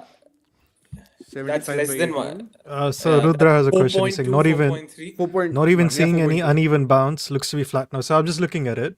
Yeah. So for all the balls with uneven bounce, so we had 0, 4, 4, 4, 4, 0, 6, 6, 4, 4. So I don't think he seems to have cared even if it's uneven or low. Yeah. So It's not as drastic as we saw from before, though, is it? For sure, no, I think for some sure. of them were just hitting everything for 4. Yeah, that's also true. Satik says, Kruno Pandya bouncer, a sound strategy to Vaibhav. He'll get I away with agree. Yeah. I mean, he could have tried 1, but he's still going to go for runs. You can't bowl that many of them anyway. Mick Lebowski says, as this one is the bouncer, Oh and my it's a god, he's wicket. got him out. Oh my god. Shimron Hetty. Hetmeyer has guided the bouncer straight to backle point, and Krunal Pandya is back, everyone. Is he on a hat trick? He's on a hat trick. Yeah. Of course he is. And Shimron Hetmeyer is kicking his bat across the surface as he leaves I the really ground. need a Rajasthan Royals collapse right now. That'd be, I mean, hilarious. But yeah, to take Miklobowski's comment here, Jared, you would probably do the honors. Seeing how RCB is getting spanked, feel much better about CSK's loss versus Rajasthan. Probably copium, but they have had the toughest first 3 game schedule. CSK have they? Yeah, They but played they Punjab, played RCB, and and Rajasthan. Rajasthan, right? There's Yeah. one team, and I can't remember who it is, but it might be LSG or Punjab. I'd have to go back and check my notes. Who has a really, really tough middle, right? And it doesn't get good until the last 3 games of the season. I mentioned it on something else that I'd worked on. RCB has a tough middle. I know that they're playing 4 games in 9 days. I don't think it was RCB. I think it was someone who wasn't as Do highly you mean rated. fixtures or like back-to-backness? Just the fixtures. Yeah, there's just like a run in the middle where you're like, oh, that could get really tricky for you. Content Cricket says, I feel Vaibhav should be there in the 2027 World Cup. Well, he might be banned from it for being too ODI. good soon. Narendra said, seeing Rob, I banned betting here to stop addiction. Good to have the What? the Prime Minister. That's the Prime Minister of India just sending us a message, man. Okay, cool. I don't care who you are. You're not going to stop me from betting. And they've all tried. Oh my god. All right, He's Ria on a hat Prague is in. trick. Oh, can he just mooks Yeah. it for a They had a single? slip in place and Yeah. just punched down the ground for 1. Boy, oh boy. See, if this was in 2025, I'd say Rajasthan would lose this, but this is a new Rajasthan. It's, Did we just see a wicket of a bouncer? Yeah. yeah. A very tame dismissal, though. yeah. Very soft dismissal, true. It's a good one for the Literally hit it to highlight the reel, field. that dismissal, I think. Yeah, The yeah. Crunal bouncer. And that is genuinely back garden catching practice, isn't it? What he just Yeah. Gaji says, look at VS. I have a question. Where does RR stand in the power ranking? I mean, we haven't updated it, but Yeah. I ranked the opening partnership pretty high anyway. But the other thing that's quite interesting is the opening bowling partnership, which it seems even today, I know they didn't get the wickets, but I thought they looked incredible today. So one reason I rate RCB so high is the combination of really good batting at the top and really good bowling at the top, because that's where you get your most impact on the game. So even if you're a bit shitter from the rest of the game, you're ahead. So looking at that, based on what Royals are doing at the moment, they're going to have to fly up the system. I mean, some of this is form, though. They've got a lot of players in form at the moment. Yeah. Want to see what happens when that disappears. But other than that, I mean, it's hard not to be impressed with them. Like it's hard to sustain 50 to 66, is it not? Like at some point he's probably going to come down to 30 Yeah. 200, I want to say. I don't even know with this guy. A waterfall actually. of he that could, is get, he Cheyenne. could get run out a couple of that's a times, bigger one. right? Like, Yeah, you know, yeah. all sorts of things can happen. But Exactly. But I like their batting coming into this season. It was their bowling I was worried about. The bowling is the Bishnoi is the leading wicket taker in the league. Exactly. Couldn't take a wicket at all last year. Nandre Berger looks incredible, right? Like I didn't have that on my system, and so suddenly there's lots of good things happening for them. Yeah. And Sandeep is always there and thereabouts. Like he's always around in the IPL. Like Mick the Lebowski ultimate- says, "Is Vaibhav an age fraud? Doesn't look 15 to me. I'd No. say he does look 15. He's That's- probably you've not gotta stop 15. This. You got to Let stop him be this chat. 35. Who cares? I mean, the guy is. Like, whenever we get this like young person being good, like everybody accuses them of frauding their age. Like we're not in an age now where there isn't a backstory from Suyvanshi, because you know what is it? 95% of all pictures have been taken in the last 15 years or something. Somebody put it up the other day. It's like, here's a picture of him with his dad when he was 5, and here's that was 10 years ago, and here's one when he was 8, and that was 7 years ago. Do you know what I mean? Like there's loads and loads of evidence to say that he's 15. So stop that chat. I'm still not convinced he's real, because there's so many lies on the internet. Maybe they just made those photos up. Maybe they made him in a lab and just put him in the eye. They say, right, we've Is got it this. like the Benjamin Netanyahu drinking coffee video? Maybe he's just a deep fake. Yes. I'm only joking. it's That is possible. obviously a real video with like just a filter or like on the cinema mode on an iPhone. I don't understand why anyone thinks that's a fake, but that's a different conversation. Also, alphas aren't real, as I had to tell Akshay earlier. What's aren't real?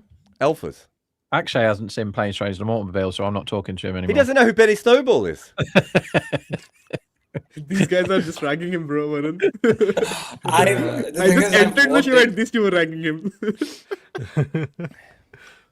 Oh, my. Oh, nut shot. Oh. Oh, good one from Hazelwood, right in the center of Jarrell. Oh, So he's if gone. the testicles had come off his body and hit the stumps, that would be hit wicket, right? Oh my God! Yeah. Now Rob's showing images from the movie. He did last time as well. That's what I think of you right now. For what it's worth, by the way, I did go and check the premise. There is a Tamil movie on it. There's a Tamil movie that does resemble this very same movie. I thought you meant that's Jarrell being hit in the nuts, and I was so confused at what you were talking about. Wait, what does the Tamil movie represent, dude? the Planes, Trains and Automobiles. The movie. Oh, There's a movie called Anbe Sivam starring Kamal Hassan and oh, I've heard of this. Yes, I need to watch yeah, it. it's a damn good movie. It's a damn good movie, and this is something someone mentioned in the comments as well, and I can't help make the correlation. But I'm trusting Rob's, Rob's opinion here because he's vociferously told that this is hands down the best comedy that's been ever made. I don't It know if is. it's the best comedy that's ever made, but it is. It is, brilliant movie. Jared. It is, Jared. So there's that. It's not as good as Battlestar Earth or The Room. Oh, The Room is epic. I agree. Have you If ever it's seen not- The Room, Rob? Hang on, I have. isn't the room the one with that lady and the kid that can't get out of the room and they're trapped? No. That's not a comedy, Jared. You sick, twisted Next bastard. time, next time you come to London, if The Room is playing, I'm going to take you to see The Room. Okay. It is. You've it's seen a- the actual movie, or you've seen the Sure. movie The Franco Brothers? good. No, I've seen the actual. Oh, I've wow. met Tommy. And Oh, that's wow. how- Oh, is that out? Yeah. Oh, wow. So, Jared, just to confirm, you said you're going to take Rob into a room. Again. Collapse. This might be fun, you know. Cronell thinks they're going to win. Cronell's just giving it the big one to the crowd. They're 7-1 to win this match, but I really want 2 more wickets. I need a collapse. Oh my god, what was This that? would be the funniest loss of all time. That was Imagine him. losing a He bowled that as a cross seam delivery, and that just moved away from Rian Parag a little bit there. Oh, yeah, fair. Oh yeah, that was cross team. True. the thing about 137 though. Raj is their top 3 are scoring all the runs, right? So Suyvanshi has 200. He's the first to get to 200 in this IPL. Second on the orange cap list is Jaiswal, obviously, 183. And Juve Jarrell is what, number 7? He's got 135 and he's not out. So they could end up with 1, 2, and 3. It's a real chance that they end up with 1, 2, and 3 on the orange cap list after 4 games. Mental. And to be fair, that worked pretty well for Gujarat. So sometimes you get away with it. The other problem is that if they do really well and then 2 of them lose form towards the end of the year and no one else has had a bat. So it can go in either direction. Also, by the way, this delivery from Hazelwood, it was one of this guy is slower but not slow ones because that's why it was a cross. This was 137. Yeah, So I don't but know if you the guys interesting know- thing is, and Varun can have a look at it, it seems away. Yeah. And I don't Yeah, think it he was does. trying to seam it away. I think it he just wasn't. deviated. He just wanted to bluff Parag. I think Parag was clearly taken out. I mean, he was caught off guard by the pace as well, the way he played the shot. Yeah. So, but yeah, No, I I did can see do move. that. Fair. Oh man. But yeah, the room. You've seen the actual room. You've met Tommy. Oh wow. I've met Tommy. I've played football with Tommy. So I've thrown the NFL American football around with him. Wow. That is really, you've got an eclectic range with your stories. Like, I never thought I would be talking about Tommy over here. So Rob, this guy, no one knows where he got his money from, right? This guy, Tommy Yeah. Wiseau. He gets a load of money and he decides to make a Hollywood movie. And he buys cameras, which no one in Hollywood has ever bought a camera before. Everyone rents cameras, right? He builds a set, right, which is outdoors, but then looks like the fakest set you've ever seen outdoors. And he writes this incredibly stupid movie, right, which is supposed to be a love story, but is the funniest movie ever written accidentally. And then no one watches it, of course, because it's a huge failure. So he buys billboards all across, like in Hollywood, and keeps them up for years. And so after years, people go, we have to watch this movie because it's like on this billboard. It's been there for like 7 years or something. And then it becomes a cult classic. And they've now made movies about the making of the movie, Yeah. right? I like And him. You should watch that. And when you go and watch So it, you Jared- do things. You throw spoons at the screen. It's one of the most fun things I've ever done. So the Do Parag watch wicket one- swung away, not seamed away, somehow. Oh. It swung. Yeah, or drifted. it- I don't know, one of them. Yeah. That's weird because And it he had moved. it cross seam. Yeah, and it moved off the Yeah, yeah. surface as well. It clearly moved off the surface, So not weird. Basically no seam movement. Oh, strange. SPV says Ngidi slower balls versus Suryavanshi is a must watch. Yeah, we saw him today defend Bhuvi with a slower ball, which I thought was quite interesting. I still think swinging the ball away from him on a length is a good way of going. Blue Eagle says, should CSK persist with Matt Henry? I don't think it matters. Who do they get in if you don't have him? Akil Hussain? Yeah. Is that's that all the only options they have? Yeah. Hertz manager says only a glory piece from Jared could stop Vibov now. If I wrote a piece about how good he is, let's see what happens. I think I've written one about Jaiswal though. He's still pretty good. No, this is not the one. This is the thing that keeps going on the internet. That whenever you That's what I'm praise saying. someone, But I wrote a couple of pieces about I know, Jaiswal's. I know. Don't use logic, Jared. I'm telling you. sorry. it's I a mean, vibes we've written thing. like about 5 or 6 about Bumrah, haven't we? So with Bumrah also, people were tagging me yesterday. They were like, "What piece did you all write?" Now people are hitting him for sixes and all that. And then Saurabh is replying to him, "I was not involved with the piece. You just speak to these guys." Have we written anything on him recently? We haven't, right? Who? Great bouncer, Bumrah, by the like- way. We Nearly wrote took his no, head before off. the World Cup. Yeah, Before the World Cup, yeah. But he had a great World Cup though. That's what I've he been did. He doing. did get hit like- for sixes. Two Don't bounces. Is that care another about your- bouncer? Yeah. Is that Yeah. 2 for the over? Oh my god. 2 for the over. Fucking hell. I just saw the What a first guy. bouncer. Bowl another one. How fast were those two, Varun? 116 the last one was. Jesus. Decent. This one is. The first one was 119. I think Cronal is just fully messing about this IPL. Fully, like, just doing daft stuff. By the This way, field. Run him out. No. they get a I feel like single Jetto's there. gonna. By the way, Jetto it always says looks like he's gonna run 116 out. on the screen. Okay, maybe they're just rounding it up, but 118, the quicker one. that's what I was going to say. I think some of the speeds don't match up what they put up originally, but maybe That's it's just rounding 73 errors. miles an hour. 73 miles an hour that ball is apparently going. Is it? Yeah. It is. Two-step bouncer, 73 miles an hour. That's pretty fast. Warney used to bowl his quicker. Do you remember? Yeah, I've seen a couple of highlights of Was that. it a as well. freely bowl like a 134 one? Not a 134, bouncer. no, That wasn't a bouncer though. That wasn't a bouncer. Yeah, that was a Yeah. fuller ball, was it not? That was a Full- Also, Yeah. Afridi's quicker ball, I always thought probably, if cricket was run correctly, should have been run through a machine. He once bowled with the Oh, new ball as well interesting. versus Yeah. India. Yeah, he bowled medium pace versus. But I'm India. saying, have a look at some of the quicker balls Afridi, online. really? Afridi, have a look at his You arm. bowled medium A couple of pace? times, you look Yeah. at his arm and go, "Is that straight? Is that not straightening at the moment?" I think his action itself is such that it sort of leads Well, good itself over into though. being able to bend your elbow a bit more. So I see what you mean there. I'm not saying I have no issue with his leg spin. I'm saying when he bowls his quicker ball, and it's Yeah.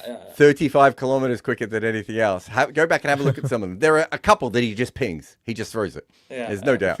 That Tim Saudi one is just like it was 121 or something, and Tim Saudi had no clue whatsoever. As a number 10, he just come in to chill. Kunal says, replace useless guy with Siravanchi in T20 internationals. Replace your lower order player, World Cup winning captain with a guy who opens. Okay, cool. Good move. We all have to One do thing something. India could really do with moving forward, they really need to find some openers from somewhere. They're Not enough cupboard's openers. bare, yeah. innit? They've got like 7 of the best 10 in the world or something. It's But that's completely not unfair. enough. The thing- 10 out of 10. What do we have? What do India have so far? Abhishek would be there. Jaiswal. Samson. Samson is still around, guys. Yeah. Is Let's Ishan not an completely opener ban them. still? Yeah. Sure, you can Opener count him. 3.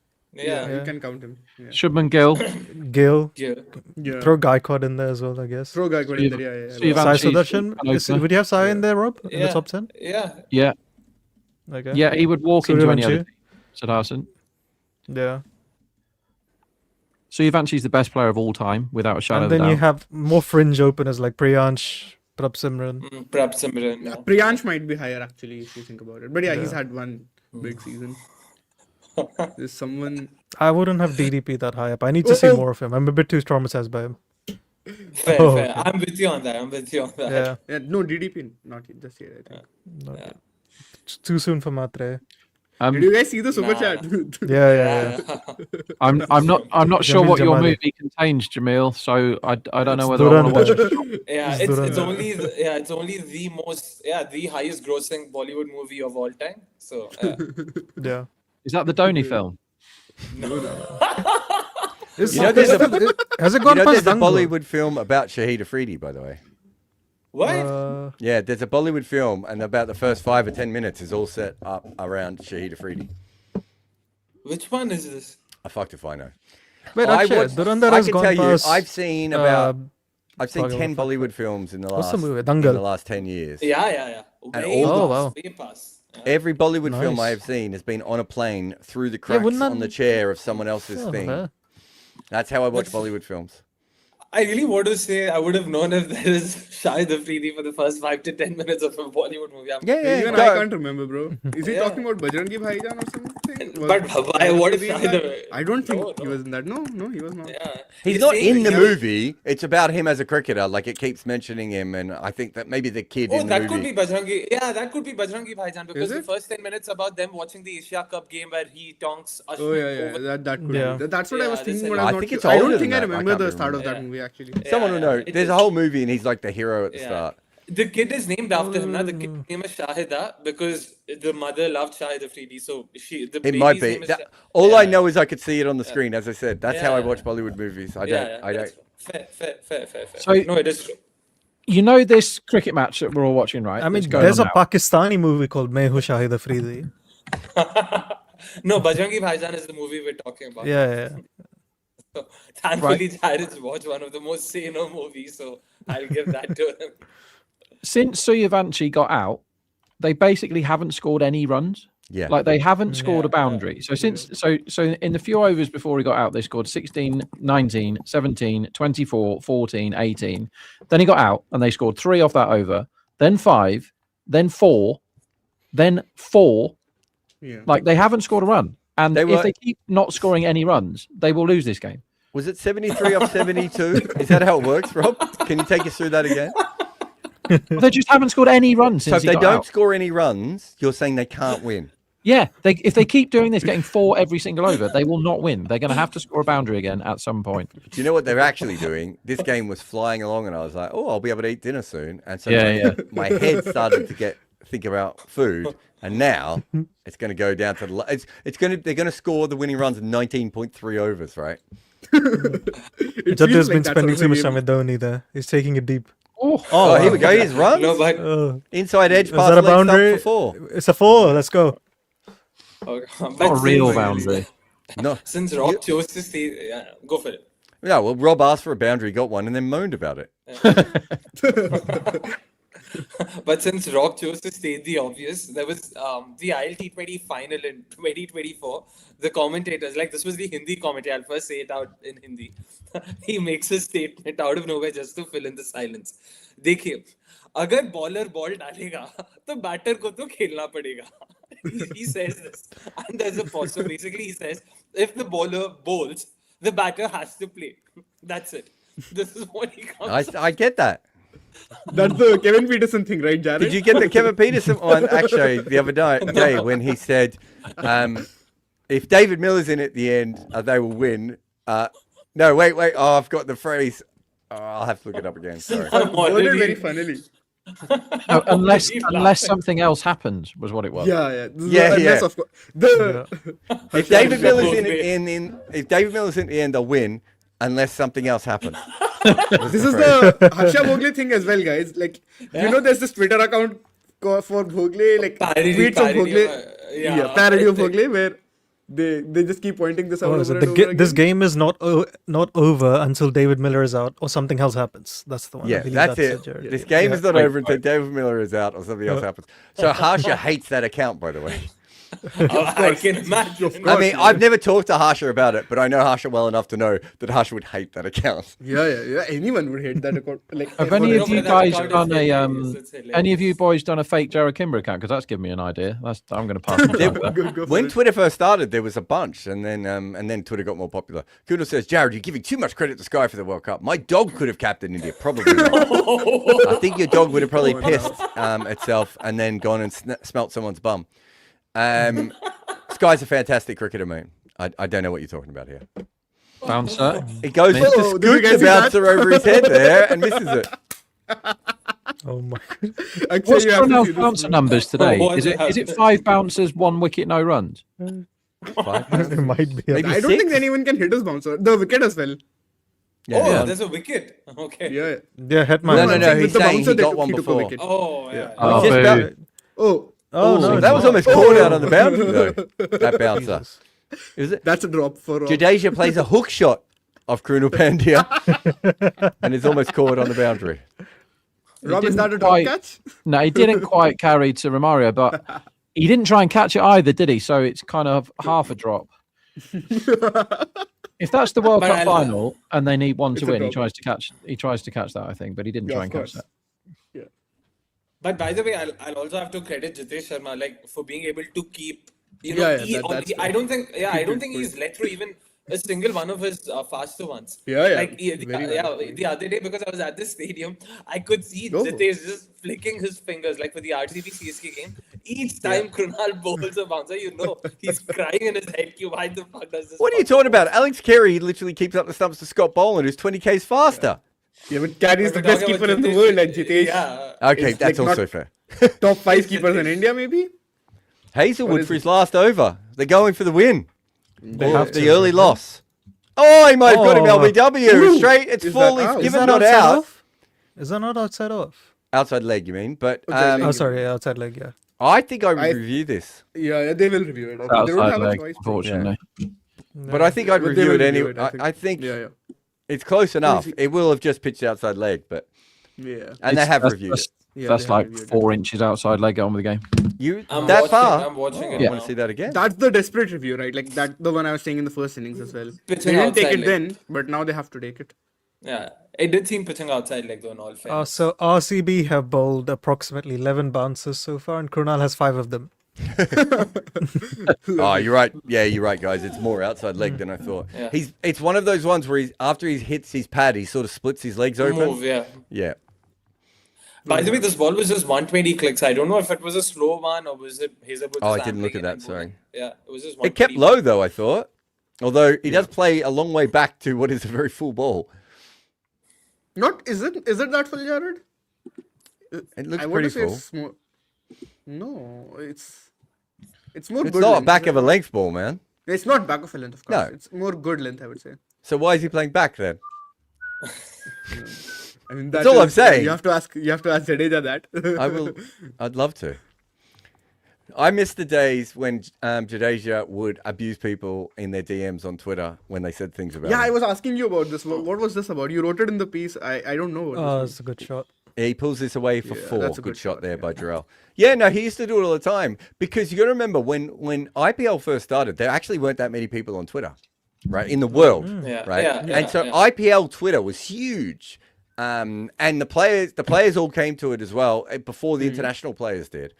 And so people, and in those days, Jadeja wasn't always the most popular guy. That was Saravi Jadeja days, right? Yeah. And I know about 4 or 5 people he sent DMs to, I think you'll probably find them online if you do the research, like swear words at these people and like really abusing them and stuff. And he Jay just Dernbach talks used to it do for it as some- well. Jay Dernbach used to get very, very angry with my Twitter account back in the day. And because imagine what I was like with zero filter, quite young, zero, nobody, like not in my own name, just throwing out slander on absolutely everybody all the time, just constantly berating cricketers for dropping catches, being right. But I had a thing about Jay Turnback, who's like, he may well bowl lots of different deliveries, but he is getting spanked every time he plays for England. And he keeps playing for England, and he keeps getting spanked. And he must. I didn't know how to like use the internet properly, so I would never like at somebody and say, I am abusing you. That's one of the easiest misrun outs you're going to see. And he must be searching for his own name. And then he gave me a load of shit. And I was like, well, at least I don't search for my own name on Twitter because that is a real loser thing to do. And and I got lots of bites. This Jadeja should be out by now. He could have run that to the start. I mean, God, he could have run him out by 4 meters on that one. He had a good look Tough at the one, stumps though. too, patted eye. He's only about, 2.5 meters from the stumps when he lets the ball go. Oh. Yeah, should have Oh got yeah, that. actually, so he's not. Yeah, that I'm pretty far. sure Jade did used to search his own name because he seemed to be involved in a lot of conversations he didn't need to. I really like Jade, by the way, and I don't like Rob, so I'm on Jade's side here. Also, a big reason why true values exist. Exactly. Yeah. He is, yeah, exactly. Yeah. Gian Dead says KP glazing KL's dot balls or something. Do you know what's funny is this is a perfect example of remember KP went viral for slagging off KL Raul, and then KL stood up to him, right, and did that video where it was a jokey video, whatever. But if you notice since then, KP can't say anything negative about him because he's been called out. He's gone completely the other way on KL Raul. I know he just keeps taking that Maldives jibe every now and then. Even now, recently, he put that out again. He was just like, yeah. But yesterday, was it yesterday or the game the other day when he just kept going on and on about how good he was batting, and everyone's like, Yeah. "Is this the game we're watching?"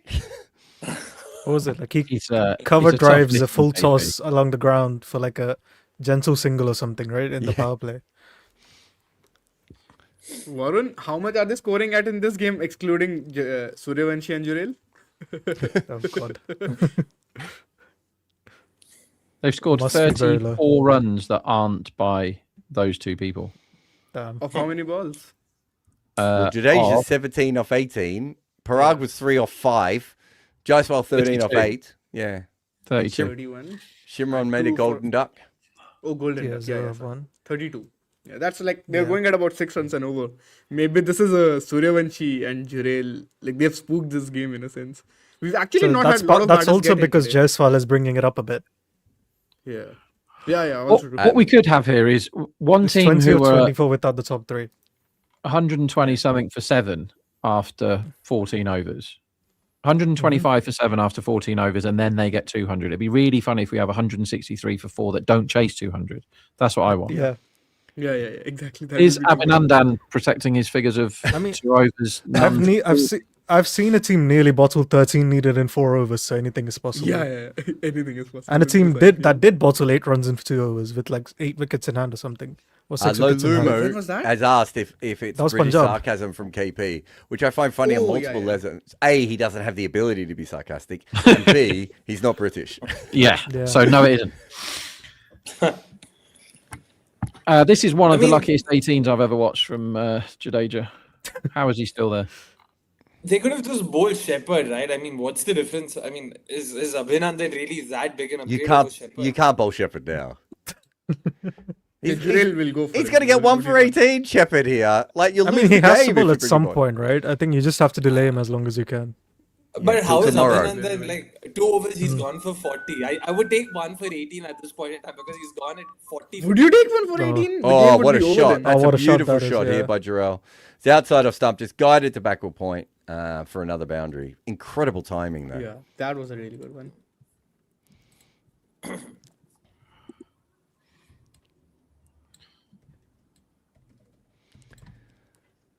He's not having a good day, is he? Abhinandan? It could be the last of him we see in the IPL. Him and David Payne form a club.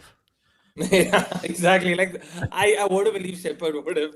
I don't think he would have been worse than this. At best, he would have been this. No, but the problem with Shepherd No, is yeah. that, like, Shepherd would get you a wicket, but you know it's going to cost you so many runs. So, like, in your mind, you can't help but think, his median over is 1 for 12. That's wide. Was that a wide? I don't Has know. he given it? It was very He close has to the given line. it though. Yeah, that's what I was thinking. It feels very close. Yeah. I'm waiting for the ball. I'll give you my. I have now seen it twice, Akshay. I've seen it here, I've seen it on the telly. He's running in now. He's running in. Ooh. That's the That's previous an- ball you're looking at. Oh, an edge, and it just Oh, goes that's past a slip four. for 4. That's unlucky. No. He's got the mistake That is there. the game now. Yeah. Yeah, it could be his last IPL over, unfortunately. That's none for 50 off 15 balls. Yeah. Oh, he's also got a 50 or 15. There we go. Jimbo. It's Mangesh, isn't it, that they were all talking about? Yeah. Yeah, But yeah. you can also go Rasik, can you not? Yeah. Excellent. You can. Yeah. I would go with him actually. But A question I for like you here, Venkatesh Rob. as well. Is Karad Jimba the right username for Jared's parody account? That's not bad. Hmm. Or I've just always thought my or own just- accounts are parodies of me. or this is a Jaredy account maybe. Charity. Nice. That's why they pay him no money at all. No money anywhere. Work all the time. Don't get any money for it. 60 for Jarrell. Is he going to get the top bat, Jarrell? That'd be the interesting one. Who's the man of the match here, guys? The boy? Has to be. Yeah. I mean, has it to is, be isn't it? 78. Anyone else How do you can it? top 78 of 26? I'd give it to Nandre Burger. Abhinandan. If anyone wants $1 billion to 1 Abhinandan man of the match, I think I would lay that. Oh, he's almost bowled him around his legs here. I'm not sure he meant to. How is Jadeja still there? He's faced 19 balls. He could have been out 20 times. This is a good message from Rohit. It says, as a KKR fan, Abhinandan could be our best bowler. Seema. I mean, think Seema. about CSK. Seema. Yeah. No, but think about CSK. I mean, if KKR fans are crying, what about CSK? I genuinely think CSK is still a better bowling side than KKR, even after all of it. Oh, really? A lot of that I just don't think depends on CSK can Barakat's bat. party, though, Who surely. does CSK have? Yeah, but no one has anyone. Sorry? I actually, I No one think has this anyone. That's true. Yeah. I think this might be Jadeja's like dream T20 innings. Yeah, I see it. Yeah, Like, just nobody has to, grinding you to know- 27 Yeah. not out. Because this is how he plays in Test cricket, right? I'm just going to play the ball really, really late and get inside edges to backward square leg and jog through for singles. That's all I'm going to do for hours. This is definitely his dream situation, if not innings. This is what he wants. Yeah, maybe not 30 of innings, 8 you're right. overs. Situation more than Yeah, innings. Yeah. Correct. Like it's his natural situation, not his dream situation, Yeah. so to say. Yeah, he wouldn't want to play this shit on purpose, but he's quite happy with having to come in and not do anything. Exactly. So, do you Like, guys it's just- think RCB missed Suyash on this pitch? Well, Probably. One thing didn't we have a definitely choice, see did is they? Abhinandan will no longer be a part of the first 11. That's for sure. Going forward, this I think they've learnt it the hard way. It plays Suyash and Abhinandan can be, or whoever that pacer is, they can be the impact player and then sub them in. perhaps, yeah. Kunal says, should World Cup wins be celebrated in India, with India having more than 50% win probability even before it starts? Then he says, Jared loves Sky more than his wife. I don't love Sky. I'm just talking about cricket. By the way, if you're going to put stats in here, India was not more than a 50% chance of winning No. the last World Cup, and they're not more than a 50% chance of winning the next World Cup. So you're No. wrong twice. No, but if you're not going Thanks to for the celebrate money World for Cup being wins- wrong. And if you're not going to celebrate But you didn't World Cup disagree wins, with the what last are you going to sentence. celebrate? Yeah. By the way, this think- happened in Australia as well. When Australia, like Malcolm Conn wrote this big article going, cricket's boring now because Australia's too good at it. And then Australia went really shit after that. Jared, you didn't disagree with the last sentence. Here's Romario. Hey! Now we're going to get some boundaries. Ah, How yes. about 4 wickets in 4 balls? So I could see a universe where we see like 20 for 2 in this over. So I'll be honest though, if I'm Romario and Jadeja's batting, this being whacked Oh, first shit. ball out to the sweeper. But if I'm Romario and Jadeja's batting, I would think to myself, this is a good situation for me, guys. I'm ready to bowl. I'd like to come on here. should we just call the score 190 for 5 at the end of this over and fast forward 4 minutes? Save us all the time. I don't think Jadeja's going to whack him for 4s, man. I think Jadeja might even block a ball. I think Jadeja is going to have a massive, great big swing at this ball because he's like, okay, I've been here for 20 balls now and I've got Romario right where I want him. Here we go. Boring. I told you. This was the Kuldeep Yadav single in that game, wasn't it? 20 off 21 and he should have been out twice. The Clasher says, can Rajasthan win the IPL with only 1, 2, 3 firing? We talked about this Yeah. before. Look, the problem is if they stop firing. The problem isn't if they're firing. The problem is if they have like a good 14 games and then they, 2 of them lose form. We've seen teams before have troubles with that. Having 3 guys who are really good making lots of runs is not an issue. They only need 2 to fire for me and they can win it if he's I gonna will say bat that well. So here's an interesting cross-sport one Interesting, here, yeah. which is Vibe of greater anomaly than Wemby or Otani. I'll throw that to Rob because he's an expert on Wemby and Otani. Can I add Lamine I mean, Yamal I've as well? watched No? a lot of Otani. I got Yes. obsessed with him briefly at the end of last year, and went through all that. And I was just like, how is he that good at doing both things? And those games where he was actually doing both things in the same game. Jadeja just hit the ball down to third man. By the way, it's like watching Jack Callis bat in T20 to watching Jadeja today. I couldn't believe how good he was and the things he did. So I went into a bit of a maths dive on how likely it was for him to do what he did in one of those games. What did he do, Jared? Like no hits and 3 homers or something ridiculous. Yeah, something like that. Yeah, and it was like genuinely getting towards 1 in a million probability that anyone could do that. Is it in baseball? Oh, I'm trying to remember the numbers on a no hitter. It's I'm going to look him up.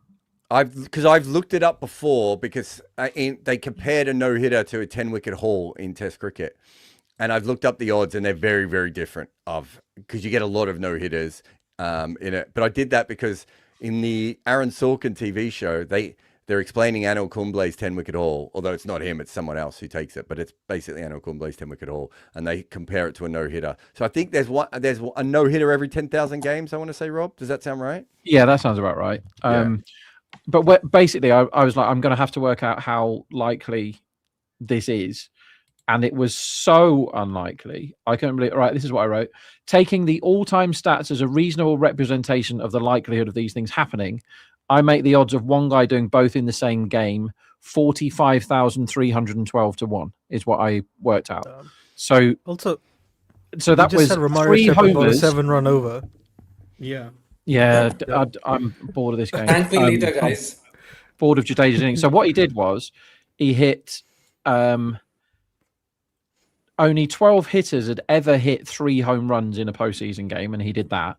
And only 26 pitchers had ever recorded 10 plus strikeouts, 2 or less hits, and no runs. And he did both in the same game. So yeah, I worked it out, and it was 45,000 to 1. And I think what Suyavanshi's doing is more impressive because he's a child.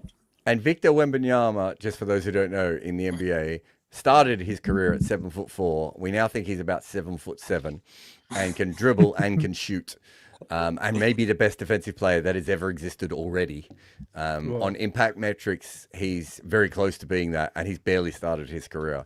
And Vaibhav is definitely in that. In with these two guys as just I would add one more guy, Lamine Yamal from football. Rob, would you say he's also in this conversation? Because they say he's like the next Messi. I don't know how much. Yeah, but Messi wouldn't be in this conversation at his peak with these three. Messi's already happened. I don't know about Yamal. Right? Like Yamal looks unbelievably good at football, but he's not doing stuff that no one's ever done. That's what I mean. I don't think Messi's an anomaly, is he? Which is what there are other footballers who had played like Messi before. He was just slightly better at playing like them. Oh yeah. No, he had his own. He had his own technique, Messi. But no one's done it like that. You're not talking about someone who is like Serena Williams is an anomaly, right? Because she's a genuine power player in women's tennis who plays late into her life. Messi might have a slightly different technique, but he's playing the same game as other players, right? Whereas if you look at Victor Wembanyama, having a 7'7" guy who can shoot 3-pointers is never existed before, right? But like wasn't there the thing for Messi as well, where they had his stats and like on every metric he was like the best player, like or at least one of the best players? Oh yeah, but that as I said, you could put that's not an anomaly. That's just someone who's really good at what they do. Right, so Novak Djokovic is probably not an anomaly. He could still be the greatest tennis player of all time. That's all I'm saying. Yeah. Whereas Otani, we hadn't had the last player who did anything like Otani was 100 years earlier, and is Babe Ruth. And when is Suyavanschi going to start pointing at sections of the crowd that he's going to hoof the ball into? Because that's what I want from him now. I want the old. So just to point out, so PG back saying, I'd say Messi is different to anyone before. I've never seen anyone turn with him. But people have turned, right? That's very different from that type of player never existing anymore. You're saying he's turned better. What I'm saying is that these other 3 guys that we're talking about at the moment are genuine anomalies, even if they're not as good as Messi, right? Messi might still end up having a better career than all 3 of them. Yeah. That's very, very different than what we're talking about here, which is literally these guys are freaks that have never existed before. So no there was- one has done what Vibar has done before, right? Like that's just not a thing that's happened. No, there's a piece that Matthew Syed did. It was like maybe even a chapter of one of his books that I really liked about Messi, and he tried to technically break it down why he was better than everybody else, and he does a really good job. He's very good at presenting arguments and presenting cases for things, right? And it was like, well, this is what he does with his feet. And if you break it down, every single cue that every defender has got in their brain is completely goes completely haywire, because Messi goes in and out and out and in, and you can't, he does things with his body and his feet that no one else does, right? It's impossible. So people are getting this wrong. People are saying if Messi is not a freak. I'm not saying he's not a freak, right? Most of the best athletes of all time in any of their sports are freaks. He's not an anomaly. He is the continuation of football, and as Rob has said, he has the ability to put people off in a small way.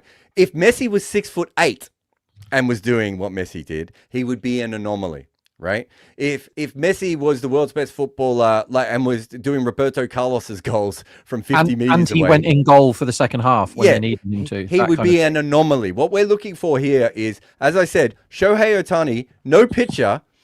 Has been a good hitter for 100 years in baseball. And Shohei Ohtani has a genuine case to be top 15 as a hitter and a pitcher at the same time. That is an anomaly. Ohtani is changing the sport. Victor Wembanyama, watch the NBA when Victor Wembanyama is playing. People dribble into the paint, they see him, and they turn around and they dribble back out of the paint again. That is completely different to what we're talking about with Messi. Right? Messi is just a great. With What about Messi, would it not be a Where'd you put case him? of like? Yeah, Jokic is very similar again. I don't think he's on the Victor Wembanyama level, though, right? I'd say he's probably a step down. And also because before Jokic, you do have Magic Johnson and you have LeBron James. So there are other people who compare to Jokic a little bit, but not quite on the same level. I don't think. But yeah, he's a smaller anomaly. The football equivalent would be someone who can also defend and like attack.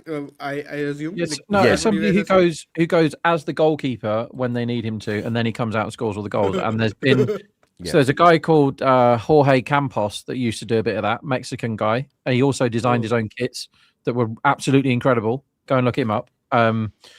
He was around in the sort of early 90s. And then Chilavert used to come out, Paraguayan guy, used to come out and take amazing free kicks when he was the goalkeeper, and he would take penalties and all that sort of thing. And then one of my all-time heroes is Rene Higuita. And Rene Higuita would play in goal and just come out and try and dribble past everybody. If they had a penalty, he took it. If he had a corner, he would go up for it. If he's just one of those guys. I'm trying to think. Is it Wayne Gretzky in hockey who came up with basically a new method to play ice hockey, right? Where he would go around the goalkeepers and come back at them from the other side. I think it was Wayne Gretzky who kind of like pioneered that. Even that is just like, that's a new method of doing it. Everyone else was able to copy that straight away, right? So that is even within that, that's only a small anomaly. When you're like Shohei Ohtani, everyone can look at Shohei Ohtani. It might be we might never get another baseballer like him for another 100 years. That's probably not going to be the case with a lot of these other great athletes that we just talked about now. That's when we're talking about an anomaly, right? Like Bradman is a genuine anomaly, right? So Tiger Woods came into golf and ripped it, and then everybody just redesigned their bodies and started ripping it, right? Is everybody going to look, because you can try and bowl like Bumrah as much as you want, but you're not going to be able to, I don't think. But are we going to see people trying to biomechanically replicate the bat swing? Because that's where it all comes from, Suyvanshi, this incredible like double bat swing that he's got. I'm not very good at this technical chat, but I want to see somebody go into it and go, right, now we're going to get kids to do this, because this is clearly an extremely effective way of propelling the ball miles, because Chris Gale's way of propelling the ball miles was just get incredibly strong, and he's a big strong man anyway, and then he just belted it everywhere, right? Because he's incredibly strong. That's what Romario does when he hits it. That's what Andre did when he hit the ball. But Suyvanshi is not. He's using a child's body to hit like Chris Gale. So how the hell is he doing it? Exactly. Yeah, and also if let's say you copy the backswing, right? And I don't think it's an easy thing to copy because I think it's a bit like all the people who used to try and bat like Lara, right? And it's like that is a hard bat swing to do. But also you need the advanced batting processing skills that he has, right? So yes, I'm sure there'll be a bunch of kids who can copy the backswing. Can they do everything else that goes with that, right? That's when you're an anomaly, right? There are lots of centers in the NBA who can shoot 3-pointers at the moment. They're not 7'5" or 7'6" with an 8'4" wingspan or whatever Victor Wembanyama has, right? It's the combination of all of those things that make you a genuine, like Murali, right? Other people did bowl with Murali's action, right? But because they didn't have a double jointed wrist and a double jointed elbow, it didn't come out the same, right? Even when people tried to bowl like Murali illegally on purpose to imitate him, it didn't have the same impact. That's an anomaly. Fair. We've got another one here. Yamal has been pocketed by the top left back. VS hit boom. I have no idea what that means. I get that. He's basically saying the top left back. I don't know who he is referring to. I've not been following, but like basically the top left back in football got the better of him while Vaibhav Suryavanshi hit Jasprit Bumrah and now Josh Hazelwood as well and Bhumi, like whoever is coming across him. So do you, Rob will know this guy. I don't know if the rest of you have heard of him. There was a guy called Jonah Lomu who played rugby union in the 90s. Anyone else ever heard of him? what sport? Rugby union. Right? Incredible man. He changed rugby union forever because he was the first big, strong man who could run as fast as anyone else and couldn't be tackled. Right? So he was faster than everyone. And if you did get to him, it didn't matter because he ran through you like a truck, right? After Jonah Lomu, how many players in rugby play like him now, Rob? Like every second South African comes through and is built like Jonah Lomu now. Yeah. He's an outlier, but he's not an anomaly because other people have gone on to play the same way. So he changed the game. So basically, he turned up, and it used to be that the winger was the guy that didn't want any trouble. So he didn't get in any. He didn't get in any scraps, and he didn't do tackling and stuff like that. He was just the fastest man you had. So when you had space, you threw the ball to the winger, and then he just belts down the line and scores. But New Zealand produced this like 6'4", 18 stone of solid muscle. Incredibly, he used to run 100 in like 11 seconds or something. And he went on the wing. And if anyone tackled him, he just ran over them like a bulldozer. And they would literally anyway. be hanging on to him, and he's still just running down the wing. Just watch him play England in the World Cup, right? And he was a young kid when he did it. Yeah. And they discussed. So he burst onto the scene in a World Cup where he was battering through really, really good players, and there's like 3 of them trying to take him down at once. And he goes, "No, hat trick, cheers, thanks, bye." And then it transpired that he actually had a really bad like kidney disorder, and he was running on like 40% at the time. He died young, didn't he? He died at 40 or something. And he changed the sport because everybody went, well, we can get big, fast people and put them on the wing and then see what happens. I don't know if anyone's ever done it as well as he did. No. But I mean, he was still a great, but that's just normal rugby now, what he did, right?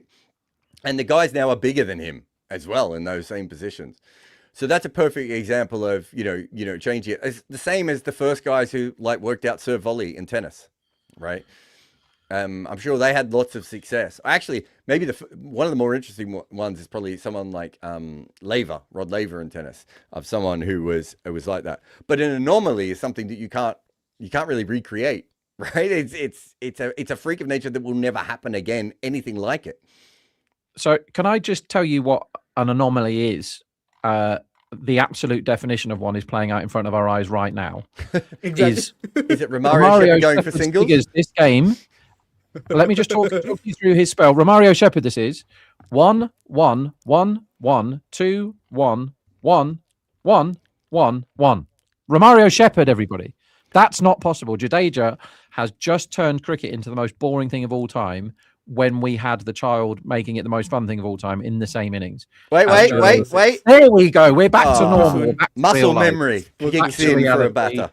Massive, great big 6. And Suryavanshi didn't even score the most runs for his team in this game. What a fraud. I honestly think RCB have done well in this game. Like considering the 73 of 72, it's come down to the last 2. So they were 129 in 8. Oh, sorry. Blue Eagle says, is Suryavanshi more gifted than De Villiers? We're a long way off working all that sort of stuff out. Also, let's wait a bit more. it's also worth remembering that De Villiers was great at other sports and also one of the world's best fielders and could wicket keep.